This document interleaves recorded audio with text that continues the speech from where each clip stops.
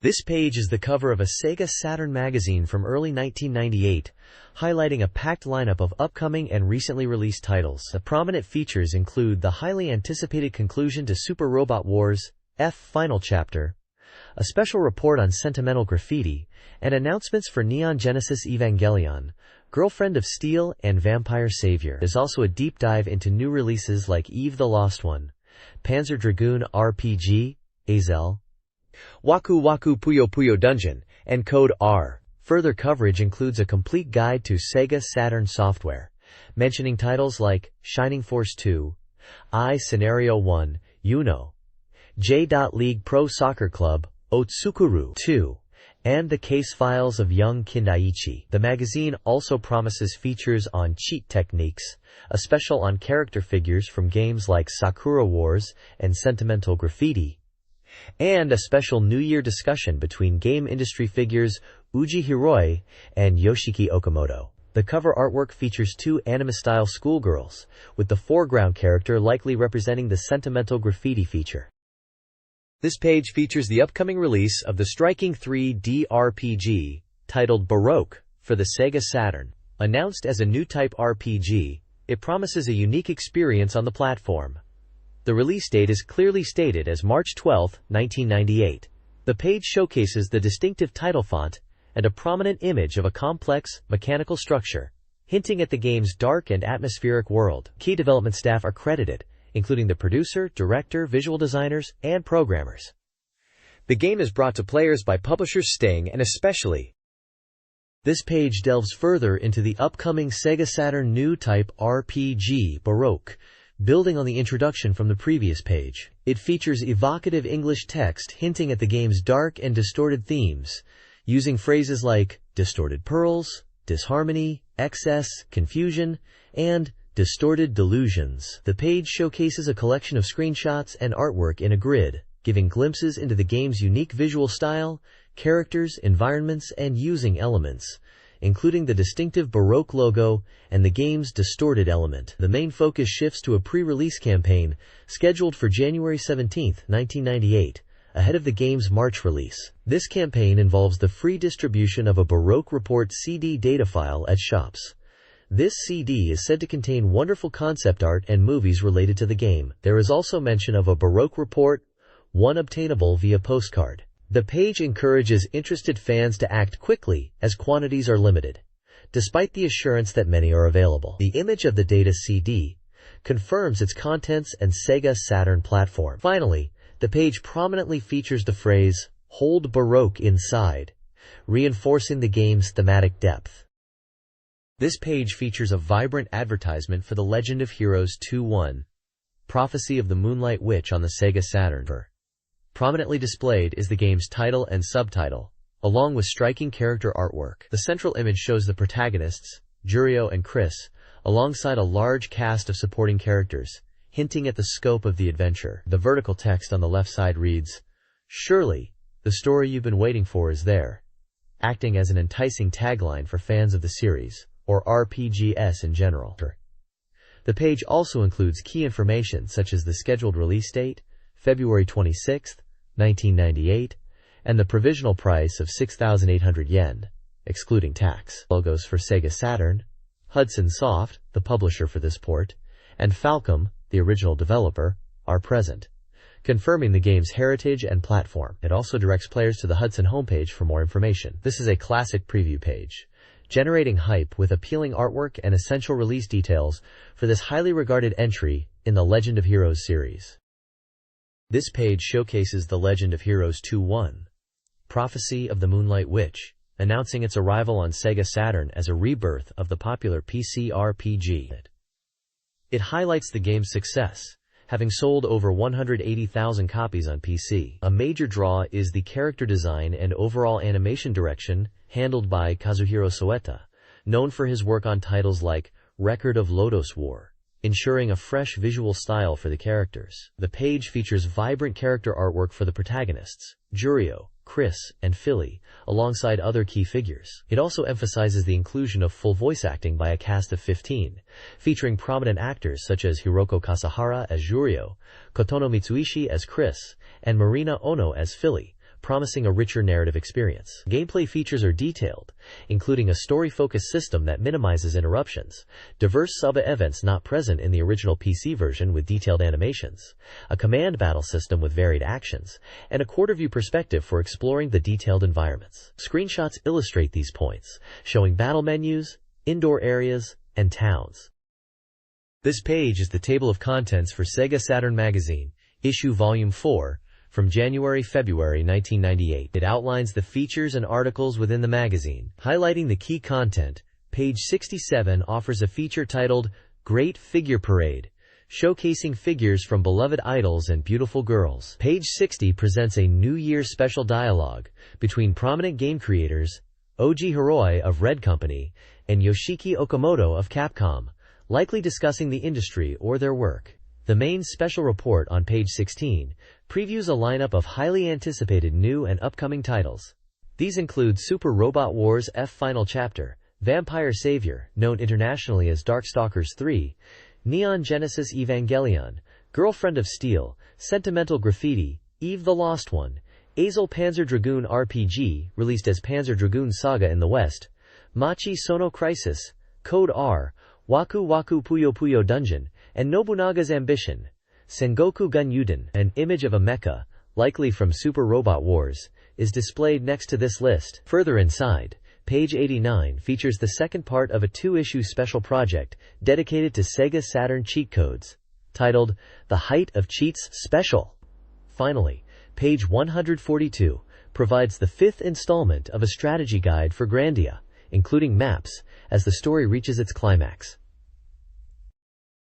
This page serves as the table of contents, giving us a roadmap for what's inside the magazine. It's packed with information on the latest and upcoming Sega Saturn titles, along with various features in regular columns. Featured new releases include titles like Stellar Assault SS, while the Coming Soon section teases games such as Jake Hunter Detective Story.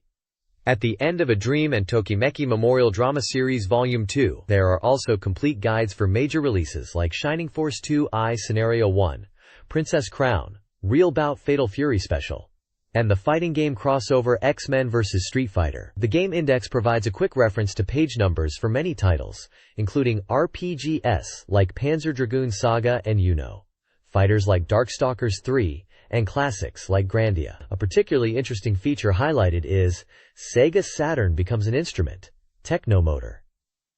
The page also includes standard magazine fare such as news, reader submissions, technical advice, reviews, and a release schedule. The main illustration on the page is a beautiful image of 2 anime characters, recognizing that the cover illustration is from the popular visual novel Sentimental Graffiti. This page delivers the latest news and information from the world of Sega Saturn. The main feature highlights the first Sega Saturn Festa of the year, held at Tokyo Joyopolis, which was a substantial 2-part event. The first part was a competitive Puyo Puyo Sun tournament for SegaNet players, concluding the qualifiers and semifinals. The second part featured an event centered around the winter sports game, Winter Heat, which was released soon after. The page shows images from the event, including characters like Sonic and Tails. There's also information about visiting Joyopolis locations across Japan, with a ticket giveaway campaign mentioned. Additionally, the page includes a separate news item about a campaign related to Momotaro Dentetsu 7, where a winner of a Bonbi Experience campaign received a unique prize at an event in Nippon Budokan. The visuals provide glimpses of the event atmosphere and artwork from the featured games. This page features various news and information, including contests and product announcements from the time. There's a section detailing a giveaway for a DDIPHS phone and another discussing a 3D computer graphics course at Human Academy, relevant to aspiring game creators. Other items include news about a Konamix event and CD release, a review of a portable fortune-telling device called LoveMo, and an announcement for a CD featuring the iconic song from the Sagata Sanshiro commercials, showing images of the Saturn mascot himself. The page also covers new music releases. Notably, there's a review for the Sonic Ever Original Soundtrack CD. This release features music from the racing game Sonic ER and includes the cover art featuring Sonic the Hedgehog. It's highlighted as a must-have for fans, capturing the speed and thrill of the game. Other music releases listed include singles from My Little Lover, Yuki Ishii, and Yuki Nakama. This page presents the SEGA Saturn magazine's weekly data station, focusing on the top 15 software sales ranking. Leading the chart at number 1 is the critically acclaimed RPG Grandia, which overcame an initial slow start to achieve impressive sales figures by year-end. Following closely at number 2 is the popular soccer management simulator J.League Pro Soccer Club Otsukuru 2. New releases are prominent, with the highly anticipated RPG Devil Summoner Soul Hackers making a strong debut at #3, possibly a related title or database, and appearing again at #10. The main game itself, praised for its cool presentation. The fighting game genre is well represented, with Capcom's X-Men vs. Street Fighter at number 4, and Slank's Real Bout Fatal Fury Special debuting at number 5. Other notable games in the top 10 include the visual novel Konoyo no Hate Decoy, wo utau shoujo yuno at number 6, the strategic RPG Shining Force 2i Scenario 1 at number 7, the frantic party game Saturn Bomberman Fight at number 8, and the distinctive racer Sonic R at number 9. The list continues, with Sega Touring Car Championship, Super Robot Wars F, Jikyu Powerful Pro Yakyu S, DX Jinsei Game 2, and All Japan Pro Wrestling, featuring Virtua filling out the top 15, demonstrating the variety of games popular among Saturn owners at the time. This page delves into what Sega Saturn users are hoping to see ported to the console, and which arcade titles are currently popular according to shop data. The user data Top 20 Want to Convert shows the games most desired for a Saturn release, topped by the visual novel Ah, My Goddess. Other notable requests include popular RPGs and simulations from other platforms. Screenshots highlight Ah, My Goddess and the train simulator Densha de Go, showing their current realization degree, likelihood of porting. The shop data Top 15 Arcade Video Games provides a snapshot of arcade popularity. Leading the charge is Virtua Fighter 3 TB, a staple of arcade fighting. The list features other strong contenders like Virtua Striker 2 and Tekken 3. A one-point check game focuses on Power Move Pro Wrestling 3, noting its transition to the arcade after success on PlayStation, and highlights its realistic combat. Finally, the page showcases other interesting arcade games, the 3D shooter Zero Gunner, and the 3D fighter Samurai Showdown 64, demonstrating the range of popular titles outside the top rankings. The Sega Saturn user data Top 30 reveals player anticipation.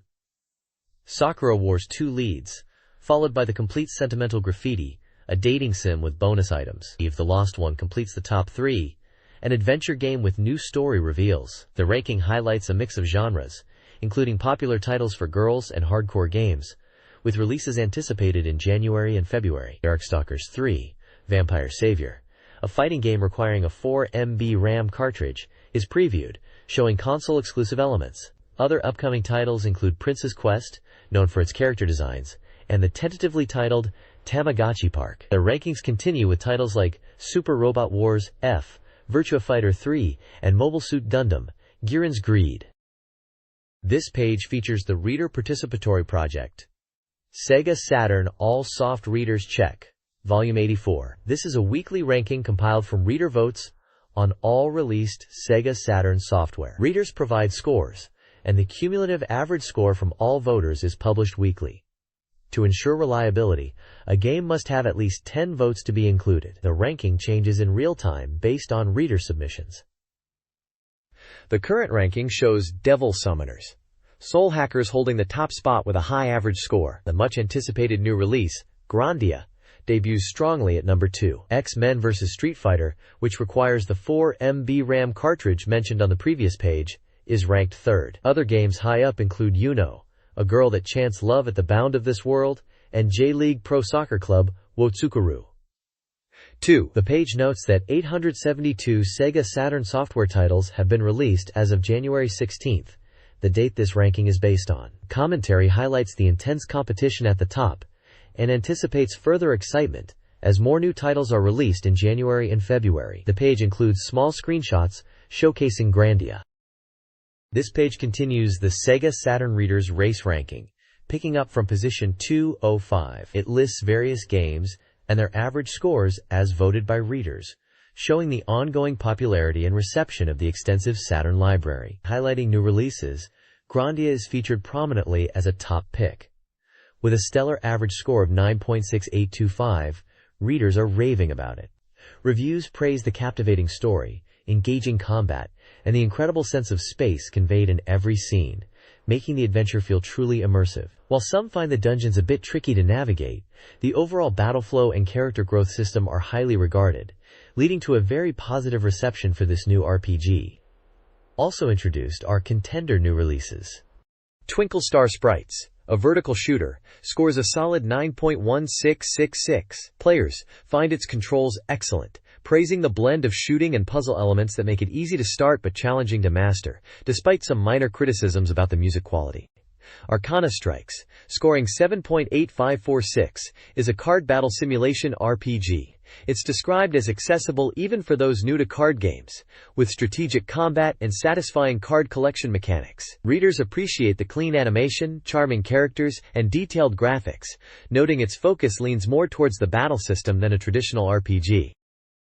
This page continues the reader rankings for the SEGA Saturn library, picking up the list and moving further down, showcasing games ranked from the low 300s down into the 500s. As we delve deeper into the vast catalog, we see a mix of genres represented, including action games like Mega Man 8 and Assault Suit Lanos 2, various simulation and puzzle titles, and entries from popular series such as Tokimeki Memorial and Virtua Fighter CG Portrait Series. Further down the list, the scores reflect the wide spectrum of reader reception, highlighting everything from well-regarded titles to more niche or less universally popular entries. Games spanning fighting, racing, shooting, and RPG genres populate these positions, demonstrating the sheer volume and diversity of the Saturn's library. At the bottom, a reader comment reflects on the rankings, specifically mentioning the high placement of Grandia from the previous page. They note the strong impression the game made and express excitement for upcoming releases,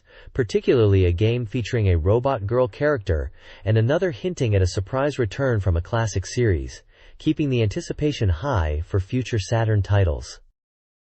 This page continues the weekly ranking, showing titles further down the list in the 600s. The list covers a wide range of genres, including action, puzzle, and simulation games, reflecting the diverse nature of the Saturn's library. The main feature spotlights Culdicept, developed by Omiya Soft. Presented as a tabletop/card game, it received a strong reader score of 9.5 and a magazine score of 7.33. The reviewer describes an initial unfamiliarity with the game's concept, but was quickly drawn in by its engaging gameplay, which involves using dice to move around a map and collecting cards to build a strategic book. The depth comes from combining various cards, creating unique effects in battles. The text notes the game's clear influence from Magic, the Gathering, and highlights its unique art style, described as oil painting-like rather than typical anime, all created on Macintosh computers. Reader comments also praise Culdicept's fun card collecting and strategic battles, acknowledging the rules can be a bit complex, but the depth is rewarding. A developer comment expresses satisfaction with the game's reception and encourages players to give it a try, stating it's not as daunting as it might appear. The page also briefly touches upon the lower ranks of the weekly chart. This page previews upcoming SEGA Saturn titles. Devil Summoner, Soul Hackers, 7.33, is praised for its depth and sound room, despite requiring series familiarity. Real Bout Fatal Fury Special, 7.66, shines with its animation and controls. Wizard's Harmony 2 5.0 disappoints due to a weaker simulation aspect. RMJ, The Mystery Hospital 7.0, is recommended for horror fans, though it suffers from flawed time limits and sound issues. Reader comments discuss promotional items and cartridge switching. Upcoming titles include Mashi, Sentimental Graffiti, Panzer Dragoon Saga, and Burning Rangers. The page also features reader rankings for SEGA Saturn peripherals, with details on how readers can participate in ranking and prediction games for upcoming software, with prizes offered. A present giveaway for peripherals and software is also highlighted.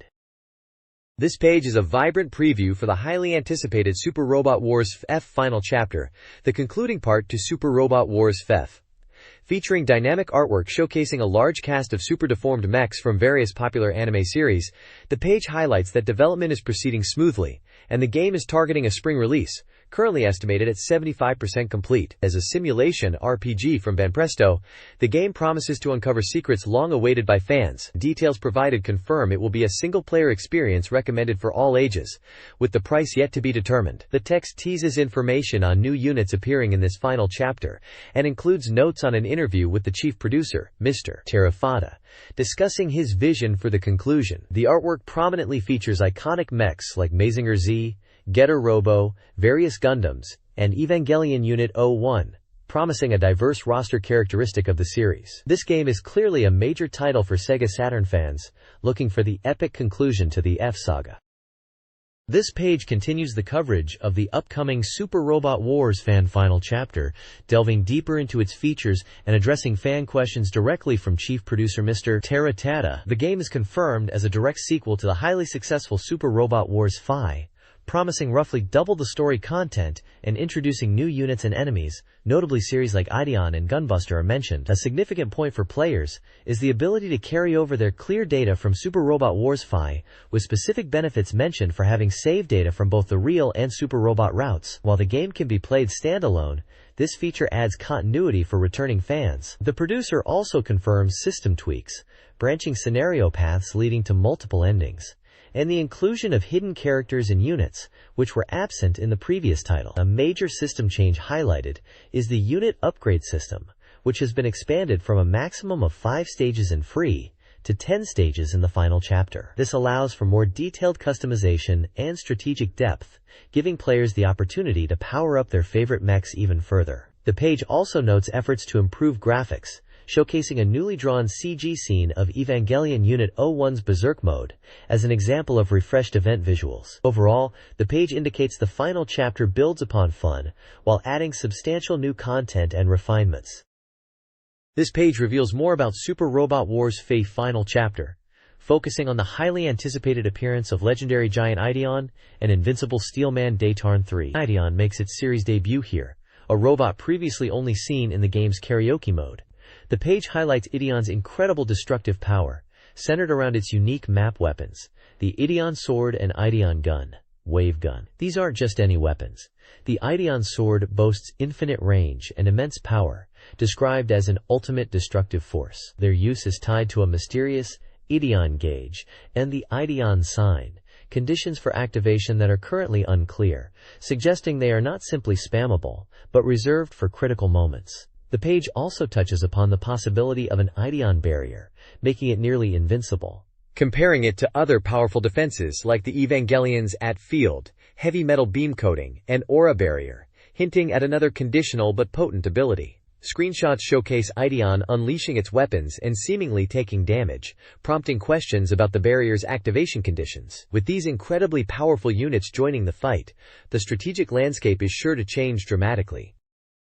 This page delves further into Super Robot Wars' final chapter, highlighting the highly anticipated introduction of legendary giant Ideon and the return of invincible Steelman Daytarn 3. Ideon is noted as a series newcomer, a legendary giant from a famous anime.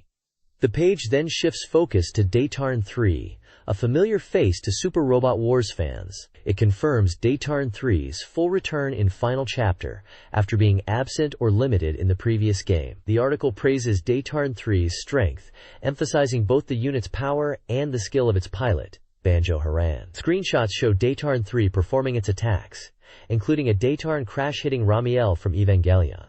A dedicated section compares Daytarn 3's appearance across different Super Robot Wars titles, showcasing screenshots from Super Robot Wars 3, SFC, Super Robot Wars 4, SFC, and Super Robot Wars 4, SPS. The magazine points out the significant graphical evolution of Daytarn 3 over these iterations. Another section highlights the newly animated combination sequence for Daytarn 3 in final chapter, showing the transformation process from the Day Fighter and Day Attacker. The article specifically mentions the inclusion of Banjo Haran's iconic line, "Daytarn, come here!" The overall presentation is described as a classic super robot spectacle. Finally, the page poses the question of how this beloved super robot will shine in the climactic final chapter. The next page continues the coverage of Super Robot Wars' final chapter, shifting focus to the influx of high-performance units joining your team from various series. The main text emphasizes that many of these units are highly capable, often serving as excellent ride options for your skilled pilots, leading to a significant increase in overall combat power. However, it also warns that enemies are getting stronger, making strategic customization and pilot-unit synergy crucial for victory. Featured units include Great Mazinger, hailed as a perfected machine with enhanced weaponry like Breastburn and Thunderbreak. It's noted as a ride option, making it a great place to invest pilot growth. Next is the versatile Gundam F91, described as a high-level all-rounder excelling in both offense and defense. It can use the powerful versus SBR weapon and activate the Meikyo Shisui, often translated as afterimage, ability at high morale. New Gundam, Amuro Ray's iconic mobile suit from Char's counterattack, is also highlighted. The article suggests making it Amuro's ride option, predicting it will be a major contributor to battles. Finally, the massive GPO-3 Dendrobium from Gundam 0083 is introduced. This space combat exclusive unit is known for its powerful map weapon and high mobility. The commentary laments that it's not usable on the ground. The page concludes with a preview of the climactic battle between Doman Kashu and Master Asia from Gundam, promising a faithful reproduction of their anime scenes and a decisive final showdown on the specified stage location. This page provides essential tips and hidden information for players of Super Robot Wars Fly-A, helping them prepare for the upcoming final chapter. It highlights secrets not immediately obvious in F, including the existence of rare upgrade parts and how to acquire them by defeating specific enemy units. Key information revealed includes the fate of a sub-protagonist, depending on a dialogue choice in the mid-game no lover scenario. While they might not appear in F based on this choice, they are confirmed to be present in the final chapter. The page also details how the protagonist can learn a powerful finishing move, either the Gespenst Punch or Gespenst Kick, provided they are a super robot type with a hot-blooded personality, and trigger a specific event in the third episode. Additionally, it clarifies that Combattler V's arsenal, which differs between the super robot and real robot routes in F, will be standardized in the final chapter, with additional weapons becoming available regardless of the chosen route. The section on valuable items lists specific stages and enemies to target for rare drops like the high-performance radar, Manovsky Craft, and Fatima. This page features an interview with Takanobu Terada, the producer of Super Robot Wars' final chapter. He states that the development is about 60% complete, noting that the program is mostly finished, but the scenario writing is the bottleneck at 6,070%. He mentions the challenge of writing twice the amount of scenario content in half the time compared to the previous Super Robot Wars film. While branching paths aren't significantly more complex than FUM, a major challenge is balancing the game, especially since all units, both ally and enemy, will now get 2 actions per turn. The interview also touches on recruitment. While actions in Fry have some impact, the final chapter largely stands alone. Recruiting characters like Todd and Hangman is discussed as a significant event. Hangman has another chance to be recruited in the final chapter, which impacts the story, though recruiting her doesn't guarantee Quabley joins. Terada hints that the number of recruitable characters is higher in the final chapter. A separate section titled, "Are There Only 2 Fairies?" addresses the presence of fairy characters. It confirms that Chem and Risu from F were the only ones, and mentions that Silky Mao and Elfino will not appear, but Kawase and AIB will be introduced. Screenshots show gameplay and character portraits, including a portrait of Hangman from a recruitment event. This page continues the interview regarding Super Robot Wars' final chapter. Producer Takanobu Terada discusses unit appearances, stating that Ideon and Gunbuster will appear from the middle of the game onwards. He clarifies that the Grungust, the protagonist's new unit, won't appear as early as some might think, with the Gespenst MK2 being available initially. Transformable units like New Gundam and LGAIM MK2 are available relatively early on. Gameplay balance has been adjusted. Map weapons are now intended for clearing large groups of enemies quickly, which is key to fast completion. Gundam units, perceived as weak in Super Robot Wars F, are significantly stronger in the final chapter, particularly New, F91, and ZZ Gundam, as their pilots gain 2 actions early. Unit upgrades can now reach 10 stages, offering more depth but requiring more investment.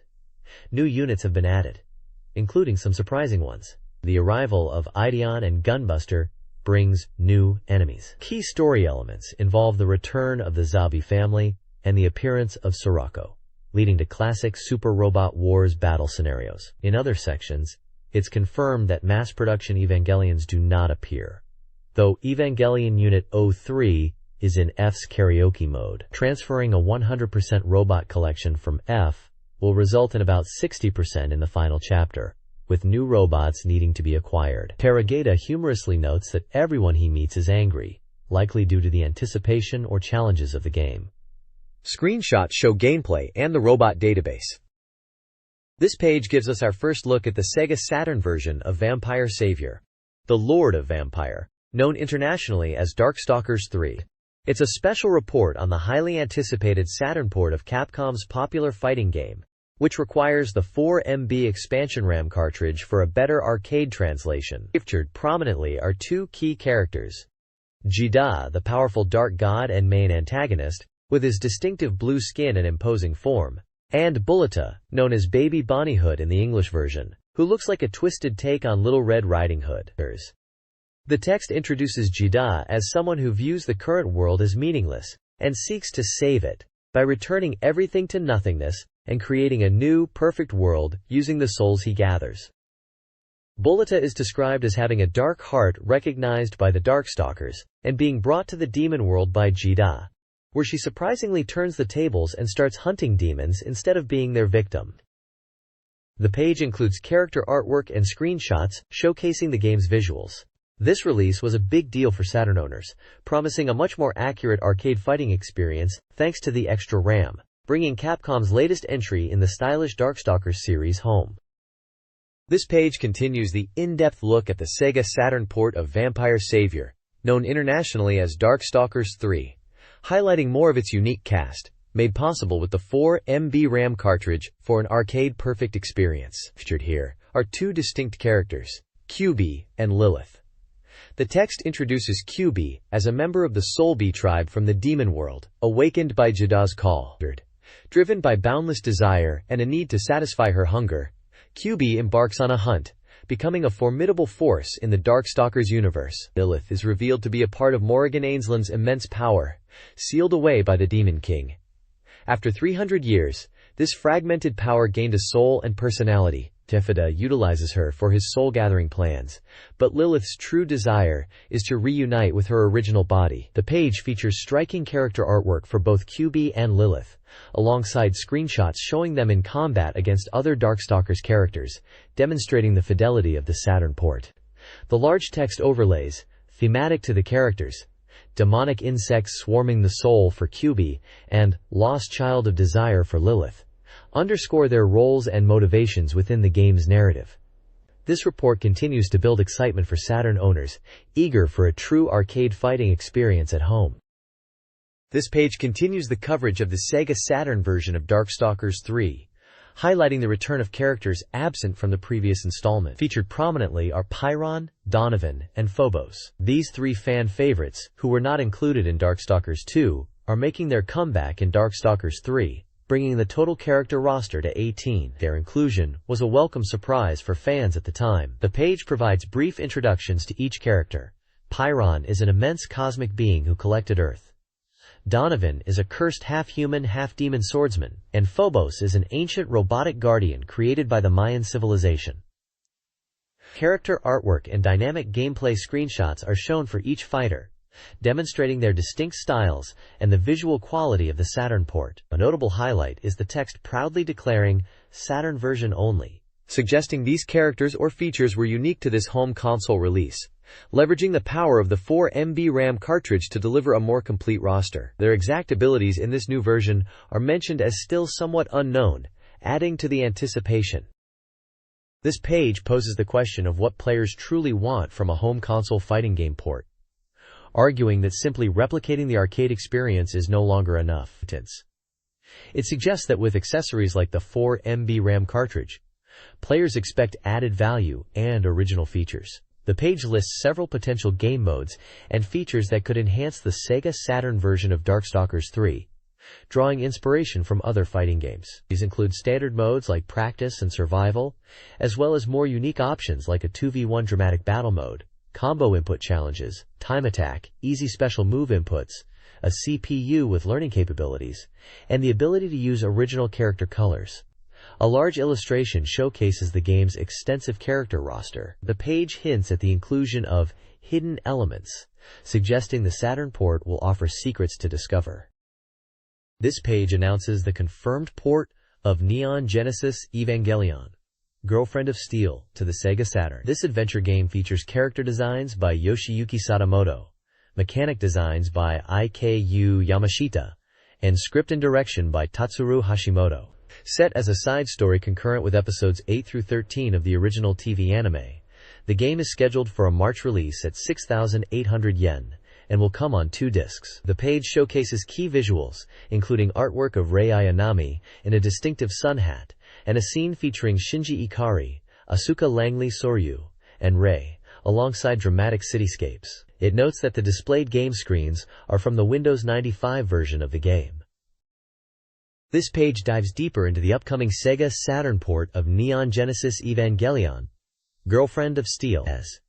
As confirmed previously, this adventure title, a massive hit on PLC, is finally making its way to the Saturn, handled by Gainax themselves. The page proudly displays the involvement of key figures, like General Director Hideaki Anno and Animation Director Tadashi Hiramatsu.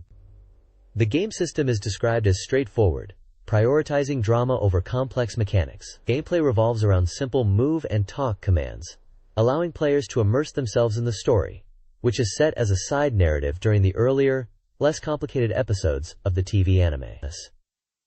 A screenshot shows the game's interactive menu. The page also introduces the core cast players will interact with, featuring profiles for Shinji Ikari, Misato Katsuragi, Asuka Langley Soryu, and Rei Ayanami, alongside some familiar Nerve staff members. It emphasizes the game is expected for a March release. This looks like a must-have for fans of the series wanting to experience a new adventure within the Evangelion world, with a strong focus on character interaction and narrative depth. This page introduces Mana Kirishima, an original character created specifically for the Sega Saturn port of Neon Genesis Evangelion, Girlfriend of Steel. Described as a pleasant surprise for fans, she is a 14-year-old girl who transfers into Shinji's class and is presented as a key figure in the game's story, with her very title being significant. Her profile lists her birthday as April 11th, making her 14 years old, with an O blood type. She is skilled at swimming, particularly the 100 meters freestyle, and enjoys music, especially Western music. Mana is characterized as energetic and action-oriented, like the expansive blue sky, but also possessing a presence that brings a little anxiety to a timid young boy. Illustrations of Mana are shown, highlighting her appearance from various angles.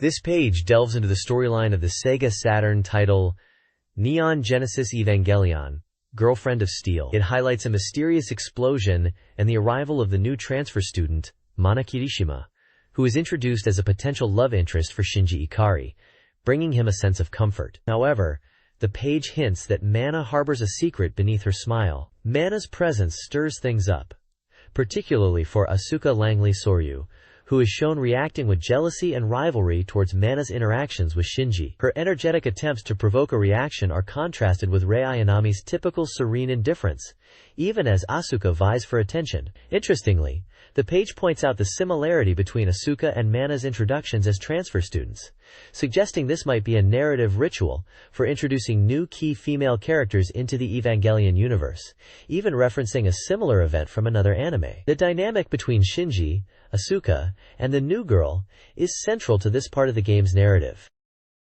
This page features the dating simulation game Sentimental Graffiti, titled I Want to Convey These Feelings to You. It highlights the game's upcoming release on January 22nd for 7,500 yen, noting the initial print includes 2 discs and it's recommended for all ages. The game's scenario is penned by the writer known for the Sega Saturn title Marriage, focusing on the theme of reuniting with a childhood friend and maintaining a long-distance relationship. The page includes character illustrations and dialogue snippets, offering glimpses into the personalities and emotional depth. A notable feature discussed is the schedule system, which allows players to review past significant events and revisit graphics from dates, essentially serving as an in-game album function. The illustrations for the page are credited to Ku Akihisa. The next page continues the feature on Sentimental Graffiti, highlighting 2 more key characters and specific events within the game. First up is Honoka Sawatari, whose section is titled Careless action hurt her heart. It describes a scenario where the protagonist's actions, driven by momentary impulse or misunderstanding, end up upsetting Honoka, leading to her sending a letter expressing her feelings and continued trust despite the incident. A screenshot shows the protagonist calling out to Honoka near the ocean. The character check describes Honoka as an innocent girl, easily embarrassed, who dislikes rude behavior from boys, hinting at a possible reason for male fear. Next is Taiko Adachi, with the title, "That Casual Remark Was the Cause of the Accident." This details an event during a skiing trip with Taiko, where a seemingly innocent remark leads to an argument. Despite the protagonist trying to smooth things over, Taiko becomes upset and heads off alone on a difficult course, with the protagonist chasing after her. Screenshots depict Taiko in her skiing gear and an in-game scene with dialogue. The character check characterizes Taiko as a warm childhood friend who is always supportive of the protagonist, sometimes to the point of being overly helpful. This section of sentimental graffiti explores two characters, Emiru Nagakura and Asuka Hoshino. Emiru, a childlike third-year nicknamed Emiru-yun, invites the protagonist to an illumination event, though her focus isn't on romance, creating a humorous mismatch. Screenshots depict her fascination with a flashlight. Her affection is evident, despite her embarrassing nickname for the protagonist. Asuka Hoshino is then introduced, starting with a meeting initiated by a letter. She delays their serious conversation with a shrine visit and a trip to the sea. Screenshots show her at the shrine and coastline. Asuka, though seemingly a simple fangirl, is considered the most normal and likable of the main characters. This page continues the look at the characters of sentimental graffiti. First up is Miyuki Hosaka, the character struggling with whether to give up on her university exams. Visiting Kanazawa to understand her true feelings leads to a glass-blowing workshop. The description mentions she's unsure what's happening, but decides to enjoy the situation for now. Her character check notes that because her older sister isn't reliable, Miyuki has always tried to appear strong, but when she trusts someone, she tends to be quite spoiled, which is considered part of her charm. Screenshots show her looking surprised during glass-blowing and talking. Next is Rurika Yamamoto, featured in a Best But Not Best Answer event. This revolves around friendship trouble, where her honesty about her feelings leads to a greater misunderstanding. The accompanying text discusses the question of whether friendship can exist between a man and a woman, and while their conclusion might not be universally correct, it helped clear up her confusion. Rurika's character check reveals that she views the protagonist as just a friend, but harbors some dissatisfaction with his popularity. Despite rarely showing emotion, Rurika is actually quite jealous, and her gentle, yielding attitude is described as something of a facade. Screenshots show her with a group of male friends and speaking outdoors. This page continues the character profiles for sentimental graffiti, featuring Wakana Ayasaki and Kaho Mori. First is Wakana, highlighted in a letter event, centered around visiting a matchmaking shrine. The text describes her as having been largely inexperienced in romance, but now experiencing a powerful, suppressed passion. Screenshots show her looking thoughtful and speaking. Next is Kaho, featured in a dramatic letter event where she saved a child from a truck, injuring her knee in the process. This puts her athletic dreams in jeopardy. The narrative explores the protagonist's attempt to comfort her. Her profile notes that while her bright energy is infectious, it can also be overwhelming, and advises being wary of getting swept up in her high spirits. Screenshots depict her running, talking, and the scene of her saving the child. This page continues showcasing characters from sentimental graffiti, this time focusing on Chi Matsuoka and Yu Nananes. First up is Chi Matsuoka, featured in a letter event titled Challenge to Major Debut. The story centers around a conflict where her bandmates call out her lack of passion in her recent songs. This was due to her personal worries affecting her music. Overcoming her hesitation, Chi makes a new resolution with her friends to aim for a major debut. Her character check describes her as blunt and straightforward, especially about her love for rock music, noting that while unskilled, her pure emotions are refreshing. Next is Yu Nananes, presented in a letter event called The Starry Sky and Yu's Special Something.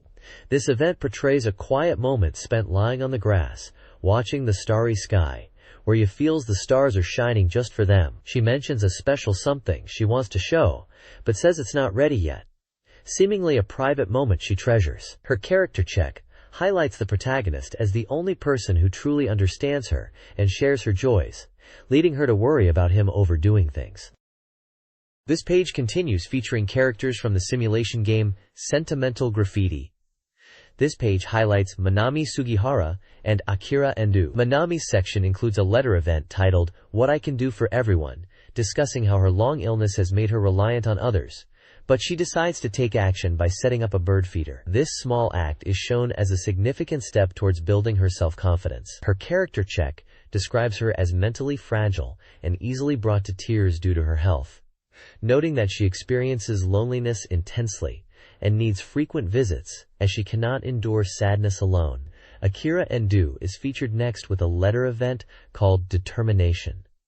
This event depicts a scene where she is with the protagonist on an island, her demeanor becoming distant. They miss the last boat, and when the protagonist points this out, Akira simply states there is no boat left, leaving the protagonist to wonder about her intentions. Her character check notes her often suggestive attitude, paired with a certain lack of experience.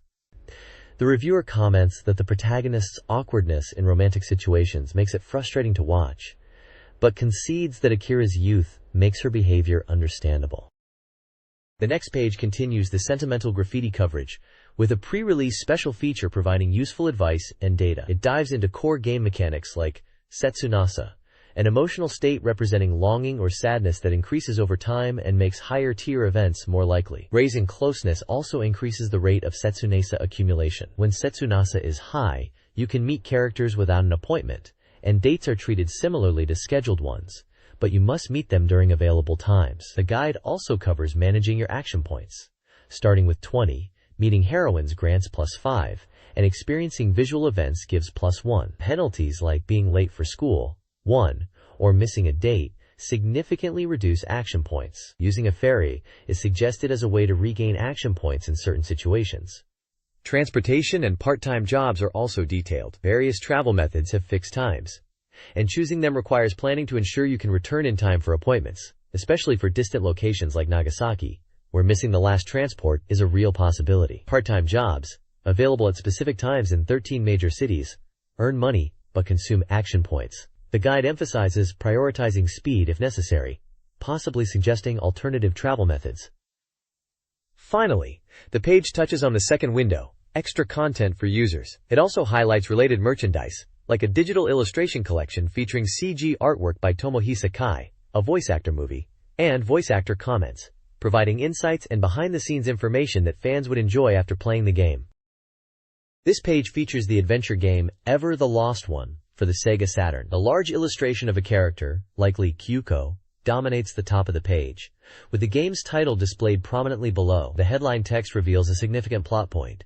The existence of a shadow controlling the protagonist Snake and the reason for the actions have been understood. Another prominent question asks, what did Kyuko see at the explosion site? The main text delves into the personalities and circumstances of the two protagonists, presumably Snake and Kyuko, presenting scenes from the game's opening that spark imagination. It revisits part of the intertwining scenario and introduces key characters who will appear, suggesting that the reasons behind Snake's actions will become clear. A special report section provides the game's essential details. It was scheduled for release on March 12th, priced at 7,800 yen, comes on 4 chronodrams, is a single-player multi-site adventure, and is recommended for all ages. This page continues the look at the SEGA Saturn adventure game, Ever the Lost One. The headline reveals that the scenarios for the two protagonists, Kyuko and Snake, connect right from the story's introduction. The page details the opening sequences for both characters, showing how they are both present at the World Import Tower, where a major incident occurs. Kyuko's perspective shows her arriving at the tower for shopping, going through the building, and eventually being caught in the resulting explosion. Screenshots illustrate her daily life before the event, her exploration within the tower, and her injured state being tended to in an ambulance. Snake's scenario, though set in the same location, presents a completely different situation, reflecting a state of tension and deliberate action. Screenshots from Snake's perspective show familiar locations within the tower, but with a darker tone, culminating in the aftermath of the bombing.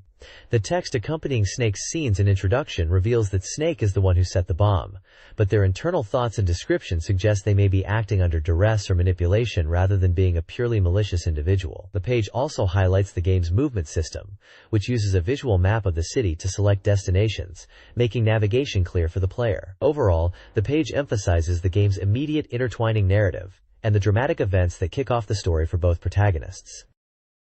The page explores the puppeteer controlling Snake, the protagonist of Ever the Lost One. The mysterious figure, named Adonis, communicates with Snake through a computer network within the game's cyberspace. Adonis, represented by a polygon bear, is suspected of manipulating Snake, particularly in the world import tower bombing. The page also introduces you Iguni, a high school student skilled in hacking, who may be Adonis. Cyberspace, depicted with a Macintosh-inspired interface, facilitates communication and data acquisition for crimes. The sudden and seemingly involuntary nature of Snake's actions suggests remote control.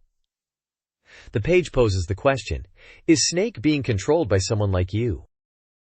This article explores the enigmatic character Adonis in Ever the Lost One. Adonis, whose identity remains unknown, controls the protagonist Snake through advanced hacking techniques, appearing as a polygon bear in cyberspace. Their dialogue suggests a duality, hinting at themes of death and rebirth linked to the Greek myth of Adonis. The article also highlights realistic hacker settings, focusing on Van Eck freaking, allowing for remote hardware control. This realistic approach grounds the game's hacking in advanced, real-world techniques. A brief story section teases incidents, investigations, and a missing person case, hinting at connections to research projects. Character portraits introduce you Iguni and another female character, promising key roles. The visuals blend digital and biological imagery, further enhancing the game's mystery and emphasizing the presence of an unseen enemy. The page builds suspense around Adonis and the sophisticated hacking mechanics.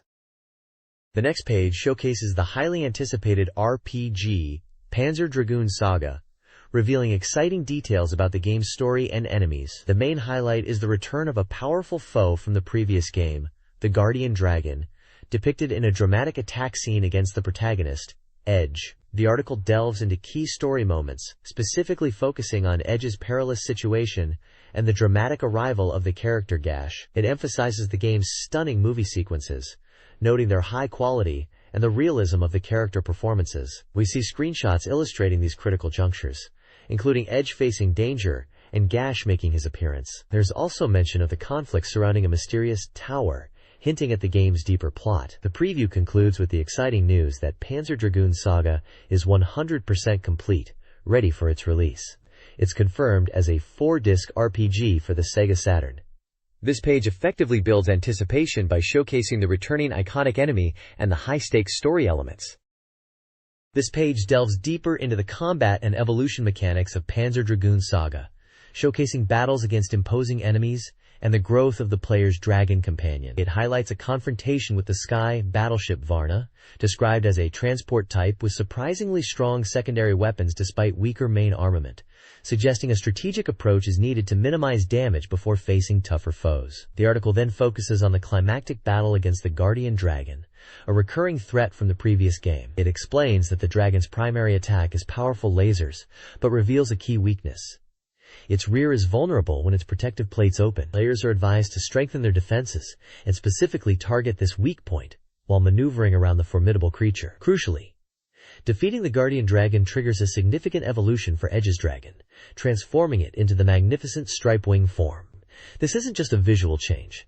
The article notes the dragon becomes significantly stronger, with increased HP BP and boosted laser and shot power, plus a laser rank up. This beautiful, striped form was apparently featured in the game's demo. Finally, the page teases the next stage, where Edge and Pacet use ancient technology in Zoa, hinting at a journey to a mysterious ruin, possibly the tower mentioned previously.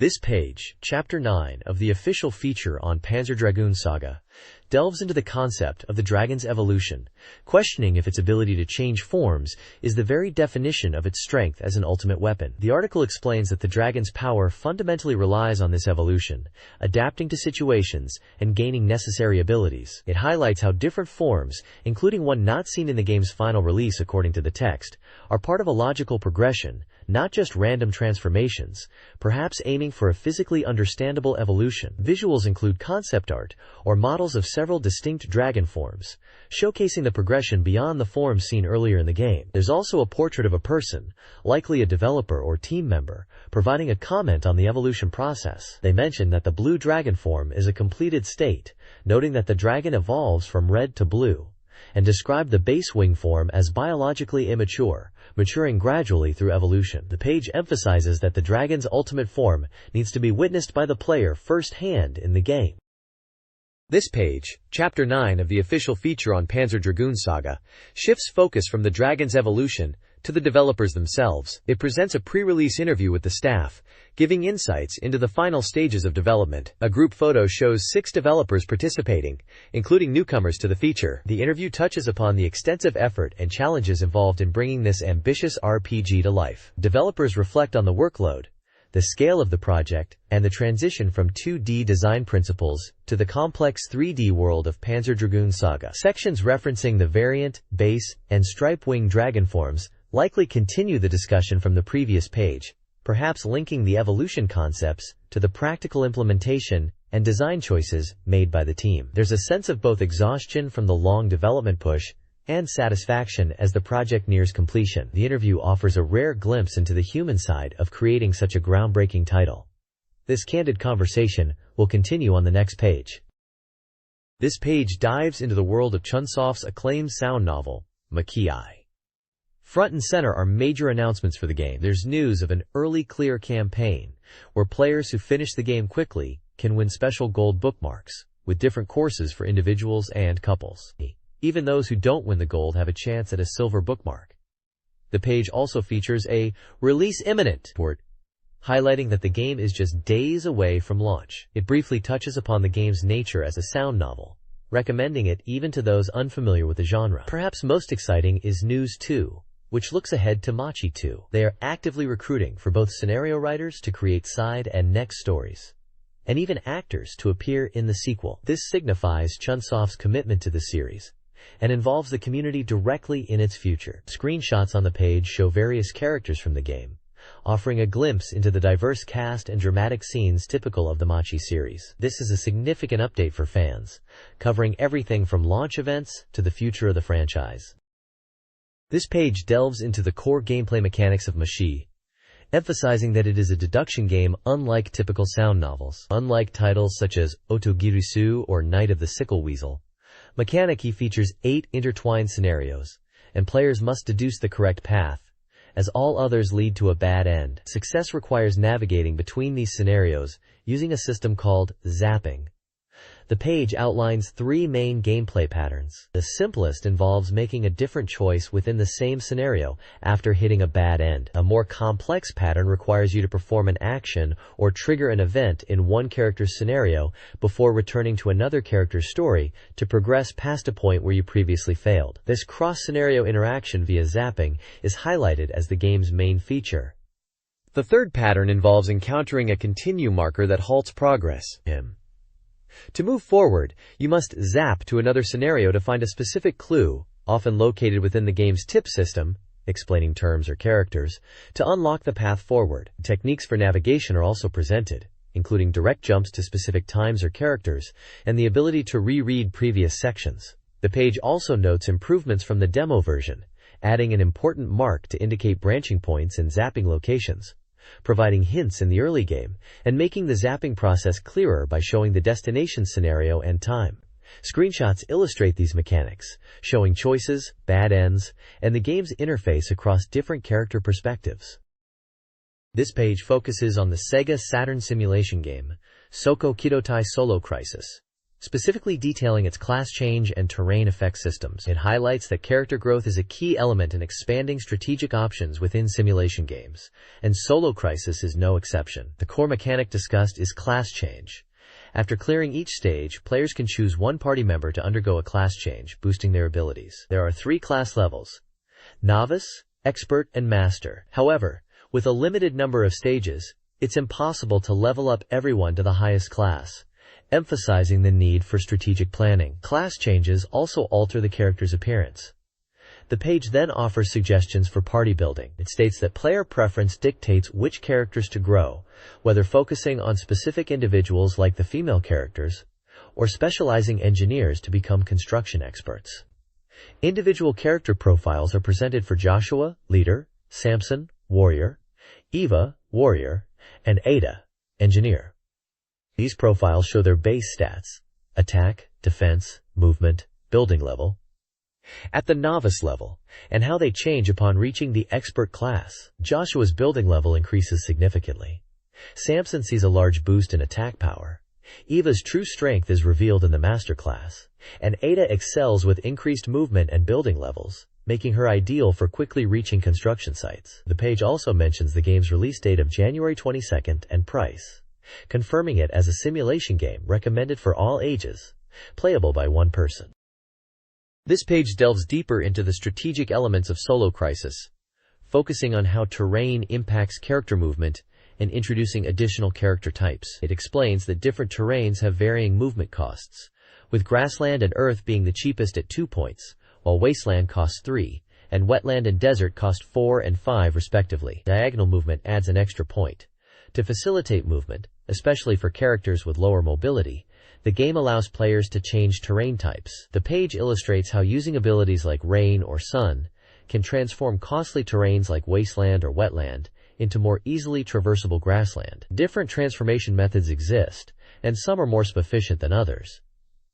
The lower section presents profiles for more unit types. Madercha, an engineer, is highlighted for having unexpectedly high attack power for his class and decent movement speed, making him capable of fighting on the front lines. Amo, another engineer, boasts impressive defense. Haran, a warrior, is a powerful combatant with strong attack and defense growth, though he sacrifices building capability upon class change. Nahol, the archer, sees significant increases in both movement and attack range after a class change, allowing him to engage enemies from further away. These profiles show how class changes enhance specific strengths or alter roles.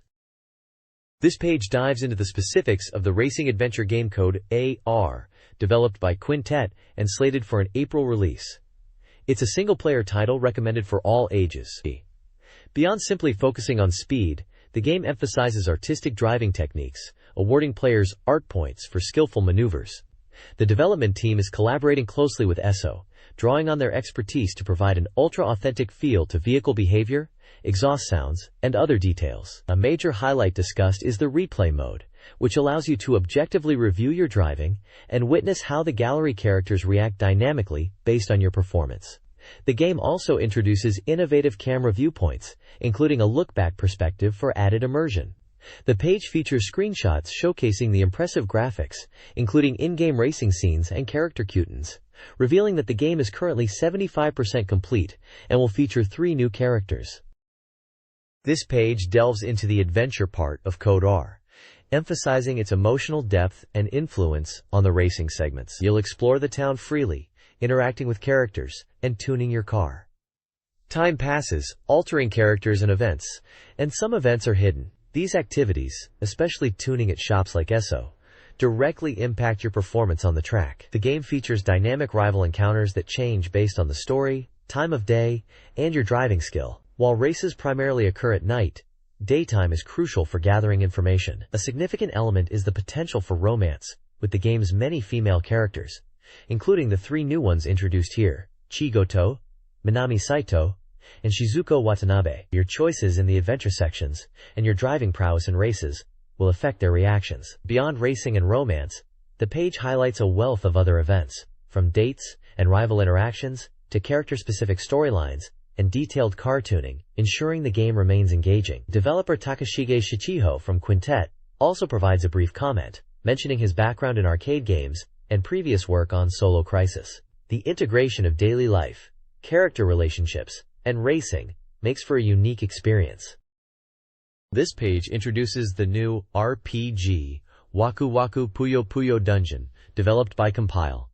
It's a dungeon-crawling role-playing game set in the popular Puyo Puyo universe. The focus is on providing a detailed look at the game, starting with the character file number 1 featuring Witch. She is described as a 15-year-old Witch tribe daughter with specific physical attributes and preferences, notably liking beautiful clothes and her broom. Her personality is noted as having a somewhat arrogant tone, influenced by comedy routines, and she's a rival to the series protagonist, Arle, but surprisingly fond of another character, Shen. Screenshots arranged like brickwork show the gameplay interface, including dungeon exploration and turn-based battles with health and magic point displays. The page lists key game information.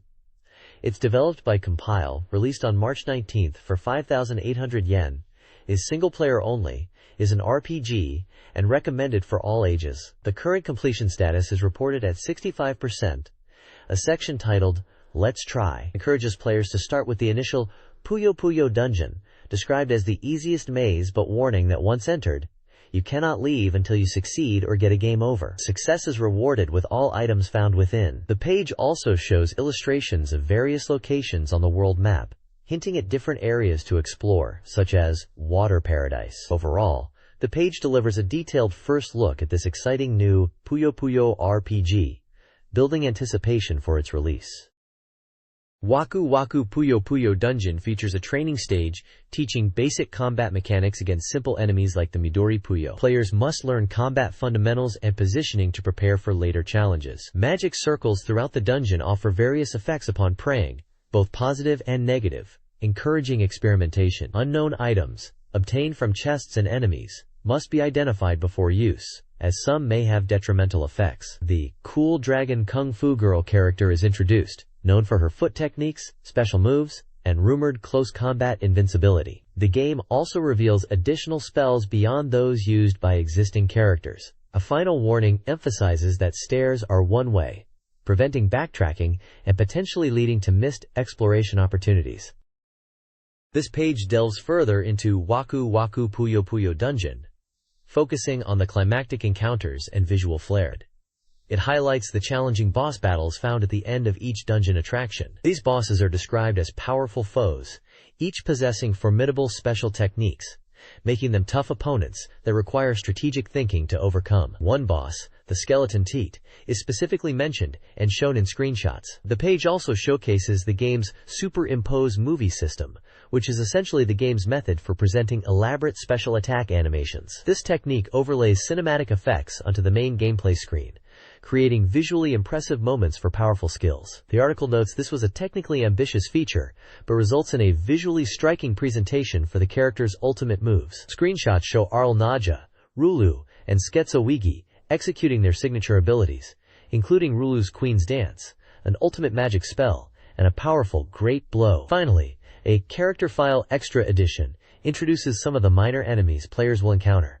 It provides brief profiles for the classic Puyo characters, including the Green Puyo, Midori Puyo, Red Puyo, aka Puyo, and Blue Puyo, Ao Puyo. The Green Puyo is humorously described as the weakest character in the game, building on the previous page's mention of it being used in the training area. This page continues exploring Waku Waku Puyo Puyo Dungeon, offering a closer look at some of the colorful characters and powerful attacks you'll encounter. It features character file number 3, introducing the Harpy, a self-proclaimed songstress who, despite her graceful appearance and love for singing, is noted for having a truly terrible, giant-class voice. Her profile details her age, height, weight, and measurements. The page then showcases several potent boss techniques with accompanying screenshots. It revisits the Skeleton T-boss from the previous page, detailing attacks like the Ocha Headbutt, a bone toss, and Ocha Healing, drinking tea to recover HP, as well as the powerful Ocha Bomber, which causes an explosion after drinking hot water. Other screenshots highlight ultimate techniques used by characters like Rulyu, a striking attack described as unleashing focused energy, and a wide-area dark magic spell reminiscent of Sketso Wegi's power, noted for its visual impact and link to Puyo Puyo Sun's chain system. Finally, the page briefly introduces two more minor Puyo enemies. The Yellow Puyo, Ki Puyo, described as full of positive energy with the lightning attribute, and the Purple Puyo, Murasaki Puyo, a solitary Puyo with the darkness attribute. The next stage section teases the upcoming dungeon after the initial Puyo Puyo dungeon is cleared, showing the entrance and interior, and hinting that tougher enemies await in this new, slightly eerie but moist environment. Nobunaga's Ambition. Shousei Roku, a strategy simulation game, is coming to the Sega Saturn on April 2nd for 9,800 yen. Players will assume the role of a Sengoku period daimyo, aiming to unify Japan. The game boasts approximately 600 historical characters and streamlined gameplay on a single map for clearer strategic planning. It features 4 historical scenarios, including the Battle of Okihazama. Multiplayer supports up to 8 players. A comprehensive tutorial assists both newcomers and veterans. The Saturn version, based on the Windows 95 release, includes console adjustments, such as a slightly reduced number of castles, which has minimal impact on gameplay. Screenshots illustrate key features like the strategic map and character details. The reviewer recommends it for history game fans. Nobunaga's Ambition. Shousei Roku is a strategy game where players manage their domain on a single map, encompassing internal affairs and warfare. Success hinges on building a strong nation through developing agriculture and commerce to maximize income, derived from soldiers, crops, and gold. Strategic construction and diplomacy are also crucial. Players can cripple rivals by raiding their territory and stealing crops. The game features numerous items that provide stat boosts, promote officers, grant skills, and even extend lifespans. Officer rank dictates their command ability, influencing battle outcomes more than raw combat stats. Players can utilize 4 troop types: Bo Ashigaru, Cavalry, Teppo units, and Teppo Ashigaru, and should match troops to their officers' aptitudes. This page features a special New Year's interview between Oji Hiroi, the creator behind Red Company, and Koji Okamoto from Capcom. The 2 industry veterans sit down for a lively discussion covering the state of the game industry, their philosophies on game creation, and their outlook for the coming year. They touch upon topics like team building, using baseball metaphors to describe their roles. Hiroi sees himself as the Ichiro, or leadoff hitter, making solid contact rather than just swinging for home runs. Okamoto discusses the importance of having a cleanup hitter on the team. Their conversation also includes mention of Red Company's major title, Sakura Wars, reflecting on its impact. It's a fascinating look at the minds behind some iconic Japanese games and companies. This page continues the special interview between Oji Hiroi of Red Company and Yoshiki Okamoto of Capcom. The conversation shifts focus heavily to Sakura Wars, which was a massive success. Hiroi discusses the game's development, emphasizing his unique approach, particularly giving priority to music composition early on and spending considerable time on character casting. Okamoto shares his personal experience playing Sakura Wars and his positive impressions, particularly of the opening theme and character performances. He also recounts a humorous anecdote about his children comparing his game development work unfavorably to Street Fighter II. The page features portraits of both industry figures, along with text detailing their roles and accomplishments, including Sakura Wars Sessa Award, and includes evocative artwork from the game itself, depicting characters in a scene.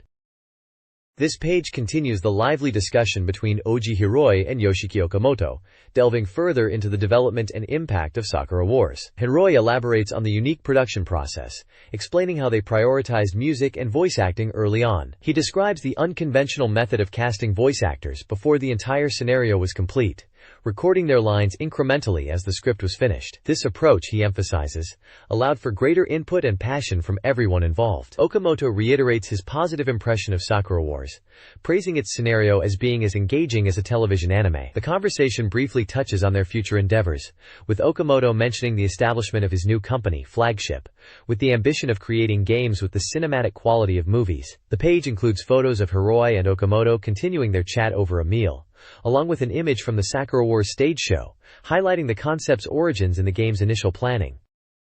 The next page continues the lively discussion between Oji Hiroi and Yoshiki Okamoto. Okamoto discusses the formation of his new company, Flagship, highlighting its goal to bring a higher level of professional writing and scenario creation to the game industry, similar to television or film production. He emphasizes the importance of a solid scenario, and how his team at Flagship has been working on various projects, including scenarios for the Resident Evil series and the low-cost RPG series for the Sega Saturn that started at under 2,000 yen. He believes that experienced professional writers are crucial for creating truly engaging games. The conversation also touches on the current state of the game industry, with both developers reflecting on the transition to next-generation hardware and the increasing reliance on CG visuals. Okamoto expresses concern that simply having advanced graphics isn't enough. The core emotional impact and story are what truly matter. The page features a photo of Okamoto smiling. There are also small screenshots, one showing a battle scene that appears to be from Sakura Wars 2, and another that looks like a scene from Resident Evil on the Sega Saturn. A box art image for Resident Evil is also shown. The large text at the bottom highlights Flagship's focus on contributing to the strengthening of the Resident Evil series. Oji Hiroi and Yoshiki Okamoto discuss the game industry's current state, echoing the sentiment that standardized hardware has led to game homogenization, making it difficult for titles to distinguish themselves. They lament the lack of passion and emotional connection in many games, emphasizing the importance of creators being deeply moved by their own work and external influences. Hiroi points to Sakura Wars as a project driven by passion, while Okamoto addresses the need for companies like Capcom to adapt. The conversation, framed by the idea that a Meiji restoration is occurring in the industry, concludes with excitement about potential future projects and collaborations. The page also features their New Year's tradition of signed calligraphy boards, which readers can win by submitting their impressions of the dialogue. This page follows up on the previous discussion with Oji Hiroi, announcing the upcoming release of his first photo essay book, titled The Continuation of Dreams Vietnam, Japan. The book is based on photos Oji Hiroi took during a trip to Vietnam the previous year. He explains his motivation for traveling to Asia was to connect with the region and see if Asian children live similarly to his own childhood experiences. He reflects on the vitality and dreams he observed in Vietnamese children, finding it a stark contrast to potential perceptions of Japanese children. Oji Hiroi feels strongly that having dreams is more important than material wealth, a theme he believes is central to both the children's lives and his own creative process. He notes that his personal experiences and feelings heavily influence his work, citing titles like Sakura Wars and Teito Monogatari as examples born from these internal wellsprings. This photo essay is presented as a deeply personal piece, where he candidly shares his thoughts and experiences, particularly those related to the dreams he saw and remembered. He hopes the essay, paired with his photographs, will resonate with readers and explore the idea of dreams that perhaps have been forgotten. This page features a large advertisement for the Sega Saturn game Machi, the highly anticipated third entry in Chunsoft's popular sound novel series, following Otogirisu and Kamaitachi no Yoru. Releasing on January 22 across 2 quadrants, Machi promises a complex narrative structure centered around the concept of a city intersection where the lives of 8 different individuals converge, creating a sprawling human drama. The ad highlights the game's pedigree, listing notable creators like Hideki Nagasaka for the original work and script, Shinya Tsukamoto as director, and Koichi Nakamura as producer. The page showcases several live-action photos of the game's characters, reflecting its unique visual novel presentation. Additionally, information is provided about the official guidebook, Machi Official Guide Zaps, set to be released in mid-February, which will cover the scenarios and strategies for all 8 protagonists, and the character Wanijiro. Chunsoft is also running an early clear campaign, offering exclusive metal bookmarks, gold for the first 1,000 players who clear all scenarios, or 50 selected couples, and a silver version for 2,000 lottery winners among other applicants. This ad effectively promotes Machi as a major new release, continuing Chunsoft's tradition of deep narrative experiences. This page dives into the booming world of figures, showcasing a diverse lineup from popular anime and games like Sakura Wars and Sentimental Graffiti to classic heroes, monsters such as Ultraman, Kikaider, and Godzilla, and even American comic characters like Spawn. The article highlights the recent surge in interest, noting that American hero figures, particularly those around 1,218 centimeters in size, have been central to this boom, with characters like Spawn drawing in new enthusiasts. The piece also discusses the traditional model kit scene, which centered on anime Bishujo garage kits requiring assembly and painting, noting this is common for enthusiasts. Evangelion is mentioned as a title that successfully appealed to both the classic model kit crowd and the new figure collectors, due to its compelling story, mecha, and female characters. The article touches upon the growth of specialty shops that offer a wide range of items, including figures, garage kits, and plastic models, effectively blurring the lines between genres for collectors. It notes that pre-painted garage kits are becoming more common, making the hobby more accessible to newcomers. For American figures, the trend seems to be moving away from limited edition sales towards exploring new characters. Overall, the page paints a picture of a vibrant and expanding figure hobby, with something for every type of fan. This page dives into the world of heroic figures, highlighting perfect recreations of characters from classic Japanese tokusatsu shows and anime robots. It features highly detailed and articulated figures, often around 1/6 scale, bringing iconic heroes back to life. You'll see figures from Neon Genesis Evangelion, including the mass production type, Unit 01, Unit 00, and Unit 02. The page also showcases classic giant robots like Daiku Maryu Geiking, Chodenji Robo Combattler V, Great Mazinger, Getter Robos Getter 1, Grendizer, and Mazinger Z. Also featured are human and cyborg heroes such as Ginga Hyoryu V-Fam, Jinzo Ningen Kikaider 01, Inazuman, the popular Kamen Rider series including Black RX 1, 2, and V3, Cyborg 009 with 009, 002, and 004, Science Ninja Team Gatchaman's Ken and Joe, Shinzo Ningen Kashan, and Devilman in both TV anime and original comic versions. The article notes that these articulated figures, particularly the 1/6 scale ones made by companies like Medicom Toy, are continuing the trend set by popular heroes in the 70s, fueling the vibrant figure market. This page continues the exploration of classic Japanese characters in collectible form, shifting the focus from heroes to a magnificent array of monsters, alongside some additional iconic heroes. Featured prominently are figures of Giant Robo, Ultra 7, and multiple variations of Rainbowman. The majority of the page, however, is dedicated to a grand parade of powerful monsters. You'll see legends like Godzilla, King Ghidorah, and Gamera, alongside many other memorable kaijus such as Yiger, Peter, Remwongo, Mongler, Devilbander, Dogora, and numerous others from various classic series. This spread highlights the diverse world of monster figures, from vintage-style soft vinyl pieces to highly detailed model kits, capturing the appeal of these creatures across different eras. These figures represent a strong market for dedicated collectors, showcasing the enduring popularity of these characters. This page is dedicated to the beloved female characters from popular games, presenting them as collectible figures and models. Titled Heroines, the page highlights the desire to bring these cute characters from the game screen into your own room.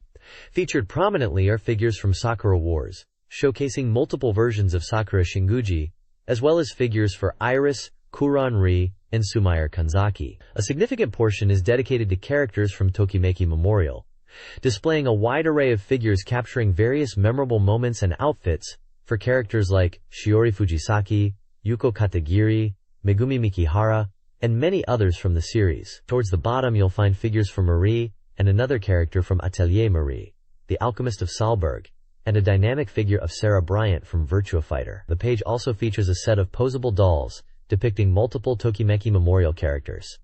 Overall, it's a showcase of high-quality figures and kits aimed at fans eager to collect physical representations of their favorite heroines. This page continues the theme of showcasing fantastic figures based on popular anime and game heroines, bringing these characters to life as collectibles. We see figures from various series, including characters from Blue Breakers like Hamyun and Arya, alongside Akari Kanzaki from Great Athletics. Iconic figures such as Fujiko Mine from Lupin III and Lamia from X-Bomber are also featured.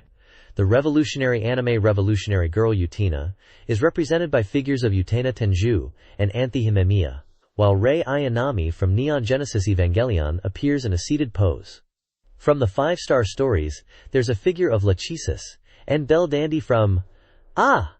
My Goddess makes an appearance. The page also includes Wendy Chan from Doki Doki Pretty League, and popular characters Rimuru and Nakoru from the fighting game series Samurai Showdown. The dating sim Sentimental Graffiti has a strong presence with figures of several characters including Akira Endo, Chi Matsuoka, Rika Yamamoto, and Miru Nagakura. There's a section titled Dangerous Figure World, highlighting some more mature or risque figures. Finally, a small article explores the history and trend of beautiful girl figures in the market.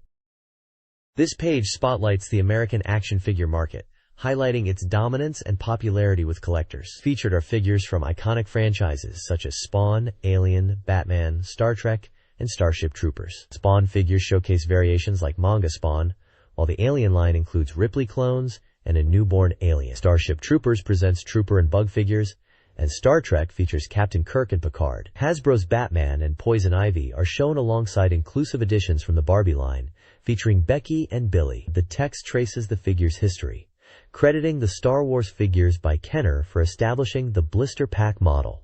It emphasizes the influence of Toy Biz and, especially, McFarlane Toys' Spawn line in expanding the collector base beyond traditional fans through detailed designs and a different aesthetic compared to earlier anime figures. This page steps back in time to showcase nostalgic Japanese retro toys, presenting them not just as childhood playthings, but as sought-after antiques. Titled Retro Spectacle, it dives into the world of vintage figures, mainly focusing on soft vinyl figures from the golden age of Japanese television and cinema. The page is broadly split into nostalgic monsters and heroes. The monster section features iconic kaiju and aliens like Busca, Zarab Seijin, Twintail, and Seibozu, alongside heroes such as Brave Raideen and Ambassador Magma.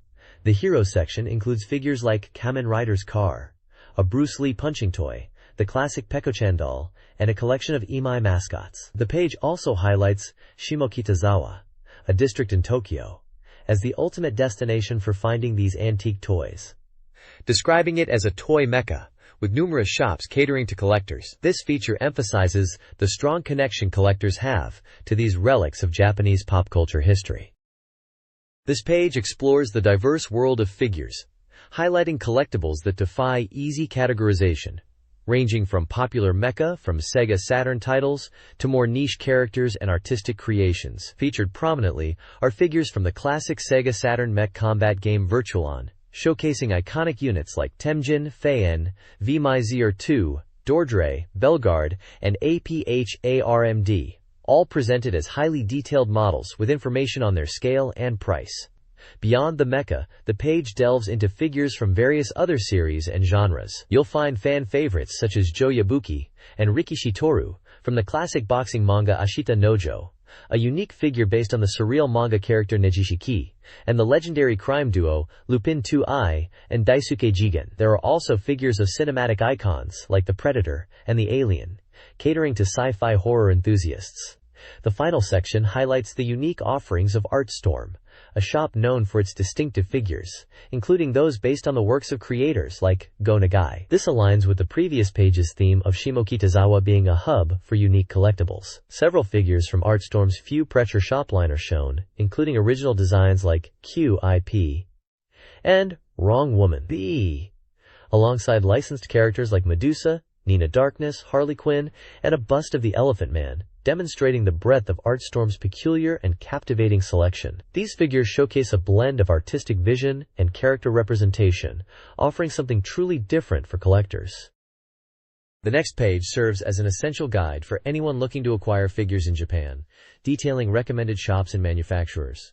It kicks off by introducing several key retail locations. You'll find shops like Kyoto Hobby Lobby in Akihabara, noted for its spacious and relaxed atmosphere perfect for browsing garage kits. Comic Torinoana Store 1 is highlighted as a comprehensive spot for figures, cards, and fanzines, described as a dream space due to its vast selection. For those into American figures, Monster Japan in Ebisu is a must-visit, specializing in rare imports and offering consultations for hard-to-find items. The Few Ceviche shop, associated with ArtStorm, is praised for its cool and often grotesque figure selection, showcasing craftsmanship that feels like art. If nostalgia is your game, Amakara Jinsei Gekijo Natsukashiya in Shimokitazawa is the place, packed with toys and items from the 1960s. Finally, Heroes is noted for its strong focus on hero and corporate character figures, reflecting the owner's passion in a densely packed space. The page also lists several manufacturers and other inquiry destinations, including Akagiya for rare figures, Wave Inc. with its direct shop, Kotobukiya for direct sales and mail order, Takara known for transforming figures like Gaogaigar, Marmot which handles lines like Rainbow Man and classic Kaiju Sofubi, and Medicom Toy, a central player in the figure scene known for various scales and character lines, including Ashita Nojo.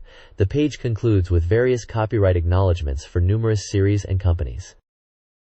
This page is the fourth installment in a collaborative feature between SEGA Saturn Magazine and Konami, focusing on Konami's RPG development. The main article, titled "The Beginning of the Tear-Jerking RPG Line Was Lagrange Point," centers around an interview with Masanori Yonioka, the director of development for Konami's Tokyo CS division. Yonioka discusses Konami's history with role-playing games, noting that the company initially focused more on action and shooting games, but recognized the importance of the RPG genre.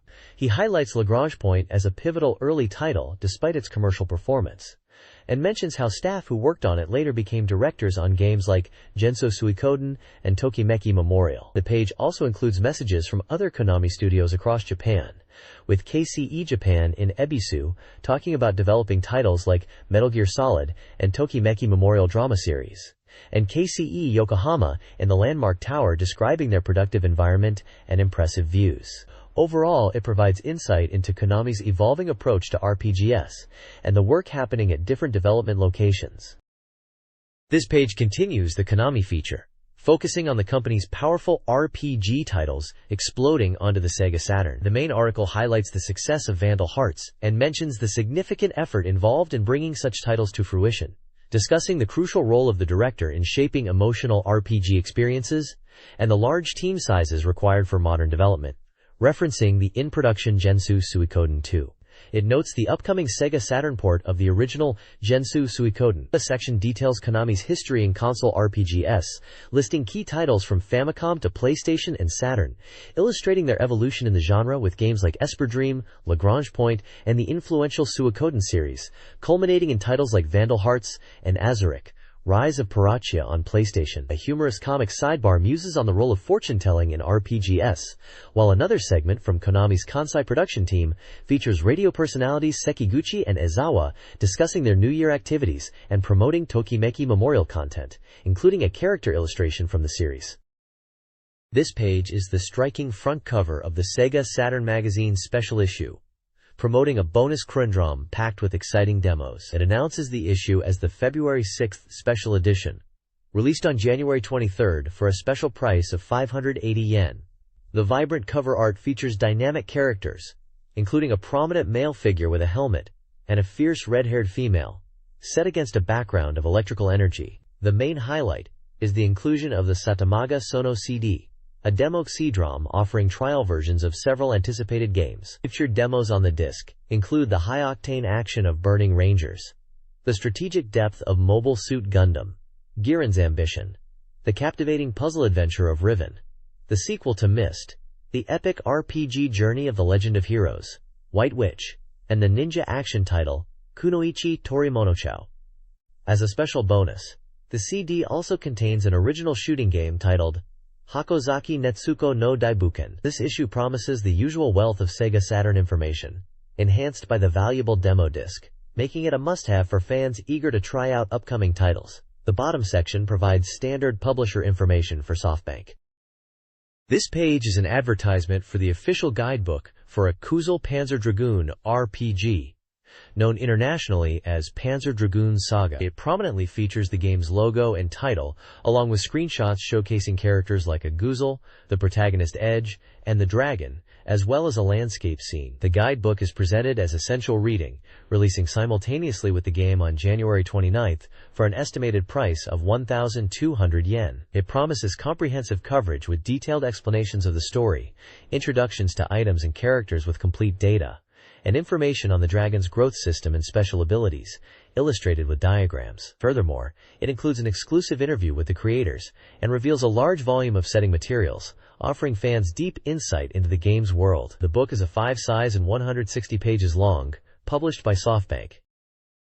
This page is an advertisement for the Human Academy, a school offering practical training in the digital media industry. The main focus is on courses designed to lead directly to employment in fields like game development and 3D CG animation. The prominent course highlighted is the 3D CG Animation Softimage course for Windows NT, which teaches the use of high-end software utilized in titles such as Resident Evil 2, The Lost World, and even the film Princess Mononoke. This suggests a strong emphasis on industry-standard tools. Other courses cover essential aspects of game creation, including game planning, programmer training, Klydrom content creation, and character design for both Macintosh and general graphics. The page is filled with vibrant, 3D rendered images of characters, vehicles, and scenes, likely examples of the kind of work students would create or learn to create. showcasing a variety of styles and subjects relevant to games and animation. The advertisement emphasizes gaining professional skills to succeed in the competitive digital industry. This page is the Reader's Submission Corner, titled Let's Party, and encouraging readers to aim for Submission King. It features various comments and illustrations from readers across Japan. The submissions cover a range of topics, from personal life updates like dealing with family issues or injuries, to opinions on games and the SEGA Saturn itself. Readers mention titles such as the Yokozuna wo Tsukuru and Ganmen hu Tsukuru simulation games, commenting on the desire for more games in these series. There are also references to popular arcade ports like Virtua Fighter 3, Virtua Cop, and Decathlete, showing the reader's engagement with the console's prominent genres. One submission humorously mentions injuries potentially sustained while playing fighting games. Other comments include general New Year's greetings and quirky thoughts like searching for a savior by the year 1999, or speculating about future game releases like Kazi's new work. The page is dotted with small, charming illustrations accompanying several of the submissions, adding a personal touch from the readers. This page compiles reader contributions. The Saturn Users Plaza features debates on game development. One reader criticizes disposable game cycles, emphasizing the importance of lasting appeal, while another advocates for Sega supporting low-budget light games to promote diversity. The New Corner Establishment Committee announces a planned Everyone's Riddle Corner. True Gamers Rules presents humorous observations about gaming, including predictable sound novel choices, the use of Hadouken for fighting game commands, and the inevitability of minecart levels in Polygon RPGs. It also highlights the unfortunate timing of game ports after the player's interest wanes. Finally, the Manga Corridor displays reader-submitted manga, including quizzes and illustrations inspired by Japanese ghost stories, Virtua Fighter, and original characters. This page dives into reader contributions across several sections. First up is Gamer's Wisdom, offering practical and sometimes quirky tips submitted by readers. Examples include advice for staying healthy in winter, like gargling with tea, and a method for removing pen marks from surfaces using an eraser and potentially magic marker. It highlights the random nature of helpful, non-gaming related wisdom shared by gamers. Next is the Teach Me Show corner, a queue, and a session addressing reader questions. Submissions here include queries about defining the show, part of the corner's name, identifying a fighting game character based on moves, and classifying certain characters, like those from Sakura Wars, within specific categories. The editor provides responses, sometimes with humorous asides, reflecting the interactive nature of the magazine. Finally, the This Week's Submission King section details the points system for submitted content. It clarifies how points are awarded for published contributions and lists the top point earners for the week and cumulatively from previous issues, essentially ranking the most active and successful contributors. Accompanying illustrations add visual flair, including spooky and deformed character designs potentially referencing games like Baroque, a character resembling one from Grandia, and a dark take on a speedy mascot character, showcasing the reader's artistic talent and interests. This page features the Park Gallery, a showcase of artwork submitted by readers. It highlights the creative talents of the magazine's audience, with contributions spanning various Sega Saturn titles and general gaming themes. Featured illustrations include pieces inspired by games like Silhouette Mirage, Soul Hackers, and fighting game crossovers like X-Men vs. Street Fighter and Street Fighter Alpha with X-Men. There's also art referencing Coldceps and the classic Sonic and Knuckles, alongside more general themes like cars or original characters. The editor provides brief comments on each submission, offering feedback, praise, and sometimes relating the art back to gameplay or game concepts. The section also announces this week's best submission, highlighting a timely piece, and reveals the current theme for future artwork submissions. Hatsumode Informal Wear, encouraging festive illustrations. Rounding out the page is information on how readers can submit their own artwork, detailing rules regarding paper type, ink, and acceptable tools. Crucially, it explains the point system for published submissions, noting that points can be accumulated and redeemed for prizes, including book coupons or even Sega Saturn software, directly encouraging reader participation in the magazine's community features. This page features a campaign promotion from SoftBank, running from November 97 to the end of February 98. It highlights a chance to win prizes by purchasing SoftBank's game strategy guides that display a specific campaign logo. Readers are encouraged to buy the guides and enter a lottery to win great gifts. The prizes include a Game Boy Pocket console for 50 winners, the PlayStation game Oddworld, Abe's Odyssey for 100 winners, the Game Boy game Tamagotchi Discover for 50 winners, and SoftBank special telephone cards for 100 winners. To enter, participants need to use an application postcard found in eligible books, attach an application ticket and a 50 yen stamp, and mail it in. Winners are selected randomly, and you cannot choose which prize you receive. The bottom of the page also features an advertisement for Oddworld, Abe's Odyssey, listed as Abe a Go-Go, stating it's a PlayStation title from GameBank, set to be released on December 11th with a standard price of 5,500 yen, excluding tax. SEGA's Official Information Club, featured in Volume 63, highlights various SEGA services. The primary focus is the Taisho Roman Club, the official Sakura Wars fan club, with an annual fee of 5,000 yen, offering member-only benefits like mail order and original merchandise. Application details are provided. The page also details ways to stay informed about SEGA news. The SEGA Joy telephone service provides weekly game updates. The SEGA Facts Club delivers detailed information monthly, including arcade and new product details, plus a New Year's quiz. A SEGA Video Magazine, a VHS tape, showcases gameplay footage of various titles. Online, the SEGA Internet homepage features campaigns, including a New Year's giveaway and information on the Revolutionary Girl Utena game. Finally, demo CD-ROMs are available in stores, allowing players to try out games like Saturn Bomberman Fight and Panzer Dragoon Saga. This page prominently features the legendary Sagata Sanshiro, promoting Sega Kara, the Sega karaoke system. The main article announces Sagata Sanshiro himself will appear on the system, singing his iconic theme song among the new songs added in January.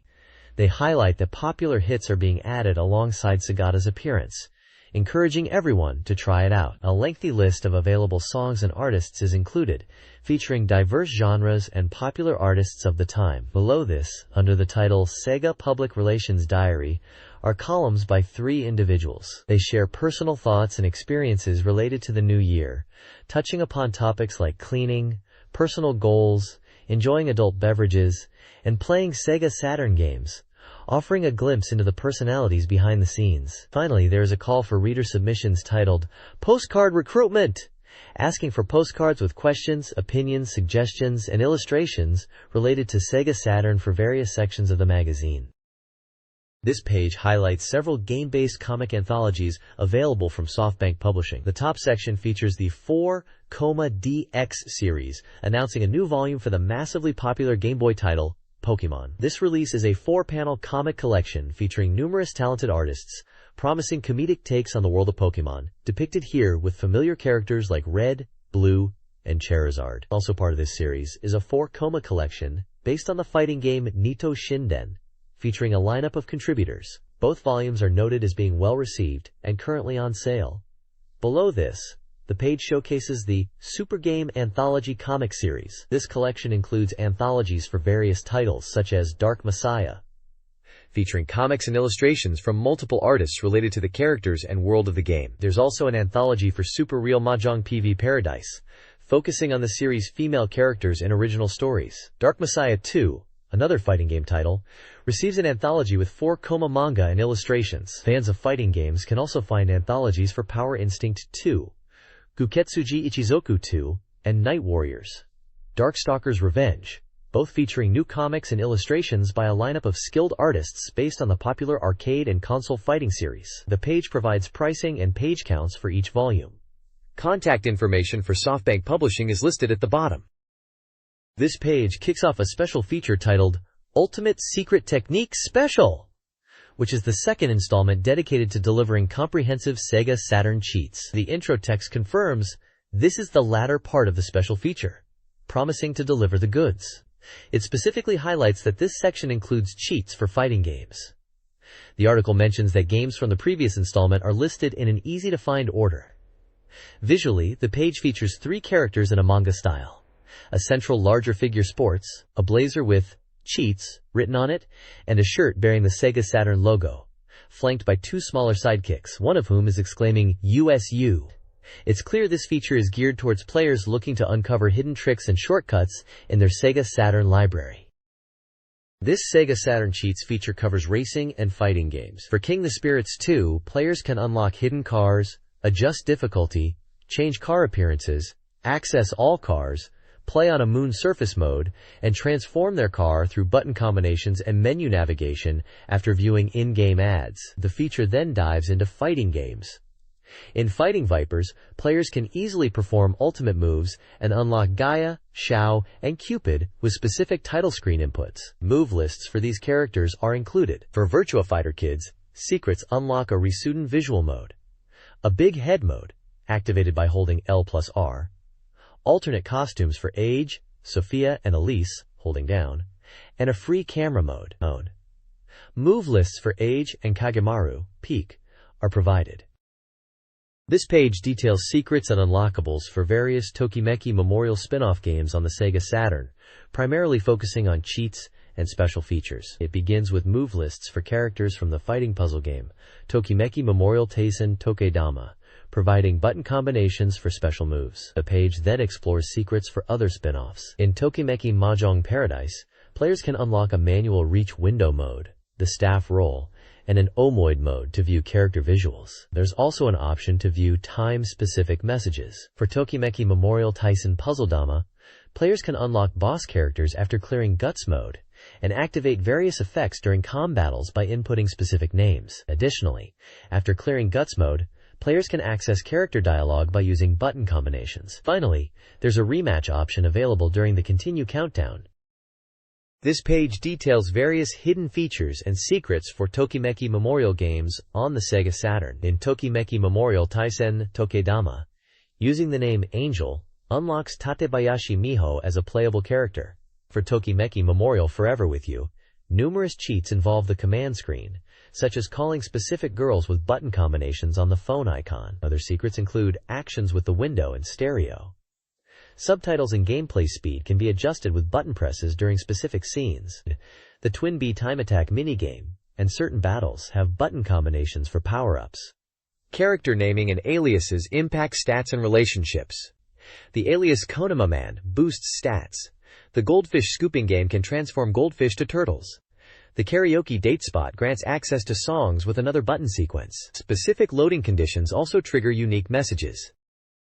This page provides cheat codes and secrets for several Sega Saturn games. In Tri-Rush Deppy, players can unlock Super Mode in the slot game by collecting 4,000 neon stars and get 2 Sarah allies. There are also tips for cursor speed, screen scrolling, character sorting, and hidden events related to Element Castle restoration and high scores. Doraemon Nobita to Fukatsu no Hoshi unlocks a karaoke mode by staying on the title screen after watching the opening. Dragon Force secrets involve recruiting Risky Boma and other characters by meeting specific conditions related to capturing and holding castles with particular characters in your party. Dragon Ball Z Ultimate Battle 22 allows speed adjustments on the title screen. L+X for slow, L+Z for fast for player 1, L+R+Z for fast for player 2, and unlocks SP Battle and Music Select and SP Battle Stage Select modes by pressing X, Y, Z, and Start simultaneously. This page reveals hidden moves and game secrets for Dragon Ball Z, Ultimate Battle 22, Dragon Master Silk, and Donpachi. For Dragon Ball Z, it provides button combinations for special moves for numerous characters, including Goku and Vegeta, along with conditions like being airborne or at max power. Notes specify restrictions for certain characters and moves. Dragon Master Silk secrets detail how to gain extra experience points by acquiring specific item cards like Holy Cure when HP or MP is full. It also explains how to obtain the Demon Buster item. Finally, clearing the game unlocks a hidden movie viewing option at the pub. For Donpachi, a secret versus score attack mode is unlocked by holding specific buttons on a second controller while selecting score attack. This mode allows 2 players to compete based on total score, enemies defeated, and XGP accumulated. This page unveils hidden gameplay modifiers and secrets across various Sega Saturn titles, providing fresh experiences for classic games. For Nights into Dreams, players can access extra options, manipulate map rotation, and adjust message speed. It happens twice as Sandal reveals free play modes, and Infinite continues via specific button sequences. Ninku offers stage selection, high-speed mode, camera view switching, and early ending access. Night Strikers boasts a hidden Euro mode and debug mode with stage select and config options. Nightruth explanation of the paranormal has a post-game sound test. Ninja Jaja Marukun. Onigiri nin Puchao less than gold greater than features a debug mode. Neketsu Oyako includes a debug mode for stage selection and enemy hitmark adjustments. These secrets offer players compelling reasons to revisit and explore these games. The next page dives deeper into hidden techniques and secrets for various Sega Saturn titles, continuing the theme from the previous page. For what appears to be the fighting game Tetsuhiro, several character-specific special moves and maneuvers are detailed for Rando and Kotaro, including techniques like Kotaro's somersault and Rando's powerful kick and dynamite piledriver. It also explains a defensive move using the R button, allowing players to fix their character's facing direction while moving. Accessing the full suite of hidden special moves for Rando and Rikimaru often requires specific setups like using the R button or attack cancels, as the standard inputs are difficult to execute. Beyond Tetsuhiro, the page reveals secrets for other games. In Nobunaga's Ambition, Tenshoki, a hidden Hanoji incident scenario can be unlocked. The Pastel Muse series features codes for Zanshin mode, Kakushi mode, and a stage select option after enabling the latter. Panacode allows access to Time Muse and Challenge Muse by holding Z on the menu. For Bulk Slash, a humorous secret lets you hear a girl's scolding voice by inputting sex during name entry. Virtua Cop players can unlock ranking mode and expanded options, including mirror mode, by clearing the first 3 arcade stages. Finally, there are general system secrets like manipulating the developer logo on startup by holding multiple buttons, and a cryptic method involving the hospital screen and lightning flashes that reveals a mysterious face. This guide reveals numerous secrets for Virtua Cop 2. Players can unlock ranking mode and Option Plus at the start using logo commands, enabling features like dynamic backgrounds based on the Saturn's clock and gun select, which allows weapon selection with a reload input. Mirror mode can be enabled per stage, and a trick extends the name entry timer. Other secrets include viewing the ending and fighting the final boss, Joe Fang, directly. Character selection during cutscenes is possible. Unlockables include big head mode and special weapons tied to the gun select feature. Players can also view the staff role and access quality of life features like skipping the demo and viewing background artwork. This page details numerous hidden features and modes within Virtua Fighter Remix, unlocked through specific button combinations. Players can unlock Dural as a playable character using a character select screen code. A simple select mode streamlines rematch character selection. Rank certification mode unlocks after arcade mode, offering cosmetic changes like mask removal, and can be accessed earlier via a title screen shortcut. True arcade mode, activated by a title screen button press, emulates the arcade experience. An ultimate trick, using a Virtua gun and controller, unlocks multiple features simultaneously, including special weapons and cosmetic options like big head mode. Additional secrets include accessing special options for stage selection and ring size adjustments, viewing staff names, and modifying ending replays. The page also provides Dural's move list. This page continues detailing hidden features and secrets for Virtua Fighter Remix, and introduces several for Virtua Fighter 2. For Virtua Fighter Remix, it covers some quirks like a visual glitch where the ring disappears but is still there, and how Cage's voice lines change depending on the opponent's remaining health. There's also a specific throw glitch involving Akira and Jeffrey, where Akira can throw Jeffrey from a distance after Jeffrey guards or is far away from Akira's Iron Mountain move. The page then shifts focus to Virtua Fighter 2. It provides the method for unlocking Dural as a playable character using a specific button combination on the character select screen, allowing for both silver and gold versions. A detailed move list for Dural in Virtua Fighter 2 is included. Additional VF2 secrets are revealed, such as how to unlock special character endings by beating Dural on hard difficulty without him falling out of the ring, changing camera angles randomly during watch mode, and switching the background music to the original Virtua Fighter soundtrack on character select. Furthermore, it explains the conditions for accessing the name entry screen, and a fun trick to slow down the text entry and make the letters attack, like Dural. Finally, there's a trick for initiating a slow-motion replay after a KO, and details on unlocking an Option Plus mode, with extra settings, after clearing certain modes.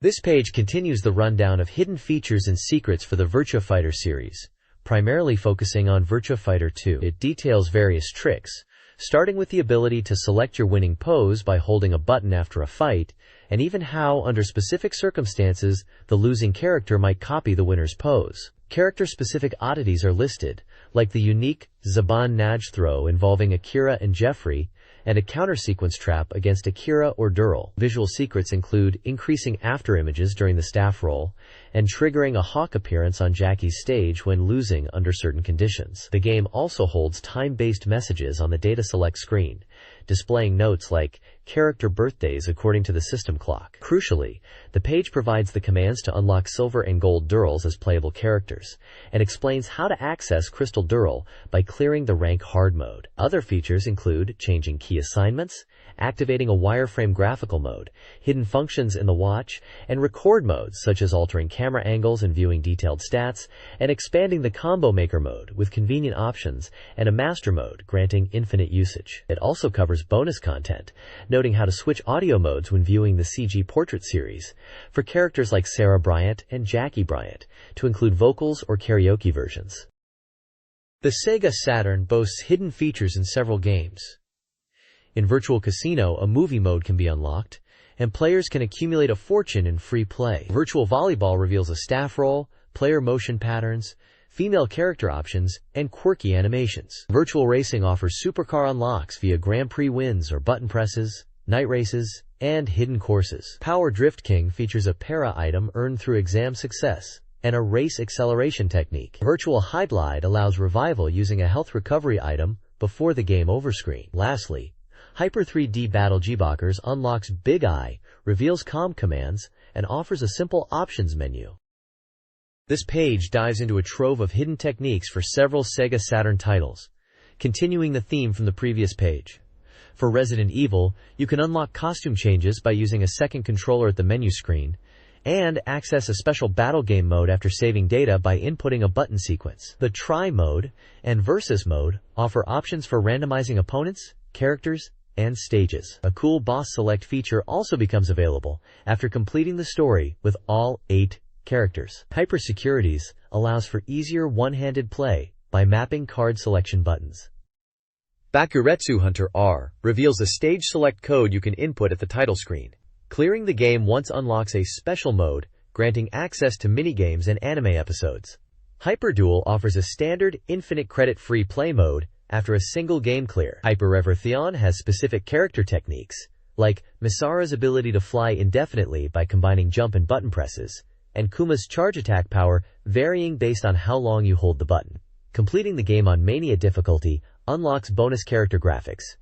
Bust-A-Move 2X and 3 both have codes to access a hidden backside version of the game. Bust-A-Move 2X also features a code to make bubbles explode instead of just popping. Finally, Batsugun lets you add credits during gameplay with a specific button sequence while paused, and allows you to view the ending directly by clearing the game with the Typex ship and holding a button.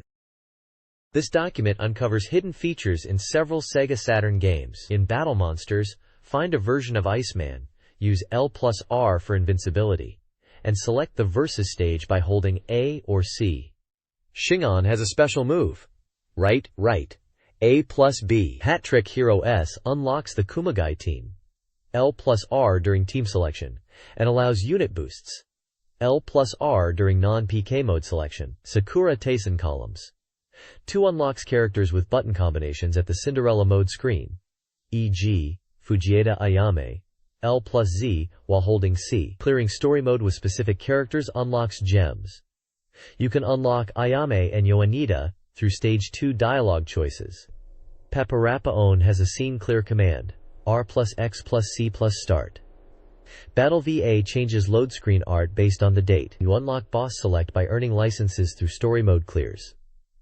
You can race even if your machine is destroyed in Versus mode. Hang on. Jeep 95 features include removing the time limit, right, left, up, down, Z, and unlocking a special machine by winning all courses with sub-29 record. Hidden courses, 46, can be accessed via a specific button sequence in options, B, R, R, L, R, R. Endurance mode can be immediately unlocked from the Attract demo, up, down, right, left, then X, Y, Z.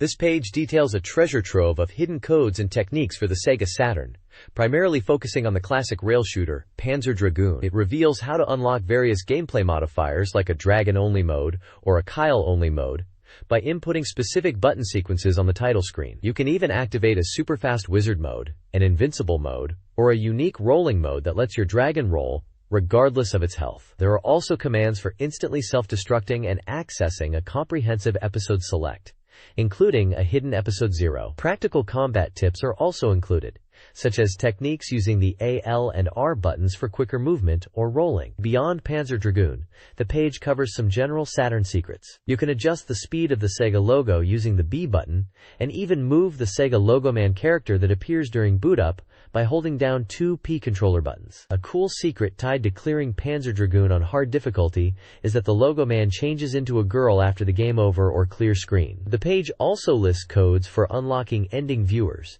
and special shot types like the homing laser, often tied to specific clear conditions or button inputs. Other utilities like a name change mode for save files and a sound test are also detailed, accessible through button presses on menu screens. This is essential knowledge for any serious Saturn player looking to delve deep into these titles. This page is all about the latest official guides for Sega's popular J.League Pro Soccer Club O Tsukuru series. It primarily highlights the upcoming Complete Data Edition guide for J.League Pro Soccer Club O Tsukuru 2. This guide promises to be the ultimate resource, packed with data on all players, including those from overseas clubs. It delves into deep strategies, revealing everything about training, team coordination, matches, and player development, even uncovering hidden secrets within the edit mode. Scheduled for a mid-January release, this guide is essential for anyone aiming to build the strongest club. Also featured is a reprint of the Management Edition guide, likely for the first game in the series, aimed at helping beginners understand the fundamentals and set them on the path to becoming a great manager. The page also promotes a SoftBank strategy guide campaign, offering exciting prizes like the original Game Boy Pocket, the PlayStation title Ape Escape, and a Tamagotchi Game Boy game. If you grab a qualifying SoftBank strategy guide, you could be one of the many winners.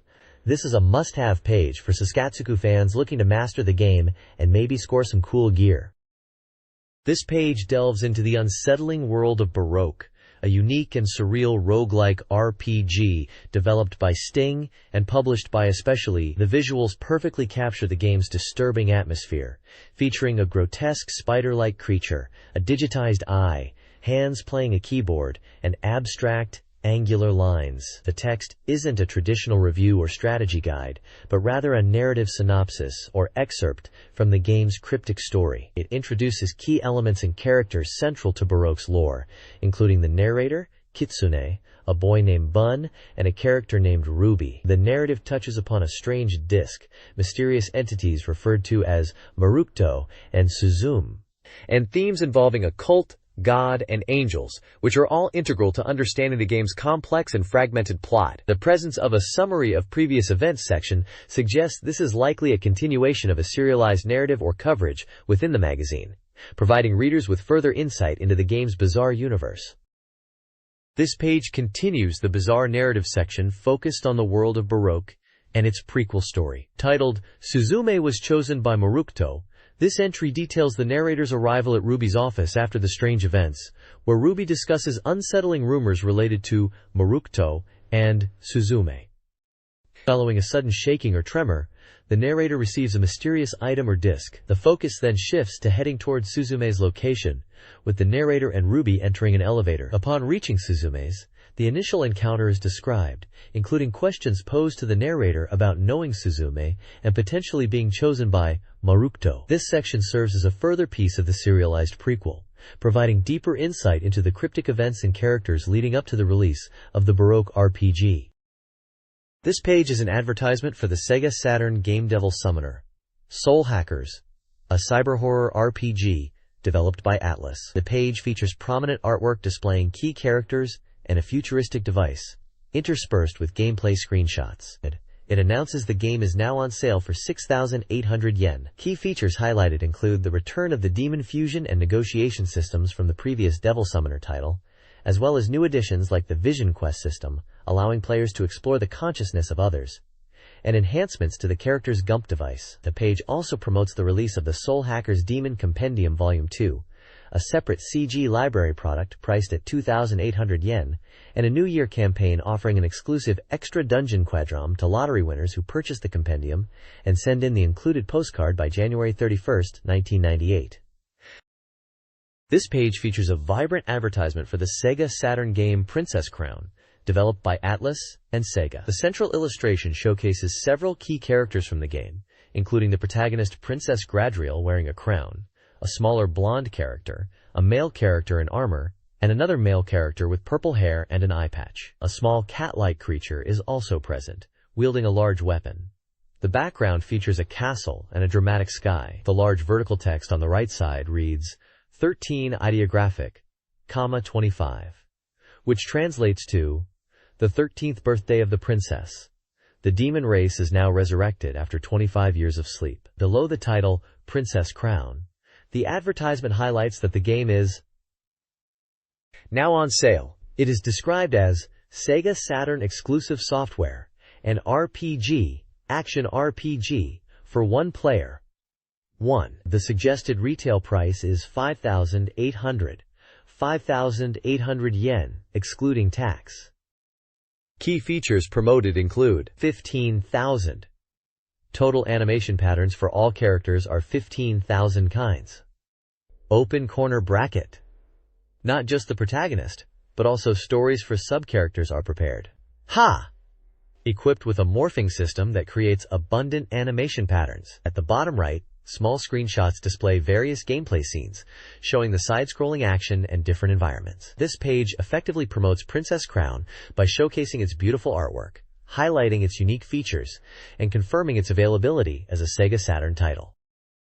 The next page is an SNK fan feature, branded as Sunnyside SNK. It starts by announcing a promotion where members of the SNK Supporters Club, SSC, can receive a free Astel PHS featuring characters from the Fatal Fury series, celebrating the club's first anniversary. Both new and renewing members are eligible under specific conditions. The SSC section also reminds members about the renewal period and showcases some of the exclusive merchandise available, such as notebooks and calculators. Exciting news follows with the reveal of new items in the SSC mail-order catalog. Collectible telecards featuring newly drawn art of King of Fighters characters, specifically showing Kyo Kusanagi, Iori Yagami, and Mai Shiranui. A large part of the page is dedicated to the Kyo Kusanagi Birthday Carnival, announcing the winners of a reverse present from Kyo contest. Fan submissions wishing Kyo a happy birthday are featured, including illustrations. A list of winners for various Kyo-themed prizes is also presented. Finally, the page looks ahead, teasing the upcoming results of an SNK character popularity poll. It also mentions a planned future feature, highlighting illustrations from The Last Blade. Contact information for submitting fan contributions is provided. This page is dedicated to the popular SNK fighting game, The Last Blade. It features a large, dynamic illustration of the character Akatsuki Musashi and several in-game screenshots, including his dramatic victory poses and combat against Zantetsu. The page delves into the enigmatic Akatsuki Musashi, providing details about his background, fighting style, revised Niten Ichiryu, and unique characteristics, such as the intense pain he suffers after defeating opponents as he seeks release from the Hellgate. A significant portion is dedicated to character-specific strategy, presenting portraits and combo guides for numerous fighters. This includes key characters like Moriya Minakata, Akari Ichijo, Juzumaru Kanzaki, Hyo Hamano, Keiichiro Washizuka, Shikyo, Zantetsu, Shigen Naoe, Yuki, Kaede, and Lee Rekka, offering players essential tips and move sequences to improve their game. It's clear the magazine is providing valuable tactical information for players looking to master the diverse roster of this intense samurai-themed fighter. The mention of the game being active in arcades at the time highlights its contemporary relevance. This page dives into the world of the 3D fighting game, Samurai Showdown 64, which was running in arcades at the time. It highlights the game's move to polygons and a 3D environment, inviting players to experience intense battles. The guide starts with tactical principles, suggesting avoiding constant retreat and emphasizing strategic movement. It then introduces the Samurai Combination System, SES, explaining how it's activated and progresses through levels, allowing for varied attacks and defensive options. Special moves are covered next, detailing movement options beyond simple walking, including steps forward or back. It also explains how to perform throws, throw escapes, and unique wake-up attacks depending on the direction held while getting up. The powerful Rage Explosion and Issen are also mentioned as key techniques. A notable section reveals the appearance of Rasetsu Maru, a large, formidable boss character. His appearance conditions are listed, requiring players to meet specific criteria in certain stages to challenge him. Facing this powerful opponent is presented as an exciting challenge. Finally, the page promotes a beginner mode designed for newcomers, which can be accessed by holding the start button when selecting an opponent. This mode activates features like Auto Guard and Auto Rage Explosion to ease new players into the game. The page provides valuable tips and system explanations to help players master this 3D installment of the Samurai Showdown series. Screenshots show Rasetsu Maru in battle and Haomaru performing moves. This page features a collection of cheats, tips, and hidden features for several SEGA Saturn games. It primarily covers Panzer Dragoon Zwei and Victory Goal 96, along with a code for PD Ultraman Link. For Panzer Dragoon Zwei, you can unlock special shots by holding a button during gameplay. Your remaining lives increase based on your accuracy percentage when clearing episodes, with higher percentages granting more lives. A significant feature is Pandora's Box, which becomes available in the options menu after fulfilling specific clear conditions or unlocking flags. This grants access to various game settings like episode selection, dragon type, and difficulty. The page also includes tips for displaying system values like ADEC, changing the radar style, and even a self-destruct command. It also notes support for various peripherals like mission sticks and mice. Victory Goal 96 has multiple unlockable features.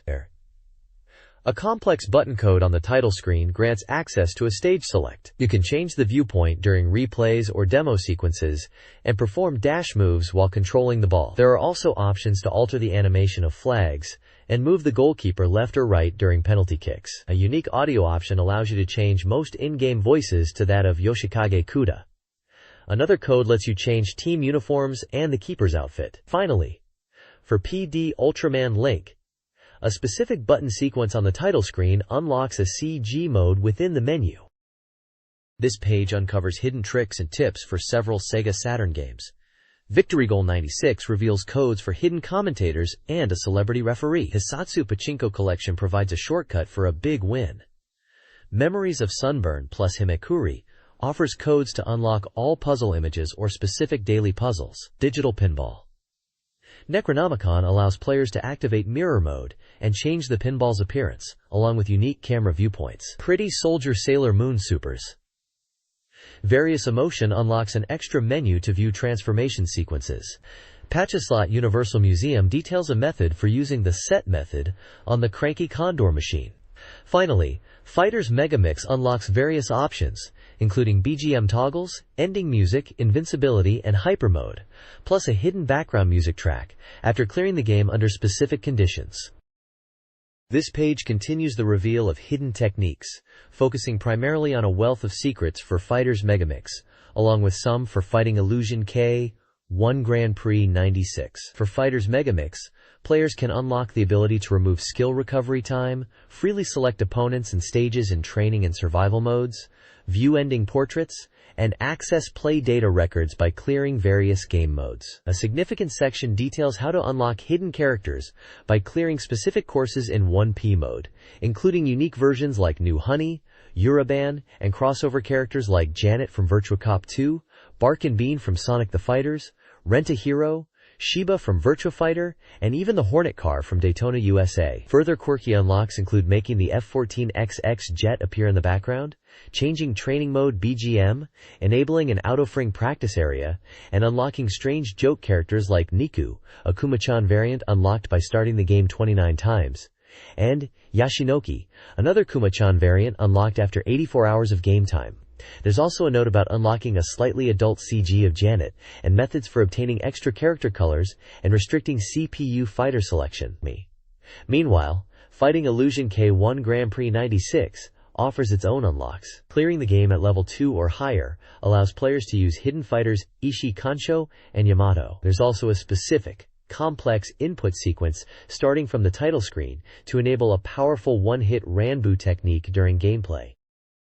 This page delves into the secrets of fighting vipers on the Sega Saturn, revealing hidden characters and game modes. It details how players can unlock the unique crossover character Pepsiman by experiencing a specific dramatic moment in arcade mode, where he intervenes when the player is close to defeat. Winning this encounter makes him a playable fighter, although the intervention itself is a one-time event. Furthermore, clearing arcade mode unlocks the Option Plus mode, offering several cool customizations.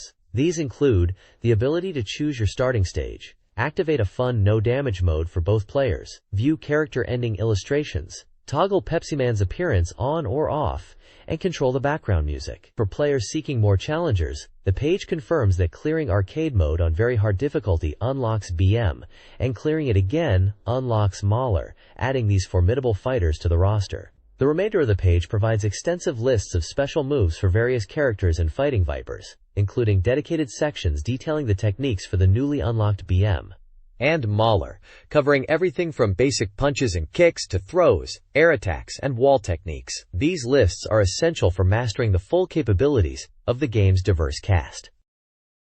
This page continues the deep dive into fighting vipers, expanding on the extensive move lists from the previous page. It covers special techniques for various situations, including throws, jump attacks, running attacks, and wall techniques, providing the essential commands for mastering combat in different states. Significantly, the page reveals more unlockable content. It details how to unlock the unique tag team characters, Kuma and Panda, by playing over 50 rounds in the game, and includes a comprehensive move list dedicated specifically to their techniques. Furthermore, it explains how to obtain alternate costumes for Honey.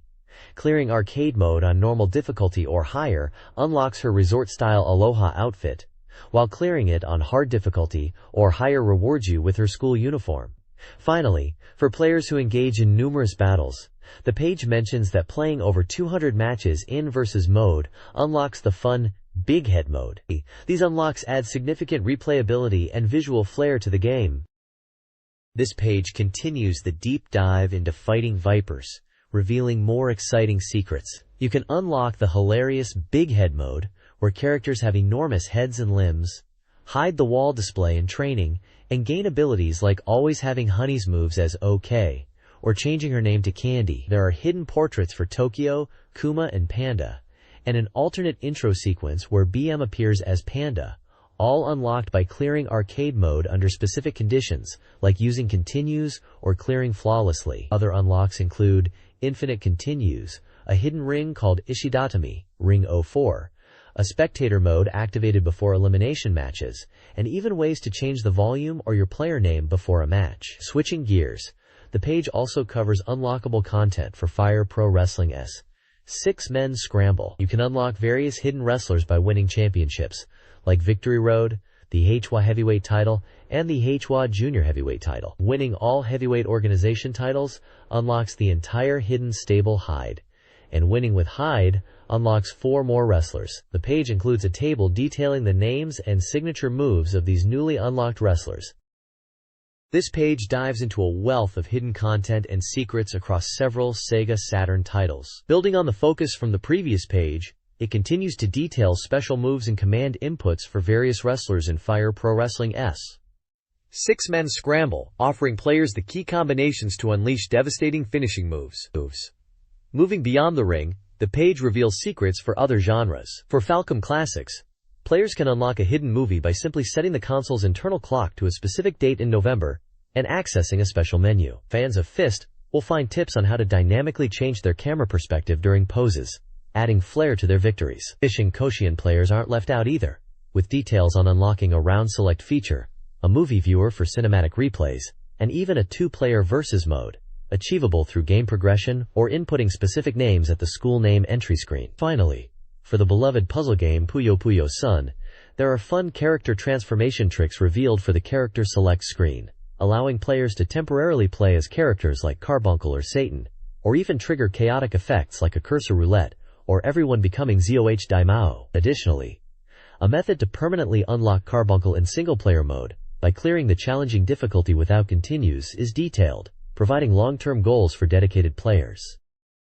This text details several hidden features and cheat codes for Sega Saturn games. In Blastwind, completing the game without using continues unlocks unlimited continues. Blackfire provides several cheats via button inputs, including invincibility, level select, fuel/weapon replenishment, and access to CG scenes. Pura/arcade gears unlocks options by listening to a specific sound effect sequence. Puyo Puyo Sun features character costume changes based on the Saturn's internal clock, displaying characters in swimsuits, kimonos, and Santa outfits depending on the date. Princess Maker 2 includes an event involving a hedgehog plushie. Blue Seed. The secret growth record reveals how to obtain Momiji's pants. Finally, Pro Yakyu Greatest 997 allows a random team open match by holding the L button at the start menu. This page details hidden features and cheat codes for various SEGA Saturn games. In versus mode, a general tip allows for a persistent mode by pressing down, left, right, B, then A. Baseball game Pro Yakyu Greatest 997 offers toggleable display options, fielding tips, and hitting cursor manipulation. Pebble Beach Golf Links has demo and gallery access via button inputs. Haunted Casino includes a poker cheat. Buddy Special 264 features hidden stages and a photo viewer.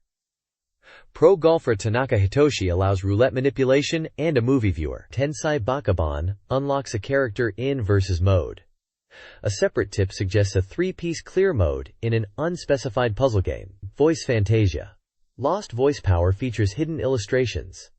Popoito Hibareke allows sound setting adjustments. These hidden commands offer extra content and advantages for players. This page dives into the secrets and hidden features across several SEGA Saturn titles. For the fighting game fan, it reveals how to unlock and play as Dr. Doom, Thanos, and Anita in Marvel Superheroes, detailing some of their special move inputs beyond the standard roster. There's also a handy tip for preventing gem drops during versus play and changing character colors right on the selection screen. Beyond the fighting arena, the page explores various Mahjong games like Mahjong Kaigen Monogatari, Mahjong Dukyusei Special, and the Mahjong Kyojidai series. It provides cheats for revealing hidden characters, executing special commands during matches, such as seeing opponents' hands or achieving instant clears, accessing album modes, changing background music, and unlocking extra icons. Finally, for the rhythm game enthusiast, there are codes for mighty hits that allow players to easily access course and stage select options. This page is packed with valuable tricks for uncovering extra content and gaining advantages across a diverse range of Saturn games. This page reveals secrets and hidden features for various Saturn games. For Magical Drop 3 and 2, it provides cheat codes to unlock characters, trigger rapid voice playback, and access 2 pay color variations and special backgrounds. My Best Friends, St. Andrew Girls School Chapter instructions unlock hidden characters and Euro mode. Magic Johnson and Kareem Abdul-Jabbar's Slam Jam 96 allows players to unlock developer teams and access replays. Magical Hoppers features a password for level selection. Finally, Magic Knight Ray Earth tips include unlocking special photos, using magic with 0 MP, QuickTown navigation, and acquiring free items from shops. This document reveals hidden secrets and cheat codes for various SEGA Saturn games. In Masters Harukanaru Augusta 3, reset the console while holding R, X, and Z to access a demo menu. Mahjong Shi Po Po Poemi players can enable continues and increase opponents using R plus C. Myst allows access to a making of video with A, L, R, and Start. Mr. Bones features a stage select code, while Mezate's Idol Star. Natsuhiro Memories unlocks swimsuit movies and reduces opponent starting points. Metal Black offers codes for credits, bonus stage modifications, and skipping the opening sequence. Manx TT Superbike unlocks bikes and allows swapping your bike for a sheep. Metal Slug provides a way to converse with an instructor, and MechWarrior 2 features extensive passwords for various advantages. Finally, Metal Fighter Miku has a test mode accessible through options. This page unveils cheats and secrets for various SEGA Saturn games. For Moero Pro Yakyu 95 Doublehead, you'll find tips for a powerful pitcher, a 9th inning jump, fast throws, and an ending code. Mortal Kombat 2 secrets include the Switches mode code, down, up, left, left, A, right, down, B, Y, C, which unlocks options like easy secret character unlocks, infinite health, a sound test, and CPU versus CPU matches. Also included are a story mode stage select and a UFO Easter egg. EQ Gensu Kyoku's secrets involve a sound test and dynamic title screen background. Yushun Classic load tips cover unlocking Super Horse mode, Autumn G1 race strategies, automatic weekly event progression, and a stable shortcut. This page delves into a collection of secrets and cheats for various Sega Saturn titles. For Yushun Classic Road, you can find shortcuts to the stable, how to unlock a super shop with all items, and access a scenario select screen through specific button inputs on the load menu. Players of Last Bronx get tips on unlocking Red Eye mode, changing weapons, adjusting difficulty, fast-forwarding credits, and accessing BGM arrange mode via unique conditions and button combinations. Langrisser 2i players can access a sound test with a title screen code. Langrisser IV features its own hidden shop and scenario select codes, a sound test, and detailed steps involving specific character movements and in-game actions to unlock hidden stages from 1 through 5. Finally, Rayman players can gain 99 lives by pausing the game and entering a sequence of button presses. There's also a brief note explaining the coordinate system used in the stage guides. This page details hidden features and secrets for various Sega Saturn games. In Galactic Attack, players can increase their continues. Race Drive unlocks a hidden options menu for replays and a 3D model viewer. Load Runner Extra has a secret special stage, while Logic Puzzle Rainbow Town allows players to view solutions or trigger a sudden ending. Waku Waku 7 players can obtain a hyperchip and pre-select victory/loss dialogue. World Advanced War Strategy Iron Wind offers an FST mode, a UFO encounter, and hidden units. For Mega Man games, Mega Man X4 reveals hidden parts and alternate colors, Mega Man 8 easily allows viewing the anime demo, and Mega Man X3 details how Zero can pass the beam saber to X. Finally, Road Rash provides a trick to run in marathon mode. This page reveals hidden features for various Sega Saturn games. In World Advanced War Strategy, unlocking Battle Scene Change mode and controlling submarine dinosaurs requires specific button presses during the opening demo. Wipeout allows immediate access to specific crafts and unlocks Night and Mirror courses through completing scenario mode and time trial challenges, respectively. For racing fans, Wigan Dead Heat offers a night course, while Wigan Dead Heat plus Real Arrange unlocks additional car types upon completing scenario mode. In World Heroes Perfect, shrink characters with a specific button press and access extra colors by holding L and R after character selection. Lastly, Wanchai Connection features a secret case file selection method involving button combinations and directional inputs. This page features 2 columns from contributors. The upper section contains a message to Tomomi Sakurai's Heart, Volume 9, where she reflects on the new year, discusses her upcoming stage play titled Jitterbug, and invites readers to attend. There's an illustration by Yu Hashimoto accompanying her message, along with information on the play's schedule, venue, art sphere, ticket price, and sales locations. The lower section is Izumi Takemoto's various notes, number 9, subtitled Number of Frames on a Certain Day. Takemoto discusses the panel count in manga, noting that her previous column installments have had a high number of panels for their size. She humorously mentions reducing the panel count to just 1 for this entry to lower the average. She then talks about recently acquiring a Sega Saturn and briefly playing the RPG Grandia. While mentioning it, she also contemplates the effort involved in game development and touches on what she perceives might be the sales performance of another related title or character reference, Damina Loveron Aran, within Grandia, or another game. This page features a humorous manga strip titled Jiku Jion by Gengen, parodying characters from Mobile Suit Gundam's Principality of Zeon. Main panel presents Giran Zabi, asking a quiz question about the upcoming Gundam game, Giran's E, which is clearly Giran's Ambition, a title released on the Sega Saturn. The comic then shows 6 panels depicting various situations: ambition, busy, oversleeping, Mapo Tofu, Bushi, and death, each with a word ending in bo in Japanese, playing on the missing word from the quiz. The final panel shows Kaisilia Zabi and Gifren Zabi, with the declared answer being number 6, death, leading to a humorous exchange and Kaisilia's disqualification in what appears to be an absurdist punchline. The comic is filled with laughter sound effects. The text along the left edge provides a tagline for the content block, referencing TV shows and themes like no longer human. Information at the bottom notes the author is part of the Principality of Xi'an's Caecilia faction and promotes their other manga work.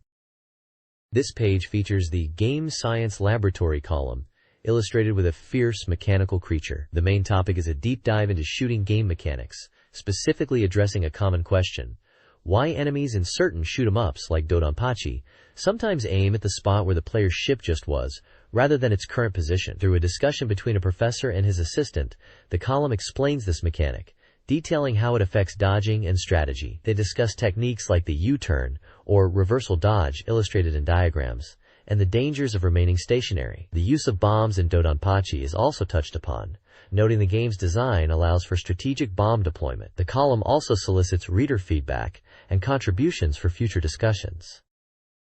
This page is dedicated to a novel serialization titled SEGA Saturn Magazine Novels, specifically featuring Tsukyu Gurentai, also known as Terra Diver to international fans. This particular entry is Chapter 18, with a headline teasing a late-night call, a connecting mystery, and the appearance of an old man. The text explains that the Tsukyu Gurentai unit is a private self-defense force linked to the satellite launch contractor Jinxing Company, Limited, handling dangerous missions and even conflict suppression. The story is presented as an SF drama centered around 3 pilots from the unit: Haji Sataka Oru, Oboroyota, and Kunimura Rika, along with the individuals around them. A detailed summary of previous events is provided, recounting conflicts involving mysterious entities like Black Eagle and Shuku, the role of the enigmatic Yumi Iwata, and the actions of characters like Kunimura, Mikazuki, and others in investigating these threats and rescuing kidnapped individuals. The novel is written by Yuichi Ishida, based on the original concept from Ray Stylizing, the developer behind the acclaimed vertically scrolling shooter. This page offers a deep dive into the expanded universe and lore of Terra Diver, showing how the magazine extended the game's narrative beyond the arcade or console experience. This page continues the serialized novel based on the game Terra Diver, presenting Chapter 18. The narrative focuses on a strange late-night meeting between Yoshida and Brent, called in by the company president. Brent appears troubled, asking about Mikazuki's state, and then recounting a bizarre story about Omori, the environmental terrorist, who was thought to have committed suicide in prison. Brent suggests Omori was actually murdered by beheading, and that his headless ghost now appears at night. Yoshida is shocked by Brent's sudden shift to the occult. They are then summoned by President Miyamatsu Akira, who appears unhealthy and angry. The president accuses them of attempting to access the company's database without authorization, stating their orders are absolute and they have no right to refuse. The page ends with a brief mention of Kunimura Rika. Below the story section are character profiles for key members of the JDF, Jinxing Defense Force. We see Haji Sataka Oru, a 24-year-old JDF leader known for his piloting skills and trust, currently under suspicion related to the investigation of Yumi Iwata. Oboro Ryota is a hot-blooded 19-year-old JDF member with high piloting skills, a rival to Kunimura and Yumi Iwata, who fought fiercely in an autumn battle. Kunimura Rika, originally expelled but brought back, is also highlighted for her high piloting skills and resilience. Finally, Miyamatsu Akira, the 52-year-old president of Jinxing Company, Limited, is described as having prioritized company profits above all else since taking office.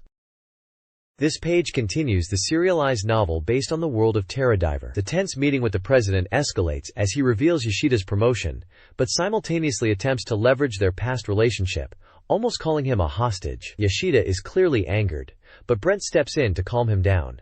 The president then gets to the point, demanding their cooperation to destroy something quickly. He reveals that the investigation results confirm the pilot of the Akitsutaka belongs to Hachifuku Interstellar Development Company, a former rival and industry giant, stating this connection makes sense of everything. The president appears relieved to have this confirmed. The illustration on the page depicts key characters from the novel, including figures resembling the president, Yoshida, and Brent, in what appears to be the president's office, bringing the scene to life. The next page continues the intense narrative. The president demands the data be provided, claiming it's all erased, but that they should understand the situation from the investigation report. Brent reacts dramatically, his face turning pale, then defiantly confronting the president. The president shifts his focus, demanding Shinobu explain the report. especially regarding something they did. He yells that he won't accept such a report and insists the data was processed correctly. Confused, Yoshida's gaze follows Shinobu's, which is directed behind him. Turning, he sees the elevator door open. An old man, tall with receding white hair but a pleasant face, steps out. He's wearing a blazer that fits well. The novel ends here with a "to be continued" graphic and a disclaimer that it's fiction. Below that is a message from Raising. The writer recounts a company trip to Saipan, detailing activities like golf, drinking, marine sports, and buying souvenirs and erotic goods. They cheekily link game software sales to tourist revenue and mention the risk of customs confiscation. A typhoon left them confined, playing an erotic card game where a specific rule leads to harassment. Finally, there's a short message from Yuichi Toyama. He identifies as a game software fan and a self-proclaimed international person who can't speak English. He apologizes for mentioning a PlayStation game, but he's currently absorbed in Colony Wars and is stuck on the final stage. This page features a detailed reader survey, inviting readers to share their demographics, gaming habits, and preferences. The survey asks questions about gender, age, occupation, the number of SEGA Saturn games owned, and which game magazines they frequently read. It also inquires about interest in game character figures and how often they participate in these surveys. Readers are asked to rate the articles in the current issue as interesting or boring, and list the hardware they currently own or plan to purchase. Finally, they are asked to list 10 software titles they plan to buy in the future. The page includes clear instructions and examples on how to fill out the survey postcard correctly, emphasizing the use of specific number codes provided in accompanying lists for articles, hardware, and software. These lists are extensive, covering a wide range of games like Castlevania, Symphony of the Night, Darkstalkers, Burning Rangers, Resident Evil 2, and hardware including various consoles and peripherals.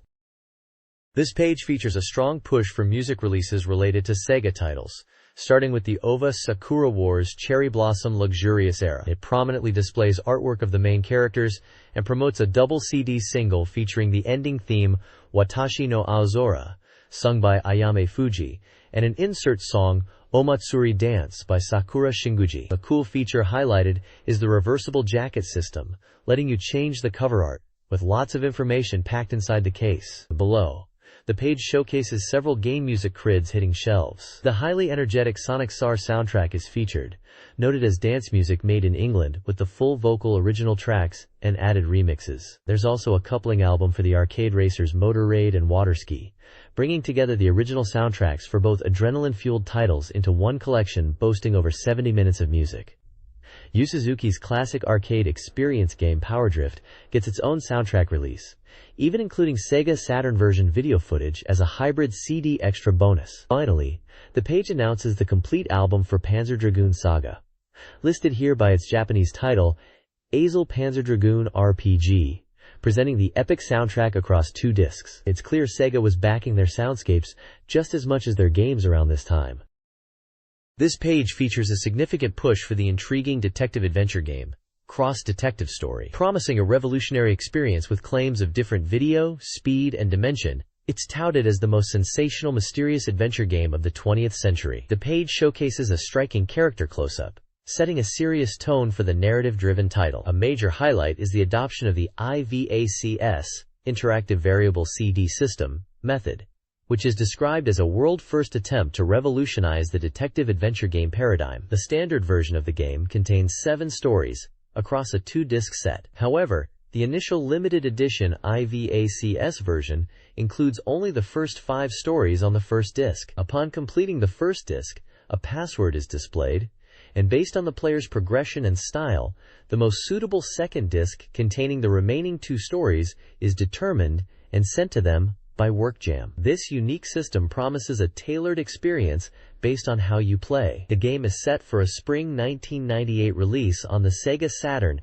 as a 2-disc Crudrom set, with a pre-order price of 6,800 yen, excluding tax. The page emphasizes the vast number of images creating a realistic story world, and hints that completing the entire story requires at least 50 hours of puzzles and tricks. This ambitious title clearly aimed to push the boundaries of adventure games on the platform. This page is promoting the official guidebook for Shining Force 2-1, Scenario 1, also known as God of Ruin in the West, For the Sega Saturn, the large title prominently displays the game's logo and the guide's name. The guide is presented as an essential companion for players, packed with valuable information. Key features highlighted include comprehensive maps covering everything from towns to battles, detailed instructions on how to recruit companions, and a complete list of all items found in the game. Intriguingly, it also mentions a sealed section containing data for the final chapter, protecting players from spoilers until they reach that point. The text emphasizes that Shining Force 2i marks the return of Sega's highly regarded simulation RPG series after a 4-year break and is the first part of a planned 3-scenario saga. The guide is described as data-focused, centering around stage maps and providing details on items and enemy characters, promising to help players navigate their adventure through to the final stages. The guidebook is in a 5 size, contains 144 pages, and was priced at 950 yen, excluding tax, when released to positive reception. The artwork features the game's logo and dynamic illustrations of characters, including the protagonist Synbios, in battle. The guide is published by SoftBank Publishing Division. This page focuses on the official strategy guide for Grandia, heralded here as a mega masterpiece, released on the Saturn. Published by SoftBank, this guide is presented as essential for navigating the game's vast world. The guide promises comprehensive coverage, including detailed maps to ensure players find every item, extensive introductions to the game's engaging characters, and impressive cutscenes, and a wealth of data on enemy monsters and items. It also delves into the game's rich background story, setting details, and even provides a glossary of terms, making it a complete companion for the adventure. The guide itself is in a 5 format, spans 144 pages, and was released at a price of 950 yen, having been met with great reception. It was published in 1997 by SoftBank, in collaboration with GameArts, and especially the game's developers and publishers. Prominently featured is a campaign by SoftBank promoting their strategy guides. By purchasing eligible guides marked with a special logo, readers could enter a draw to win prizes. These included Game Boy Pocket systems, copies of the PlayStation game Ape Escape, copies of the Game Boy game De Hacken, Tamagotchi, and SoftBank exclusive telephone cards. The campaign highlights the chance to win popular games like Ape Escape, giving away 100 copies. It's a neat incentive to pick up their guides. This page features an advertisement for a book titled Oji Hiroi, Dreams Continue Vietnam, Nippon. This is presented as the first photo essay by Oji Hiroi, the renowned creator behind hit series like Sakura Wars and Far East of Eden. The book contains evocative photographs taken by Hiroi himself during his travels in Vietnam, described as one of Asia's most energetic countries. These images, full of life and atmosphere, are linked with scenes from Tokyo's downtown area in the Showa 30s, mid-1950s to early 1960s, the period and place where Hiroi grew up. The aim is to explore the origins of his inspiration, making it his first autobiographical photo essay. The page displays preview photos from the book, including shots of a person on a boat in a river, Hiroi holding a camera, a scene in a shop or market, and a bustling street view. The book is currently under passionate production and scheduled for release soon. It will be B5 size, 128 pages, with an estimated price of 1,600 yen. It is published by the SoftBank Publishing Division. Ordering and retail information is also provided. This page dives into the world of Grandia, a fantastic RPG by GameArts and especially, which was already available at the time. The main illustration features Justin, the game's energetic protagonist. The text acknowledges that many players have been on their grand adventure for about a month and are now deep into their second playthrough or diligently working their way towards Alet from the Brennan Plateau. The journey has been challenging, but the story is picking up pace, and things are getting exciting. The page focuses on exploring the Brennan Plateau area, both north and south sections, providing maps and screenshots to guide players. There's also a flowchart detailing the progression through various locations, like the Brennan Plateau, the challenging Gile ruins, referred to as underground ruins and shrine levels, and eventually reaching Alent. The game itself is highlighted as a great RPG on the Sega Saturn. This page continues the Grandia guide, focusing on the latter part of the challenging journey through the Brennan Plateau, specifically the south section, before finally arriving at the village of Lane. The Brennan Plateau, although called a plateau, feels more like a harsh snowy mountain range, and the guide notes it's a lengthy trek, especially considering Mildred's attire. Players are advised to search thoroughly here for weapons specifically useful for Justin. The map highlights key locations for items like the Seed of Life, Gold, Flame Saber, Bursting Shard, and Silent Sword. Beware the snowball trap shown in the screenshots. Encounters in this area include the tough mountain ape and Ingon. Finally reaching the village of Lane is a notable event, though the villagers are quite unique, including the surprisingly muscular women and the cow-like Lane men. The guide humorously describes Mildred's reunion with her darling, who turns out to be one of these bovine gentlemen. It explains that Lane men transform into this shape as they mature, gaining wisdom in the process. The guide mentions visiting the elder Darlin for information, questioning his rather unconventional appearance.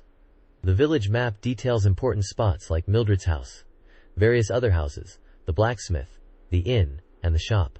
A section discusses the mystery of Lane male evolution, showing the stages of transformation. The guide notes obtainable items in the village, such as items from Mildred's house, the inn, and the shop. This page delves into the bizarre dimensional rift area in Grandia. After speaking with the eccentric elder Darlin in the village of Lean, the party learns about a place that was once lean but has become a warped, twisted dimension. This area is home to strange enemies like twirling starfish, hellhounds, hell panchos, and sphinxes. The guide provides maps for the 3 distinct sections of the dimensional rift, detailing paths and locations of items such as gold, valuable equipment like wolf boots and the dimensional cane, healing items like prime meat and smoker salmon, and useful consumables like mana eggs and seeds of power. Navigating these areas involves traversing increasingly surreal environments, from distorted landscapes to organic-looking tunnels. The page highlights a significant moment in Dimensional Rift 3, where, upon investigating a peculiar section of the wall, the party encounters the imposing Gaia Battler boss once again. Finally, the guide notes the poignant farewell with Mildred after her reunion with her darling in Lean, marking her departure from the party's journey. This page continues the party's adventure in Grandia, focusing on the Gillabade underground ruins and the path to the underground shrine. Following Elder Darlin's advice, Justin and crew return to Gillabade to find the entrance to the ancient ruins, needed to obtain the key to Alent. The entrance is discovered hidden within the town's water system. Inside the ruins, the party is joined by Gadwin, a skilled Moj warrior who cannot use magic but possesses a variety of unique and tricky techniques to aid in battle. These include abilities like Moj Bomb for area damage, Moj Injection and Doping to support the party, Moj Shot as his primary attack, and Moj Steal for pilfering items from foes. The ruins are described as a challenging maze, but with save points providing respite, the journey is manageable. The ultimate goal is to defeat a tough boss within the ruins to retrieve the crucial metal. However, even after securing the prize, the ever-present Garlisle forces make another appearance, complicating the party's exit. Among the adversaries encountered in the ruins are the Dimensional Warrior, the unsettling Magic Head, the shambling Living Corpse, the skeletal Chickenbone Knight, and the formidable Sphintorus. This page provides a comprehensive guide for navigating deeper into the underground ruins and reaching the shrine in Grandia. It features detailed maps for underground ruins levels 2, 3, and 4, as well as the shrine levels 1 and 2, showing pathways, item locations marked by numbers, and exits/entrances to different areas. Each map section includes a list of acquired items found in those areas.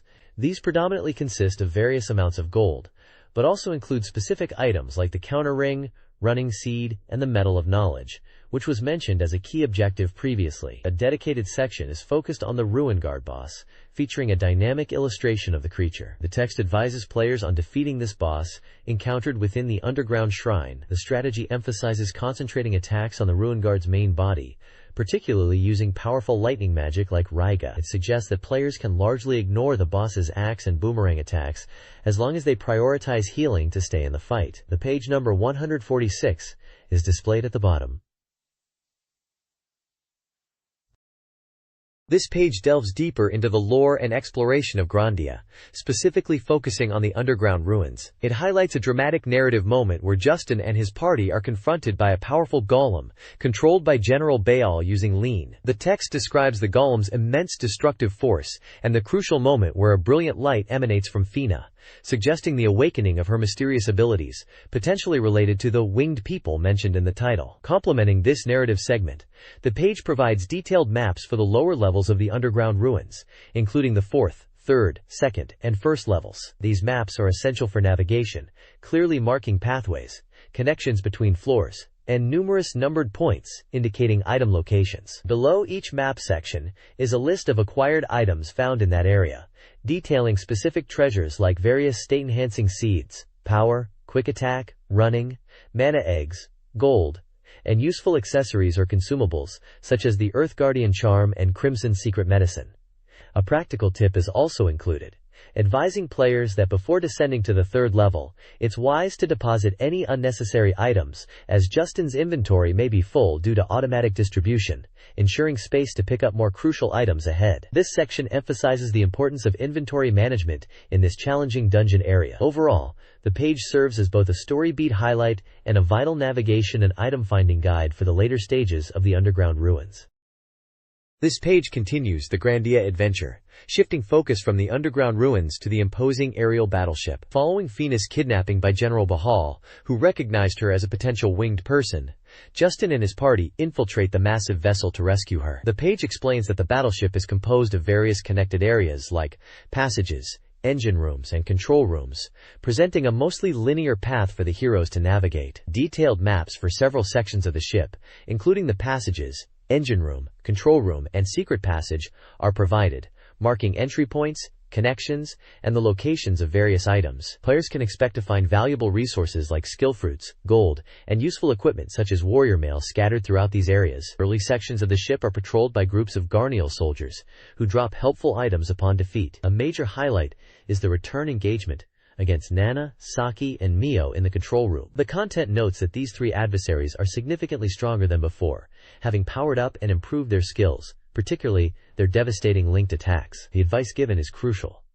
Focus all attacks on one of them at a time to take them down quickly, rather than spreading damage thin. Despite their increased power, the page confirms that Justin's party will ultimately triumph over the trio, leaving them defeated and forced to retreat. This guide details the next steps in Grandia after infiltrating the aerial battleship. Justin navigates the ship alone, battling General Baal at the escape catapult. The fight escalates, featuring Baal's transformation and Fina's mysterious actions. The guide then moves to the Mountain of Rainbows. Surviving their fall, the party reunites, rests, and seeks advice in Lane Village about the Rainbow Spring and Alent. Detailed maps guide players through the mountain, highlighting locations and collectible items like gold, life fruit, and the illusory silk. The guide also shows the types of enemies found throughout the climb, including a save point at the summit.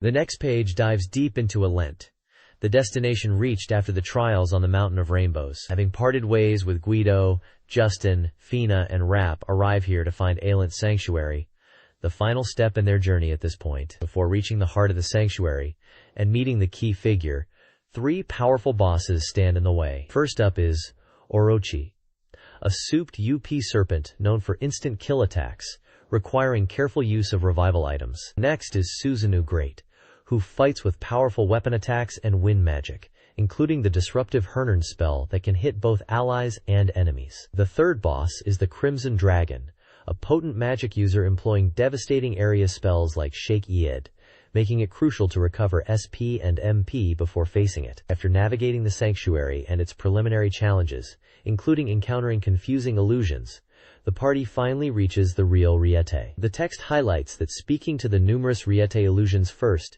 is necessary to gain access to where the true Riete resides. Meeting her is a pivotal moment, as she shares crucial information about the world and the path ahead, solidifying Justin's resolve. Riete then joins the party as a new companion. She's noted for starting with high-level magic and bringing powerful, unique abilities like her mysterious magical art, which involves summoning creatures to attack, promising significant contributions to the team in the endgame.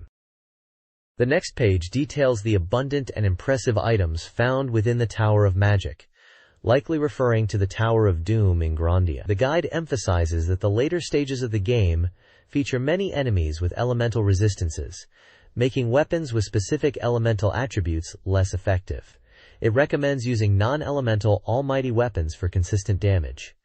If physical attacks falter, magic becomes the primary method of combat. The page provides extensive lists of weapons, armor, accessories, and consumable items obtainable in this area. Highlights include recommendations for non-elemental weapons like the various Zero items, although some have zero base attack power and are tied to special skills. The armor section notes that even store-bought gear is quite capable, though tower drops offer bonuses like movement speed changes or stat boosts. The accessory section promises significant rewards, listing items that boost experience gain, provide stat increases, or offer unique effects like countering attacks or nullifying specific damage types.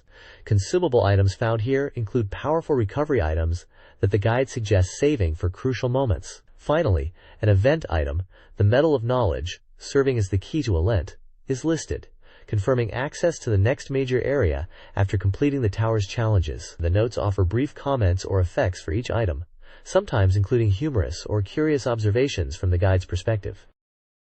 This page dives deep into the elemental magic and skills available in Grandia, following up on the item information from the previous page.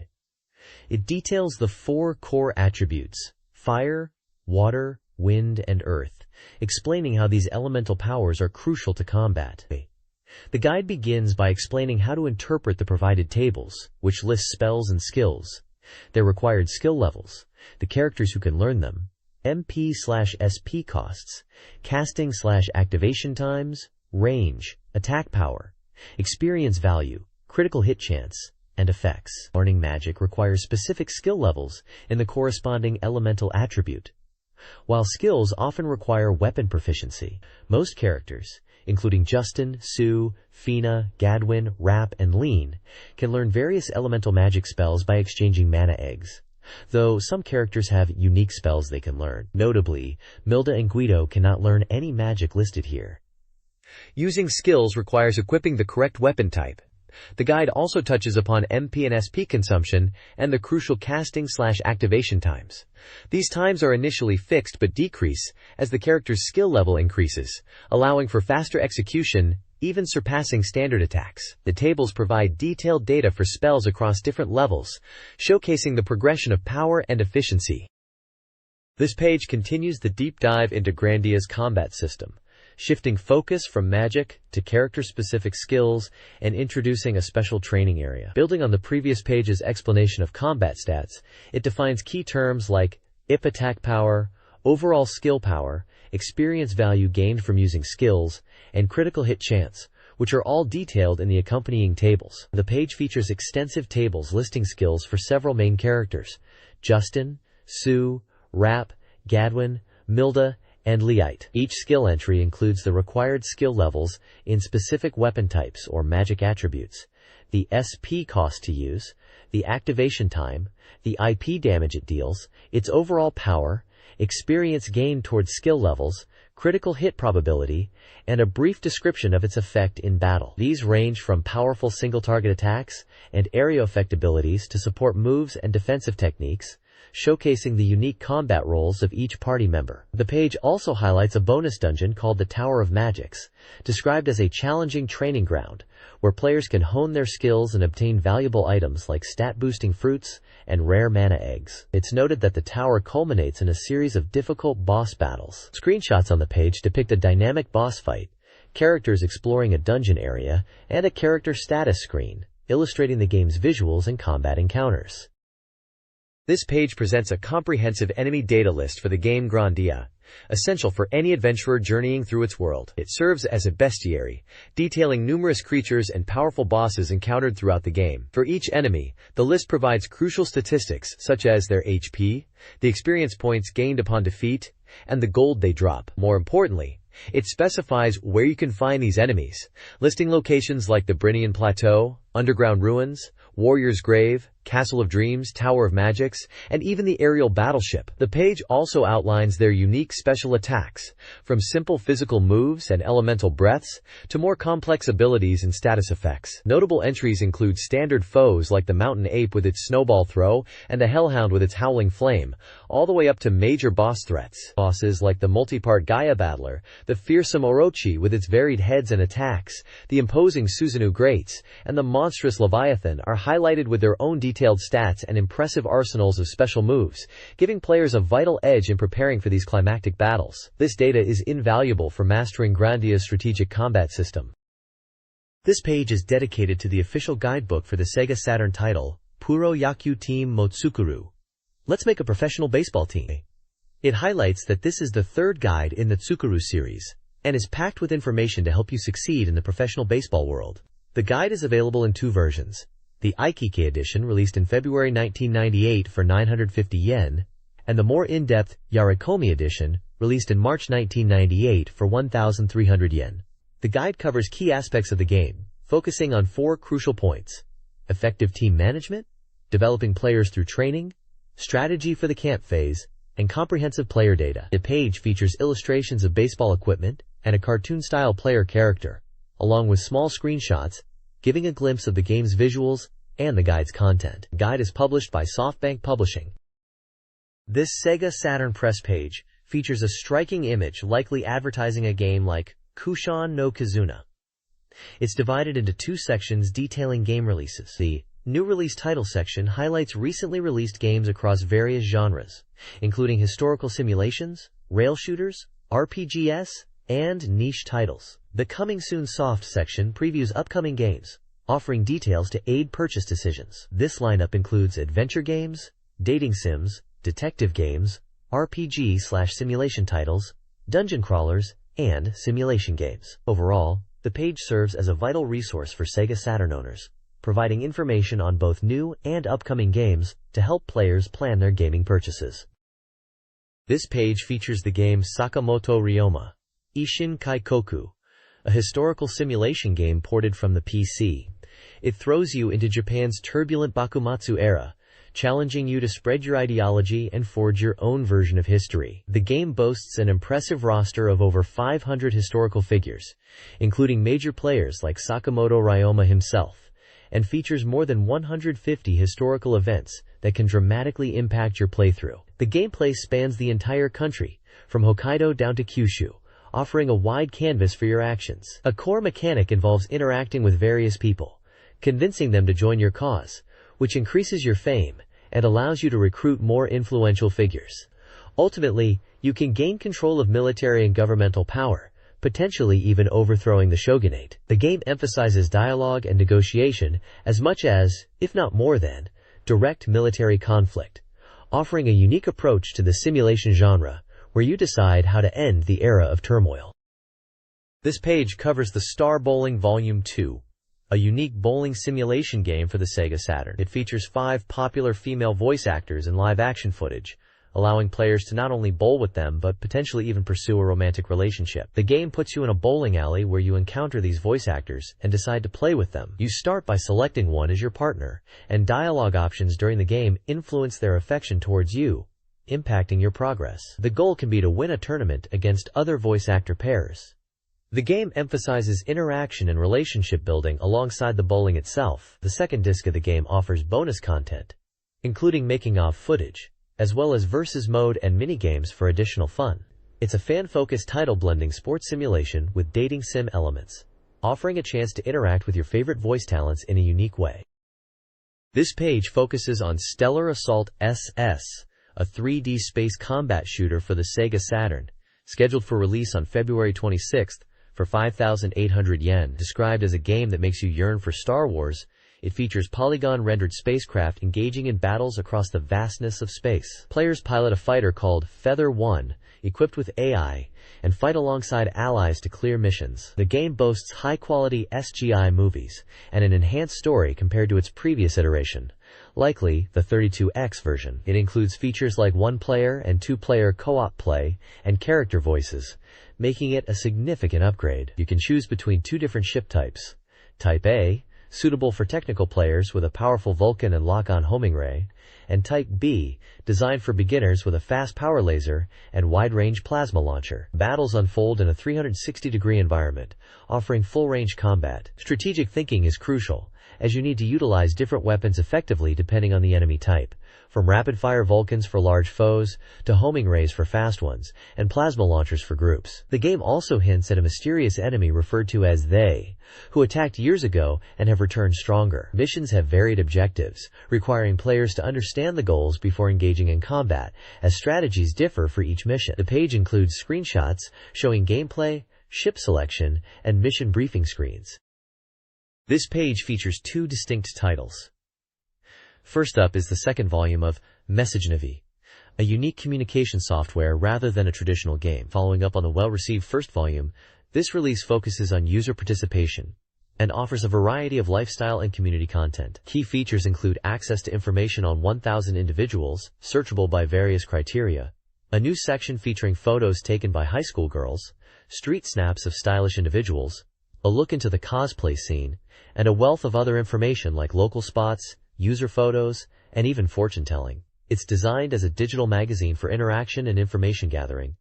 Below that is Princess Quest, a mystery fantasy RPG from Increment P. This game tasks players with finding the culprit behind a stolen jewel needed for a prince's coronation. The suspects are 5 princesses from neighboring countries. The gameplay combines 2D map exploration for story events and information gathering, with 3D dungeon crawling as you chase the thief. The character designs are notable, and you'll investigate the 5 princess suspects: Panna Cotta, Custard, Milfoy, Gelato, and Churros. The goal is to uncover the truth and protect the prince.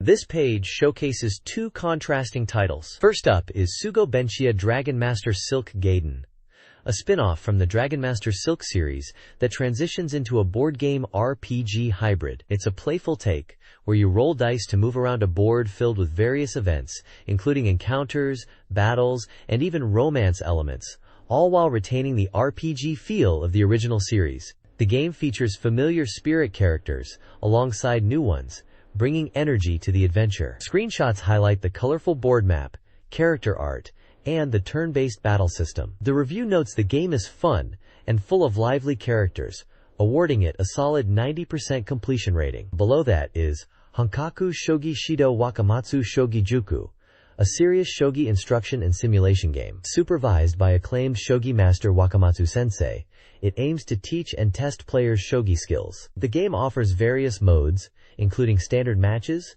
shogi problems, and instructional content. It's described as a deep strategy game that is enjoyable for both beginners and experienced players, featuring a unique AI thinking algorithm. The screenshots display the shogi board in various setups and menu options for different game modes. This title receives a perfect 100% completion rating, praised for its depth and accessibility for learning the game. This page dives into the world of detective work, with Jake Hunter Detective Story.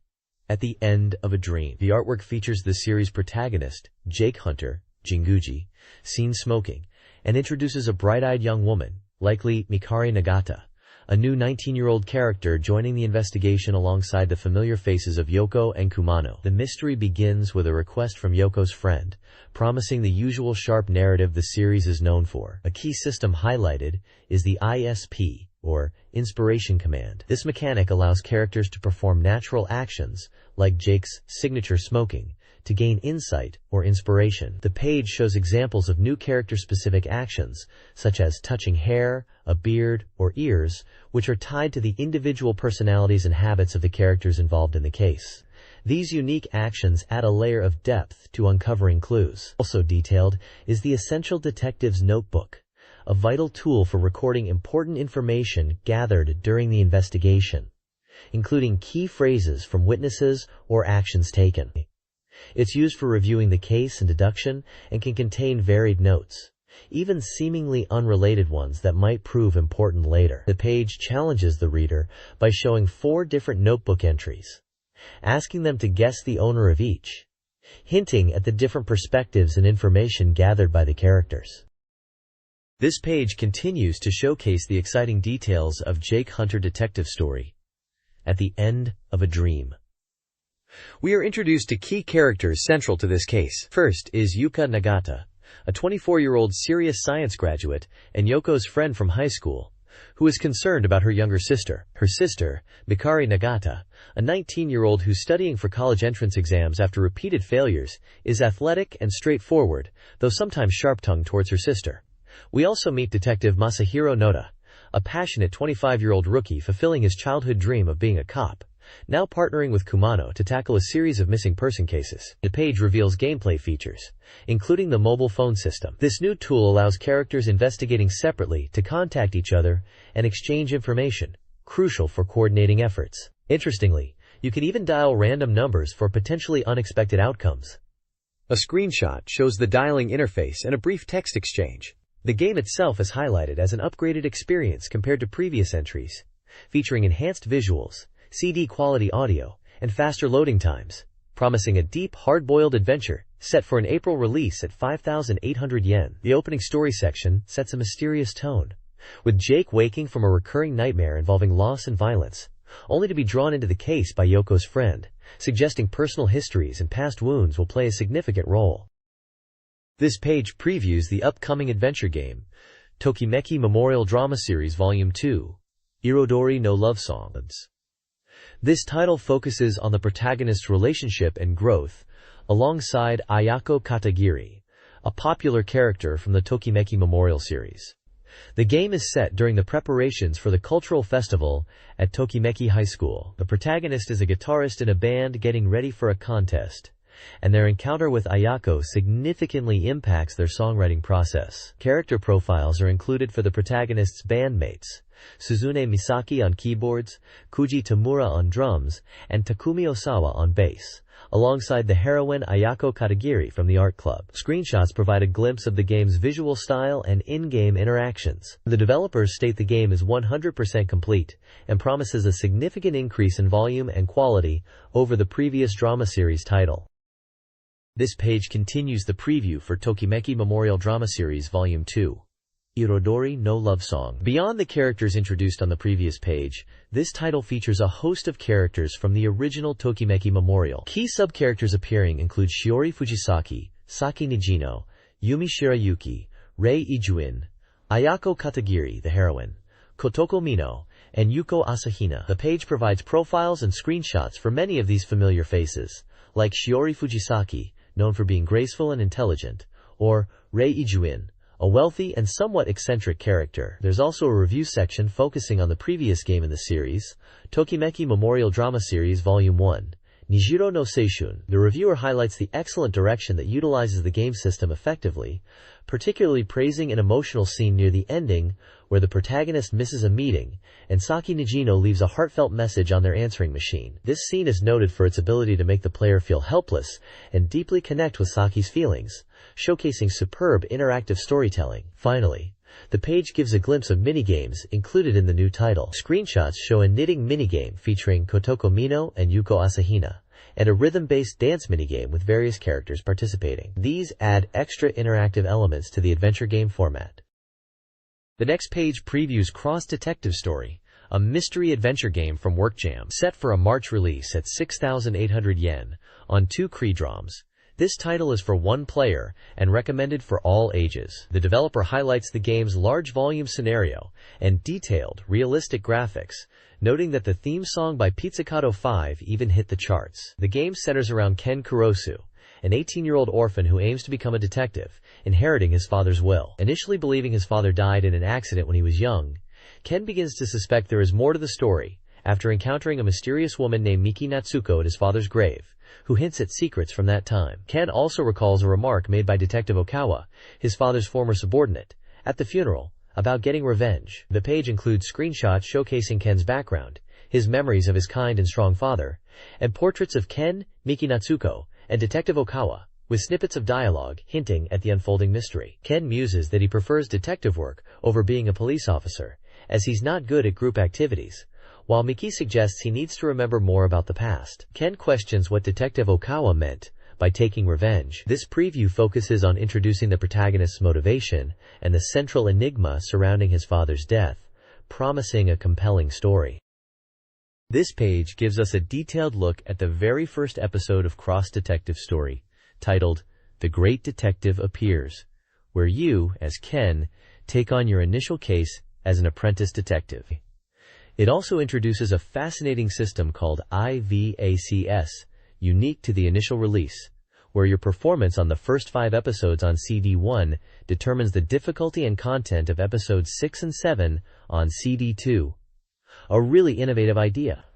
The first case involves tracking down a stalker who broke into a female university student's apartment. She specifically wants the case handled without police involvement.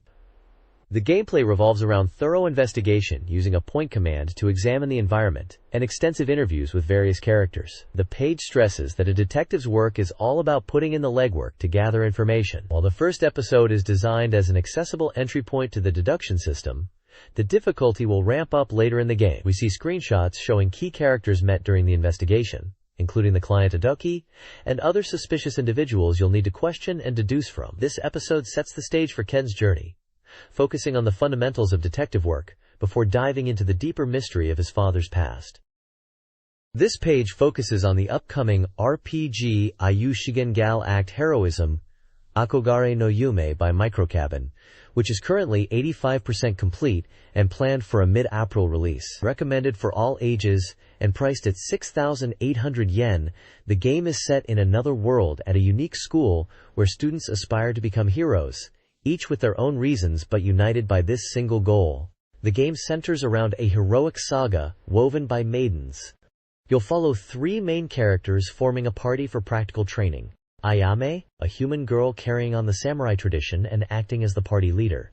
Mei, a human girl who loves inventions and fights using a mecha. And Ruria, an elf adept at both magic and medicine. They are monitored by Preja, a fairy dispatched from the school.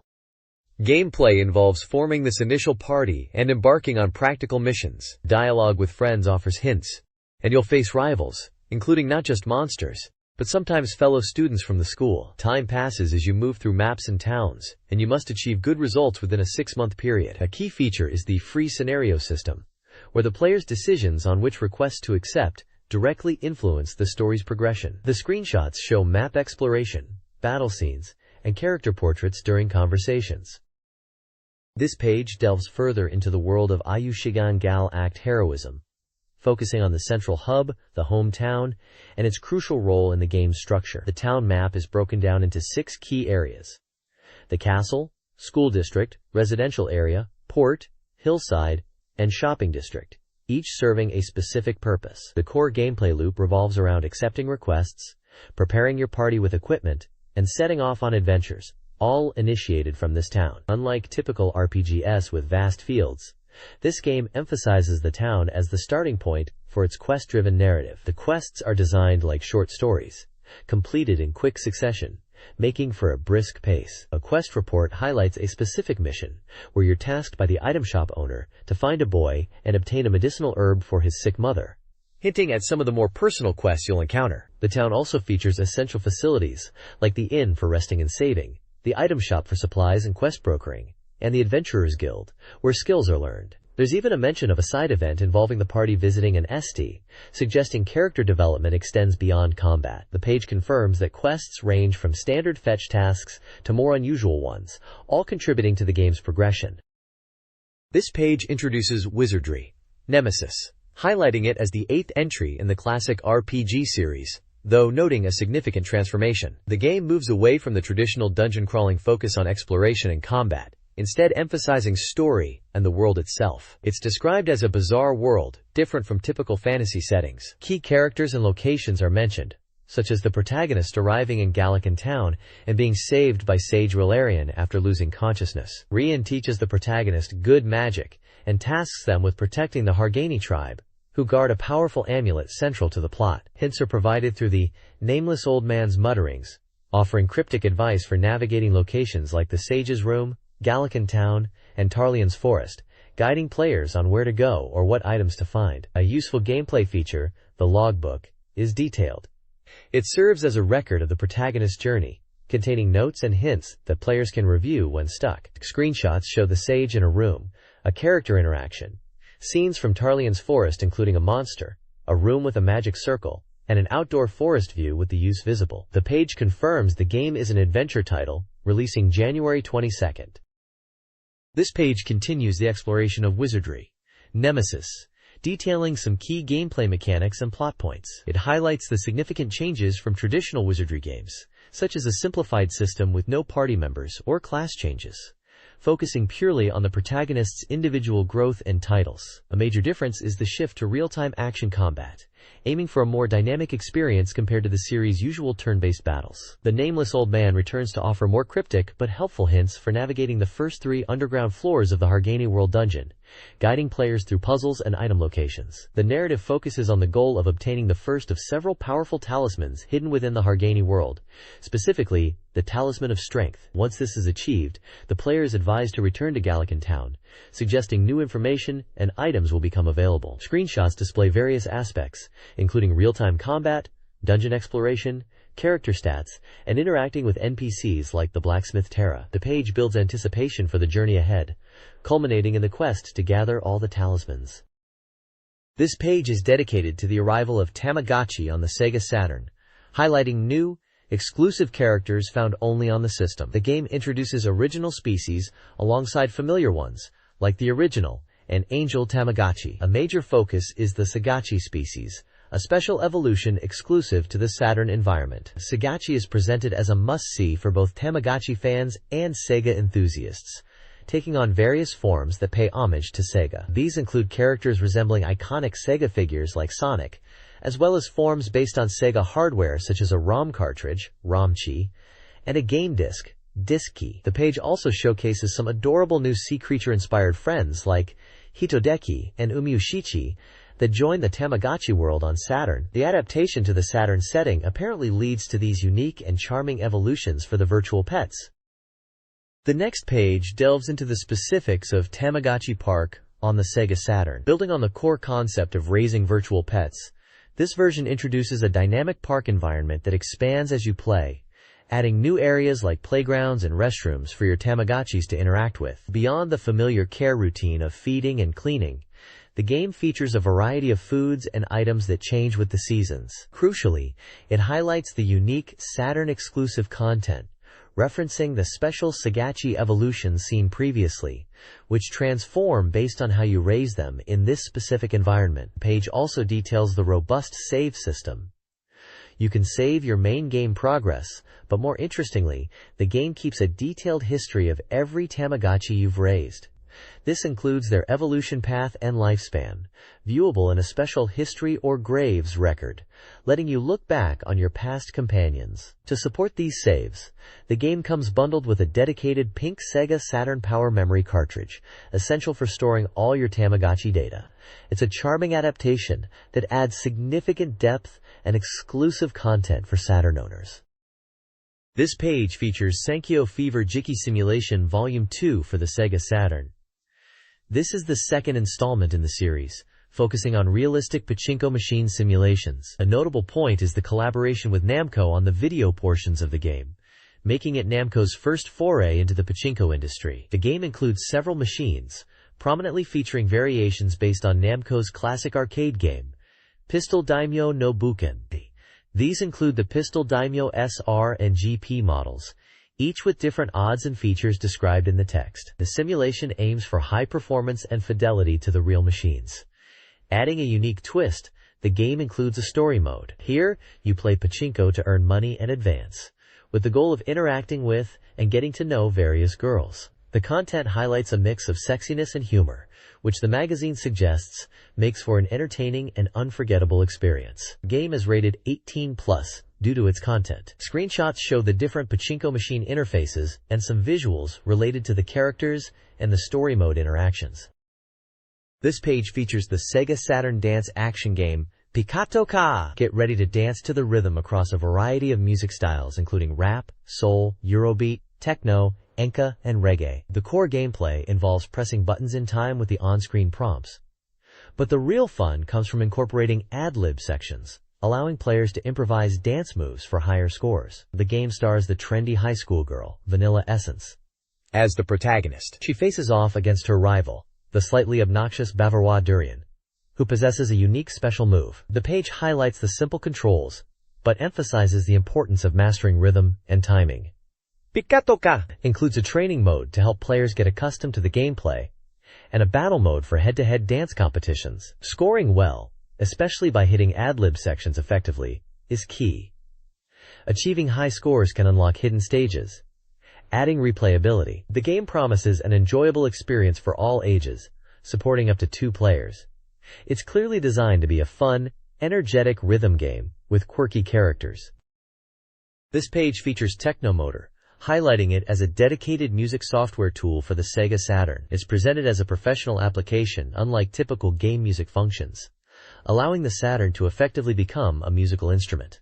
Users can utilize it as a beat-making sequencer with 4 tracks for drums, bass, and melodies, or perform in real time using the control pad. The software provides over 10,000 different sounds and allows song creation by building with 4 bars blocks. Interestingly, it doesn't display traditional sheet music, with input shown visually on screen, described as similar to PC music software. Performing with the pad is possible, although mastering it for elaborate pieces requires practice. Much like any instrument, a suggested performance style is holding the included custom large control pad, like a guitar. The page also introduces the Technoski Campaign Girls, 2 young women promoting the software, along with brief profiles. The software is positioned firmly as a sound tool, rather than a traditional game, a point stressed at the bottom of the page. It supports 2 players and is recommended for all ages, offering a different kind of interactive experience on the Saturn. This page continues the discussion of Technomotor, focusing on the specifics of its operation and the promotional campaign. It details the basic performance methods using the unique control pad, showing how the various buttons and the D-pad are mapped to functions like pitch bend, octave shifts, and note input, essentially turning the controller into a musical instrument interface. The software features dynamic graphics that react to the music being played in real time, offering visual feedback which aids performance information, as well as being aesthetically pleasing. The graphics have different variations, suggesting the visual aspect is a key part of the Technomotor experience, making it suitable for live performance alongside other instruments. The page also introduces the Technoski duo, who are promoting the software. They are described as appearing at nationwide shop events, and potentially the Tokyo Game Show, to demonstrate the software's features and usage with the big control pad. There's also a quirky section delving into the Buzz Mini Technoski lore, humorously suggesting the characters are aliens, adding a touch of personality to the campaign. For those interested in the technical details, a specification table is included, outlining features like track count, number of sounds, and performance parameters. Overall, the page reinforces Technomotor's position as a unique music creation and performance tool on the Saturn, supported by engaging visuals and a memorable promotional effort. This page provides technical advice for snowboarding tricks 98, focusing on the challenging downhill number 2 course. Published by Pony Canyon and available on the Sega Saturn with 2-player versus play, the game offers a tricky but manageable experience. The downhill number 2 course is known for its significant elevation changes and numerous turns, which might look daunting but are navigable. Players should be cautious of collisions near the start due to the narrow track. The course includes a shortcut through the trees, offering a quick path to improve rank, but be warned, it's easy to get stuck. Highlighted points on the course include Section A, a straight jump with a high table immediately after. While it's possible to earn high points here, landing tricks can be difficult without enough air. Section B, near the goal, seems ideal for tricks, but is another spot where holding back might be wise. A high kick after the jump can cause problems if you don't clear it properly. Focus on technique skill rather than risky tricks in this area. The page also includes advice on skill editing in the championship mode. Enhancing different skills dramatically changes character performance. For instance, increasing speed improves both maximum speed and cornering ability, which is crucial for shaving time off your runs. A note from Katsuo Misawa, the pro boarder and game supervisor, suggests choosing characters not just for stats, but also based on personal preference like coolness or cuteness, as it reflects the style of real-life pro riders. This page serves as the index and introduction to a comprehensive strategy guide for recently released Sega Saturn software, promising a large volume of content to thoroughly assist players. The prominent artwork features the characters from the Kindaichi case files, fittingly represented as it's one of the titles covered. The guide delves into several notable games from the era. Starting on page 180, you'll find strategy for the Kindaichi case files, the Sad Revenge Demon of Hoshimijima Island, followed by content for Galaxy Fraulein Yuna 3, Lightning Angel on page 184. Tactics for the tactical RPG Shining Force 2i Scenario 1, God Warrior of the Kingdom begin on page 186. The critically acclaimed visual novel Yuno, A Girl Who Chants Love at the Bound of This World is covered starting on page 190, and the soccer management sim Let's Make a J-League Pro Soccer Club 2 is on page 192. Further in, you'll find guides for the unique action RPG Princess Crown, page 196. The Dating Sim After School Love Club, Etude of Love, page 198. The Fighting Classic Real Bout Fatal Fury Special, page 200. And the Crossover Fighter X-Men vs. Street Fighter, page 202. This index clearly lays out the breadth of games covered in this section of the magazine. This page kicks off the strategy guide section for the Kindaichi case files. The Sad Revenge Demon of Hoshimijima Island. It dives right into profiling two central figures linked to the death of idol Yuko Tachibana, Takuya Azuma, and Nao Katsuragi. The guide provides detailed profiles for both, outlining their backgrounds, such as Takuya's life as a hospital heir-turned-event producer, and Naoka's challenging past in an orphanage leading to her idol career. Crucially, it explores their motives, revealing how Yuko's apparent suicide ignited a desire for revenge in both characters, who suspect she was murdered. Takuya, seeing his beloved Yuko dead, vows vengeance, while Nafayo, mentored by Yuko, is determined to uncover the truth behind the scandal she believes led to her mentor's death, and seek retribution against the culprit. The page also touches upon how each character plans to achieve their revenge, leveraging their unique positions. Takuya, familiar with the island and facilities due to his event planning, sees an opportunity in the setting. Now, planning to infiltrate the investigation under a disguise, considers using her gender to access restricted areas. The guide speculates on how these methods might be used in the game. The page features character portraits and key screenshots, illustrating these potential revengers.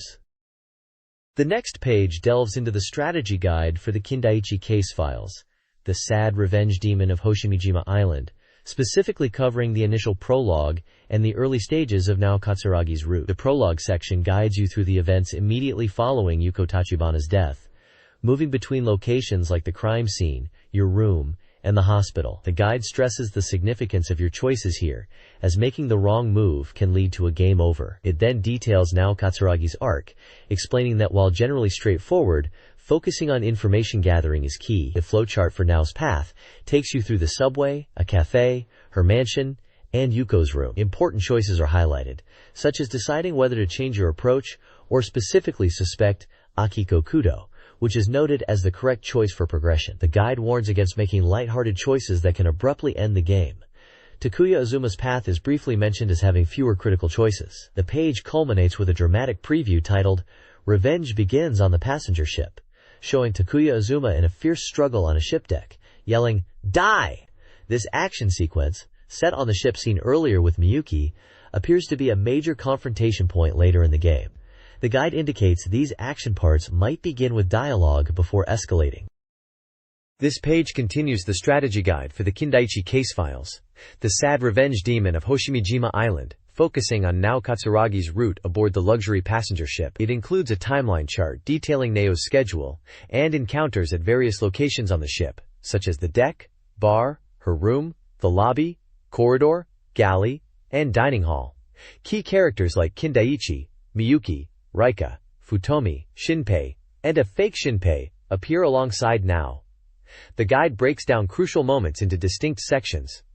First, you must clear doubts about Chi by speaking to her mother on the deck and having a proper conversation, avoiding lighthearted chatter that leads to a game over. Next, when asked to help out at the bar, it's essential to simply do the waiter job. Talking about disturbing topics like ice picks or weapons will result in a game over. The guide then addresses identifying the culprit. Following a character who resembles Shinpei leads you to the deck where you learn who caused the scandal and indirectly killed Yuko, allowing you to identify the target. Finally, the guide warns against using the poison you might find.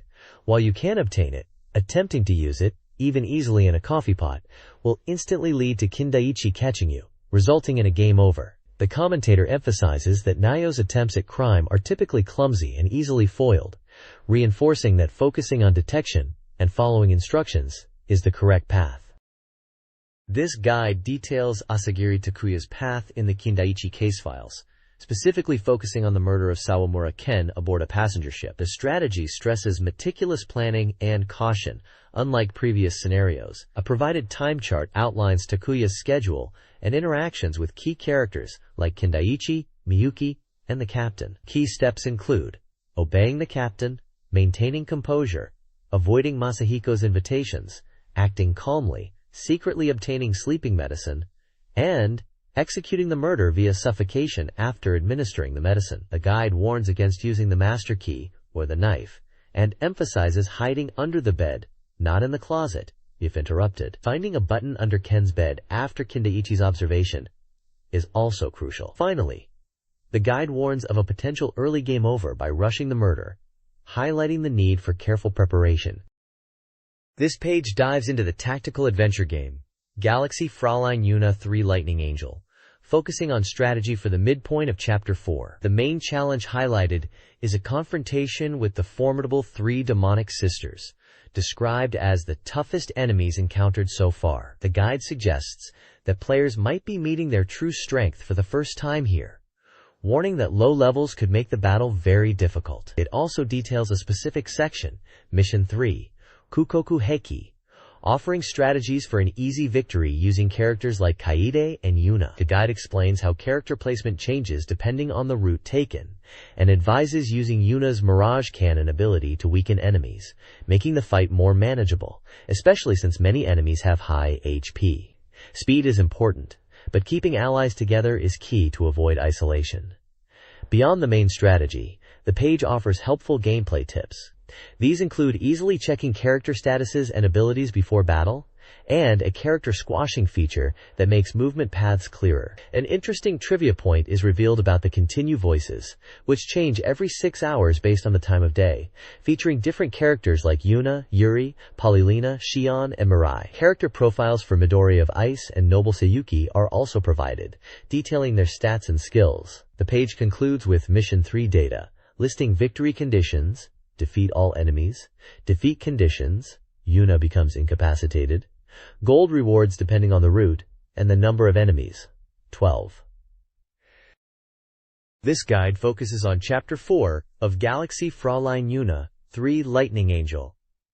Key strategies are provided for challenging battles, along with character recruitment advice. It highlights Kenu's close combat abilities and details. Mission 4, Meteor Our Hate, where players face Genmu and Kyuka. The recommended strategy involves concentrating attacks on the bosses to quickly defeat them, utilizing characters like Yuna, Ayaka, Shioka, and Kenu. Mission Alpha, Heavenly Star Ruins, is suggested for leveling up. Players are advised to recruit Emily of Culture after clearing the initial area by defeating grunt enemies. The guide stresses the increased difficulty of the Genmu and Kyuka fight, recommending a minimum level of 25 and continued focus fire. Finally, a movie theater section depicts a poignant scene where Yuna attempts to help the defeated Genmu and Kyuka, only for them to vanish in a flash of light, leaving Ayaka distraught. This guide covers Shining Force 2 is Scenario 1, focusing on the journey from Chapter 2 to mid-Chapter 3. The Force reunites with Julian and heads to the Republic, facing internal strife. Balsam, a high priest, is also introduced. The guide provides a detailed map of the Republic's southwestern plains, showing enemy placements and key locations like shops and tents. The primary objective is defeating Franz. Enemy units include Empire Knights, Kaiser Guards, and others. The mobile caravan, Vagabond, appears, offering various weapons and items. Key obtainable items, like a large egg and the map of Nakasu ruins, are also highlighted. Justice, a bow knight, joins the force. The guide notes his strong attack but low mobility. Newly recruited characters Synbios, Eldar, Karn, and Win are also mentioned, with a focus on Win's magic. Tactics for handling enemies, including using white roads and encouraging enemy infighting, are provided. This guide segment for Shining Force 2I Scenario 1 focuses on the Nakasu Ruins and Border Suspension Bridge stages. In the Nakasu Ruins, Julian's escape, players must defeat Sprited. The guide details enemy placements, succubus, master mages, etc., and notes key locations and obtainable items like healing drops and the Star of Hope. Tactical advice includes flanking enemies and avoiding master mage attacks. Only one treasure chest can be opened. The subsequent stage, Border Suspension Bridge, requires defeating Gazel. The map highlights the bridge's narrowness and enemy positions, wing knights, master mages. Gazel and nearby master mages are the biggest threat. Event units, Asupinia soldiers, and General Equal appear at specific map points. Defeating Equal before Gazel is possible. Post-battle, the guide mentions meeting Medion. It also provides enemy unit data and miscellaneous Shining Force 2 artifacts. Chapter 4 of Shining Force 2 focuses on the Espia capital, seized by Bearsoy soldiers. Players must defend the city and protect supplies. The guide details the capital's layout, including shops and a tavern where the warrior host can join. Players can find equipment and items like mithril silver. The Espia West Plain battle challenges players to defeat the invasion commander and protect Stritch. The battle map shows the initial enemy positions, including the invasion commander, wing knights, and Hydra, with mid-battle reinforcements. Tactical advice emphasizes aggressive advancement and utilizing magic and arrows effectively. The guide also recommends promoting units beforehand. After the battle, the player learns Flaggard is also under threat. This page continues the Shining Force CD guide, picking up after the Espia battle in the town of Stritch. The guide provides a map of Stritches, detailing key locations like the church, armory, tavern, and various houses, noting that some areas like the Autonomous District are inaccessible. Events here include finding the Desert Ruins map and learning about the volcano hole from a man in the tavern. There's also a list of weapons available at the shop, including items like the steel knife and power spear. Next, the guide covers the southern desert and desert ruins. A map shows enemy starting positions, including the boss Southgate Troop Commander, various wing knights, hellhounds, and other enemy types. The primary objective in this area is to defeat the Southgate Troop Commander. Notable items found here include mithril shards and healing water. Successfully completing this battle, under specific conditions, allows the recruitment of the Steam Knight, Manupal. Following the desert ruins, the guide moves to the volcano hole. This area features a map showing the route and enemy placement, notably featuring Papillion dragons. The clear condition for this stage is simply reaching the exit, allowing players to avoid a full battle if preferred. The guide also lists items obtainable in this area, such as the mithril knife. A sidebar provides details on Manupal's stats and abilities. This page discusses the Epilogue Story Digest Volume 2 of the game Yuno, a title targeted towards adults. The game features a multi-story system and centers around Yuno, a girl who chants love. This digest likely focuses on the post-game events, after the initial unknown land scenario. After a year in this new world, Takuya finds his longing for the original world, replaced by the family he's built with Ceres and Yuno. Yuno, their daughter, matures rapidly. The digest explores their family life, emphasizing their happiness and the unthinkable nature of life without them. The digest includes character illustrations of Yuno as a young girl and Ceres, the mother. It also outlines the border area, walking near the border section, which is an icon-click adventure taking place in a single route, up to Chapter 5. This section provides a map showing accessible locations, such as the house and forest, guiding players through the epilogue's progression. The guide encourages players to interact with all clickable elements to advance the story. This page continues the Epilogue Story Digest for the classic visual novel, Yuno, A Girl Who Chants Love.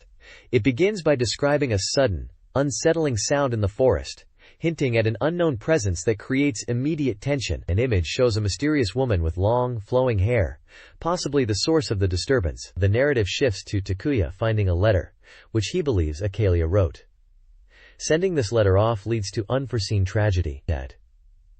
That night, Ceres and Yuno feel deeply uneasy, unable to sleep, and the family sleeps together for comfort. Images include a peculiar rocky structure with a glowing panel, and a contemplative shot of a woman lying down, reflecting on the unfolding events. Finally, the page offers a detailed look at the world of the epilogue, Della equals Grant. It explains this isn't Earth or Japan, but a unique realm with perpetual warmth. Key terms are defined, such as the border, the sole connection to the outside world where monsters emerge, and Raffaello, a vast desert leading to the imperial capital. The supreme god, Della equals Grantia, is introduced, along with the vital role of the rite performed by the Shrine Maiden, revealed to be Ceres, raising questions about her journey and purpose. This page dives into the deep strategy of J.League Pro Soccer Club Wo Tsukuru 2, a fantastic football management simulation. It provides essential tips for building a powerhouse team capable of winning the J.League title. The core advice is to prioritize upgrading your facilities, specifically the training ground and clubhouse, early on, as this lays the foundation for growth and financial stability. The guide stresses the importance of scouting strong domestic players to cover weaknesses, and advises caution when signing players over 30. A crucial feature highlighted is the player edit function. Don't skip it. Creating custom players using this feature is presented as a high-probability method for developing future star players for your club. Even if the initial stats aren't top tier, aiming for an A rating reflection is key for guaranteed success. Furthermore, the page touches on discovering and acquiring players with hidden potential, emphasizing the need to keep roster spots open to sign these future world-class talents. Effective training is also discussed, showing screenshots of the practice modes and formation screens that impact overall team strength and performance. This guide gives players the formula to turn a fledgling team into a champion. This guide illustrates the development of fictional J-League player Yoshio Yadono in Pro Soccer Club wo Tsukuru 2. Starting with low ability but hidden potential, Yadono's progress is tracked year by year. Early training yields little results. However, around years 3 to 5, his passing skills and versatility improve. By years 6 to 8, he becomes a key midfielder, contributing assists and goals. Finally, from years 9 to 11, Yadono reaches world level, excelling in ball distribution and recognized for overseas play. He becomes a peak player at age 27. The guide uses screenshots to show his stat improvements and tournament results. The AC button provides password access for saving progress. The focus on player development hints at its importance in the game. This page from the guide for Pro Soccer Club wo Tsukuru 2 shifts focus to recommending fictional Japanese players for key positions, specifically goalkeeper, GK, and defender, DF. For goalkeepers, the guide highlights save power and reading/intuition as the absolute essential abilities for a solid netminder, stating that players strong in these areas will develop into excellent GKs. Moving on to defenders, the core skills emphasized are marking and passing cut. However, the guide also points out that players with high dribbling ability are valuable for sideback roles, and defenders with strong shoot power can be effective in attacking defensive roles. Below these descriptions are tables listing recommended players for each position. These tables provide a detailed breakdown of each player's abilities using a star rating system, covering skills like game control power, passing, shooting, dribbling, stamina, mental strength, and more, alongside their suitability for different positions. The page includes screenshots showcasing player information screens and in-game action, illustrating the visual style of the game. The next page of this Pro Soccer Club wo Tsukuru 2 guide continues the recommendations for fictional Japanese players, this time focusing on midfielders, MF, and forwards, FW. For midfielders, the guide states that modern soccer requires a wide range of abilities. In this game, the crucial skills highlighted are game control power, passing, shooting, and dribbling. Players with high ratings in these 4 areas are noted as particularly important to scout. The guide emphasizes that all the recommended players below have the potential to develop to a world-class level. Moving on to forwards, the primary goal is scoring, and the ability to shake off defenders is key. The essential skills for FWS are listed as running power, dribbling, and shooting. However, the guide also points out that players strong in decision power and mental strength will also be effective in scoring. The page includes extensive tables detailing recommended players for both MF and FW positions. These tables use a star system to rate players across numerous abilities like game control power, passing, marking, ball control, shooting, dribbling, running power, save power, playmaking, stamina, decision power, mental strength, and reading/intuition, as well as their positional ratings for FW, MF, DF, and GK. Several player names are listed under each position heading, indicating their overall strengths through the star ratings. Screenshots show gameplay action and a goal celebration screen. This guide picks up the Princess Crown walkthrough at Valendia Castle. Players explore Valendia town, interacting with residents before entering. The castle features boss battles against Gorgon and Blatty. Preparation with recovery items is crucial. Afterward, players meet a specific character and return to Arnsberg, re-fighting Blatty. The guide details both Blatty encounters, advising close-quarters combat to avoid magic attacks. The Gorgon battle emphasizes understanding attack patterns and utilizing dodging and aerial maneuvers. Finally, the walkthrough leads to the Demon World, Bind Fear, a challenging tower. The guide recommends mapping its complex layout, marking dead ends, and resting at the end. The final battle against Sidrael requires aggressive combos and special moves, dodging his wake-up attacks. Screenshots illustrate town exploration, dialogue, and boss battles, including health bars and a tower map. This page continues the guide for Princess Crown, first detailing events that occur after defeating the Demon King Sidrael in Valendia Castle. The battle isn't over, as a Griffon attacks the castle afterward. Defeating it reveals information about a true boss and a book called Lalva's Book. The text implies Sidrael himself was corrupted by this true boss, Lalva. The guide then shifts focus to Portgas, one of the sub-characters, whose scenario becomes playable after clearing Edward's story. Portgas is described as a strong and easy-to-fiddle character due to his fast attack speed and long reach. His story involves searching for the sea's magic stone on Treasure Island. He teams up with an old man who possesses a map. After fighting cursed souls at sea, they reach the island.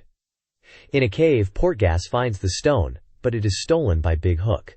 The guide reveals the old man was Big Hook in disguise, setting up a confrontation. The page also details the fight against Big Hook, comparing his tactics to the Griffon from Gradriel's story, and noting he uses minions. Screenshots illustrate the post-Sidrael events, Portgas's character art, and battles against various enemies including Big Hook and the cursed soul of Pirate King Drake.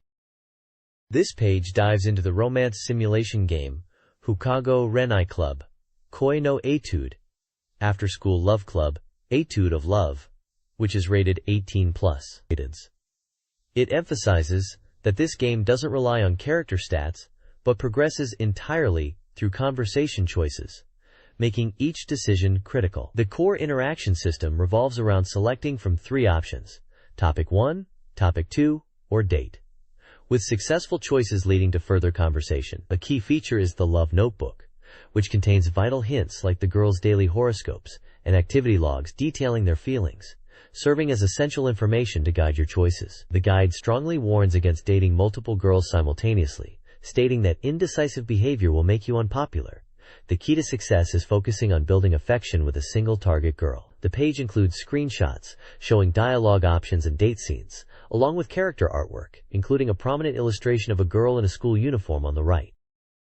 This page continues the guide for Hukago Renai Club, detailing 2 crucial elements for success. First, it explains how monologue scenes reveal the deepening of a girl's affection. These moments act as checkpoints, only occurring on specific dates if you've reached a sufficient level of favorability. If the event doesn't trigger by the listed date, like those provided for Nane's Horikawa and Kazumi Shindo, you know you need to reevaluate your approach and likely retry from an earlier save. The second key point emphasizes that accumulating dates is the deciding factor in building a relationship. The guide recommends inviting the girl for a brief chat or an immediate date whenever possible, especially for characters who have fewer scheduled date opportunities. Crucially, success hinges on maintaining a single-minded heart. This reinforces the game's core principle. Focusing on one girl is essential, as pursuing multiple interests will not lead to true romance, reflecting a theme applicable to both the game and real life. The page also features art of Konami Ito, a prominent character, alongside screenshots showing various date and monologue scenes. This guide focuses on strategic versus play in Real Bout Fatal Fury for the SEGA Saturn. It emphasizes core principles like offense and defense, counterattacks, and character-specific strategies. Consistent pressure and feints are key. The guide includes a diagram of combat flow, highlighting the interactions between various actions and their role in leading to continuous techniques, combos. While throws are useful, combos are generally favored for higher damage and priority. The guide details effective combos, specifically those that chain basic attacks into special or super special moves. Memorization and practice of these combos are crucial. Character-specific combination attack lists are provided as flowcharts for several characters, visually depicting how basic attacks link together, incorporating directional inputs and timing to lead into special moves. Mastering these links is emphasized for maximizing damage output. This page continues the tactical breakdown for Real Bout Fatal Fury, shifting focus from general principles to specific character strategies. It features detailed guides for 4 key fighters: Terry Bogard and Dai Bogard, Joe Higashi and Mai Shiranui. For each character, the guide outlines their overall fighting style, highlights their effective anti-air options, provides a basic strategy overview, and includes visual diagrams for their core continuous techniques or combos. It also offers specific tactical tips for different situations. Terry is presented as a rushdown character, with strong basic attacks and reliable specials, emphasizing aggressive pressure and line changes. Andy is described as needing more delicate tactics, focusing on zoning with his projectile, the Hishoken, and exploiting openings. Joe Higashi is highlighted for his easy-to-do special moves and aggressive offense, though his anti-air requires careful timing. Mai Shiranui is noted for her balanced offense and defense, with both solid zoning tools and invincible anti-airs, allowing for both stable and tricky playstyles. The basic combos shown chain multiple normal attacks into special or super special moves, providing crucial damage output. The page includes screenshots illustrating each character's signature moves or combat situations. This guide focuses on advanced combo techniques in X-Men vs. Street Fighter on SEGA Saturn, 4 MB RAM required, maximizing damage output. It highlights combos for Dhalsim, Magneto, and Akuma. Dhalsim's combos utilize his long reach, emphasizing precise timing. Techniques include hitting a falling opponent with a strong kick before a yoga blast, or aerial kicks, followed by retreating inputs. Magneto's combos, while simpler, are powerful. Combos involve canceling a strong kick into hypergravitation, or edge-of-screen aerial sequences with down weak kicks and jump middle punches, requiring precise timing. Akuma's combos, similar to Ryu/Ken's, are competitive. They involve adjusting timing on falling opponents after launches, using jump strong kick, and repeating normal attacks, alongside knockdowns into chain combos with advancing movement and precise attack timing. The guide features screenshots demonstrating the techniques. The next page of the X-Men vs. Street Fighter guide delves into combo strategies for M. Bison, Zangief, and Juggernaut. M. Bison's section focuses on utilizing the Psycho Crusher in juggling combos, noting that while they may not be visually spectacular, they are effective and can link efficiently. Zangief's techniques prominently feature his aerial Russian slam hyper combo, outlining complex juggle sequences that require precise timing and positioning after launching the opponent and repositioning on landing. The guide notes the difficulty in maintaining opponent height and targeting shorter characters. Juggernaut's combos are described as less intricate due to his slow normal move chaining, but highlight the effectiveness of his Juggernaut Head Crusher hyper combo, particularly as a quick and damaging finisher from normal attacks or against specific opponent types like Cammy or Chun-Li. Screenshots illustrate key moments in these combo sequences. This page of Arcade Express Volume 15 introduces the new arcade title, Find Love, developed by Daiki. Running on the Sega STV board and supporting two-player simultaneous play, Find Love is a puzzle game featuring cute girls. The arcade version is based on the Sega Saturn release of Zenkoku Seifuku Bishujo Grand Prix Find Love, and features a selection of popular characters from the original 35 girls. The page includes illustrations of some of the game's heroines and a character introduction section, providing brief profiles and portraits for some of the girls featured in the arcade version. This page continues the coverage of Daiki's arcade title, Find Love, which runs on the Sega STV board. This is a puzzle game building upon the foundation of the Sega Saturn release, focusing on 4 distinct puzzle types: Spot the Difference, Concentration, Panel Puzzle, and Jigsaw Puzzle. The arcade version notably pares back the adventure elements, instead prioritizing quick, engaging puzzle challenges that reward players with exclusive, beautiful bonus graphics upon completion. The page showcases screenshots of each puzzle type in action and presents profiles for some of the game's featured heroines, offering details like their vital statistics and hobbies. It highlights that the arcade version includes bold cuts and enhanced visuals not present in the Saturn counterpart, making it a compelling experience even for those familiar with the home console game. Furthermore, it mentions plans for character key holders and posters to become available as amusement prizes, adding to the game's appeal for fans. This page features the Satamaga Forum Volume 6, a fan feedback and art section specifically highlighting Shin Megami Tensei, Devil Summoner, Soul Hackers. The main event is the Soul Hackers Countdown, announcing popularity polls for both the demons and the characters appearing in the game, with a deadline of January 31st. Fans are encouraged to explain their reasons for their choices. The page includes a pin-up illustration of the popular character Yuichi. The VR Art Museum showcases fan-submitted illustrations of characters like Victor, Succubus, and the protagonists Yuichi and Hitomi. The Megaton meeting room serves as a Q&A and feedback corner for the game. A winter collection section features photos, including fans cosplaying as soul hackers, characters Victor, and a maid-like attendant, and a charming fan postcard illustration featuring Jack Frost and another small demon. The page also includes a general call for fan mail, illustrations, and game feedback. This page is dedicated to the world of Last Bronx, specifically celebrating the release of its radio drama CD series. It features a special interview between the game's producer from Sega AM3 and a representative from Inokusu Records, the publisher of the CRODs. They discuss the origins of the radio drama project, which stemmed from ideas even before the Saturn version, and how it allowed them to delve deeper into the characters and stories that weren't fully explored in the fighting game. They emphasize the high production quality and voice acting, promising listeners a chance to hear detailed character interactions and soundscapes. The page prominently advertises the complete 4-volume radio drama CD set, highlighting the cool illustrated jackets that combine to form a larger image and a limited edition bonus. There's also a special present campaign offering readers a chance to win Last Bronx posters. The page is visually rich, with illustrations of the game's characters and photos of the team involved in bringing the drama to life.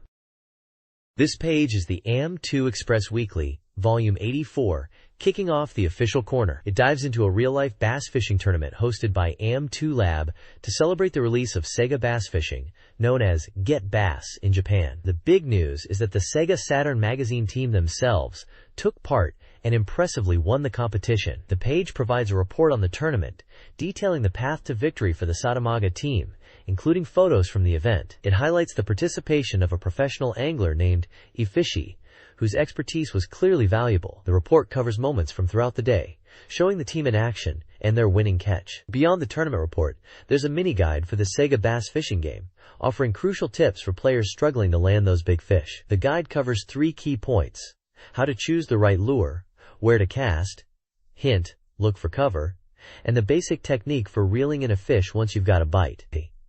These tips are accompanied by screenshots directly from the game, illustrating the advice clearly. Finally, the page includes a present campaign, giving readers a chance to win exclusive Sega Bass Fishing merchandise related to the tournament, such as posters, caps, and lure-shaped keychains.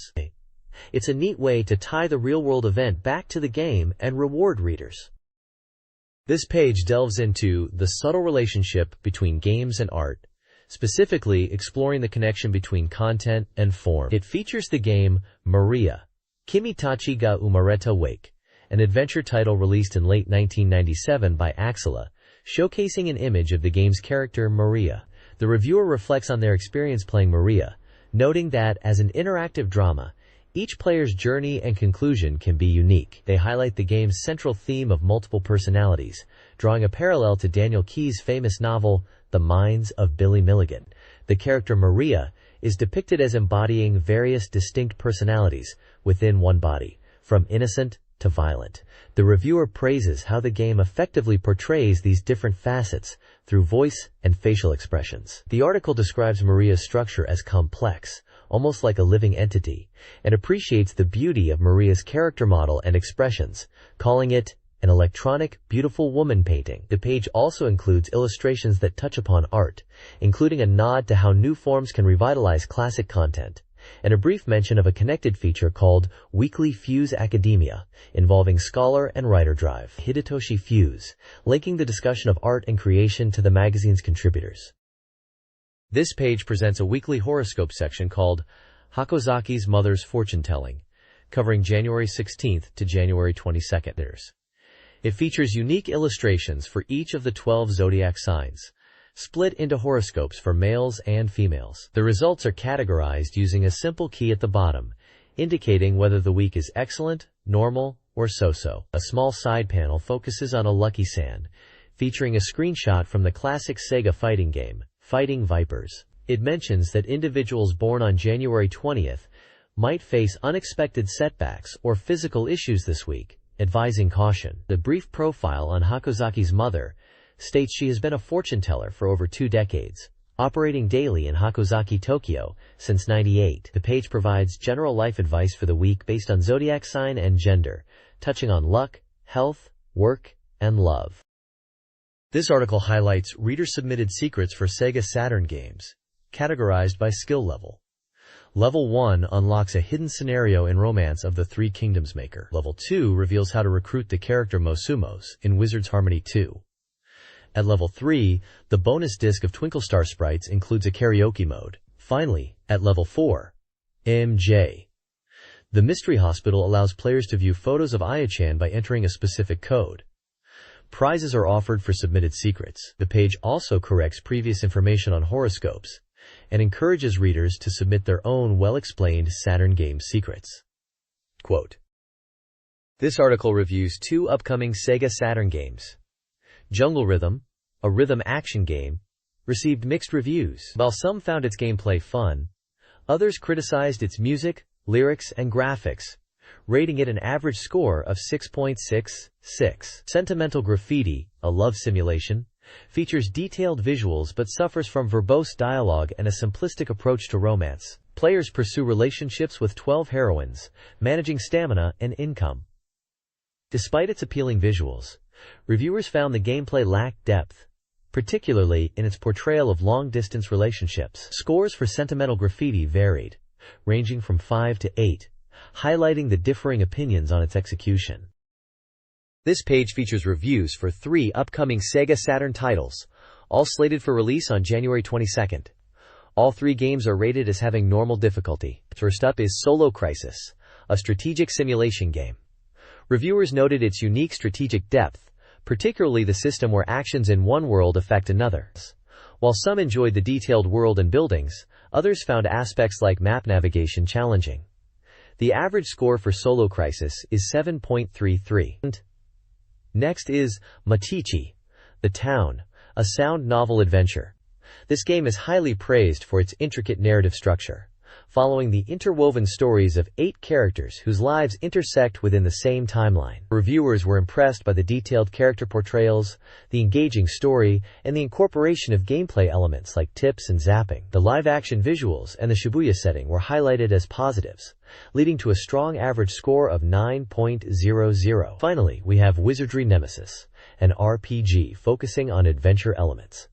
This 8th entry in the classic series received mixed reception. Some found it unrefined, with slow scene transitions, and noted issues with stress during movement and difficulty remembering details. Others appreciated its unique atmosphere and graphics, though they felt it might not appeal to everyone. The average score for Wizardry Nemesis is 5.33. This page lays out the upcoming software release schedule for the Sega Saturn, providing gamers a look ahead at titles slated for January, February, and March, as well as those with undecided release dates. The schedule details each game with its planned launch date, title, price, developer, genre, and compatibility notes. It's clear from this list that the platform was supporting a wide variety of experiences, ranging from action-packed titles like Die Hard Arcade to deep RPGs such as Panzer Dragoon Saga and Suikoden, various simulations, shooters, adventure games like House of the Dead, and classic collections like Phantasy Star. The page includes a helpful guide defining the listed genres and compatible peripherals like the analog controller or twin stick. Notes also highlight whether a title is newly added to the schedule or has undergone a title change, keeping players informed about the evolving release landscape.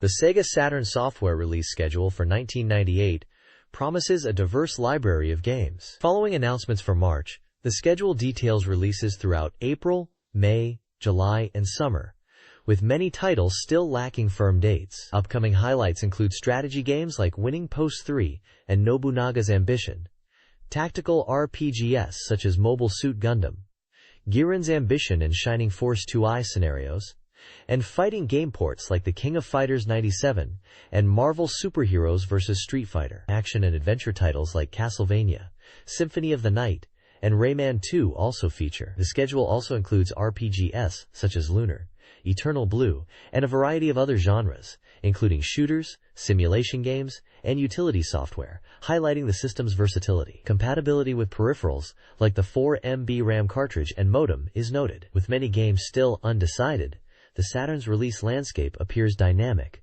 with potentially more titles to come. SEGA Saturn Magazine held a reader giveaway.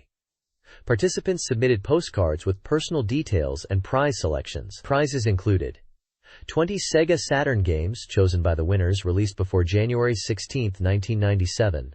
20 Tokimeki Memorial Calendars, Konami promotional item. 10 Refrain Love Music Seeds, in a heart-shaped case. 2 Junior Shinkansen Limited Express Travel Game board games, Takara.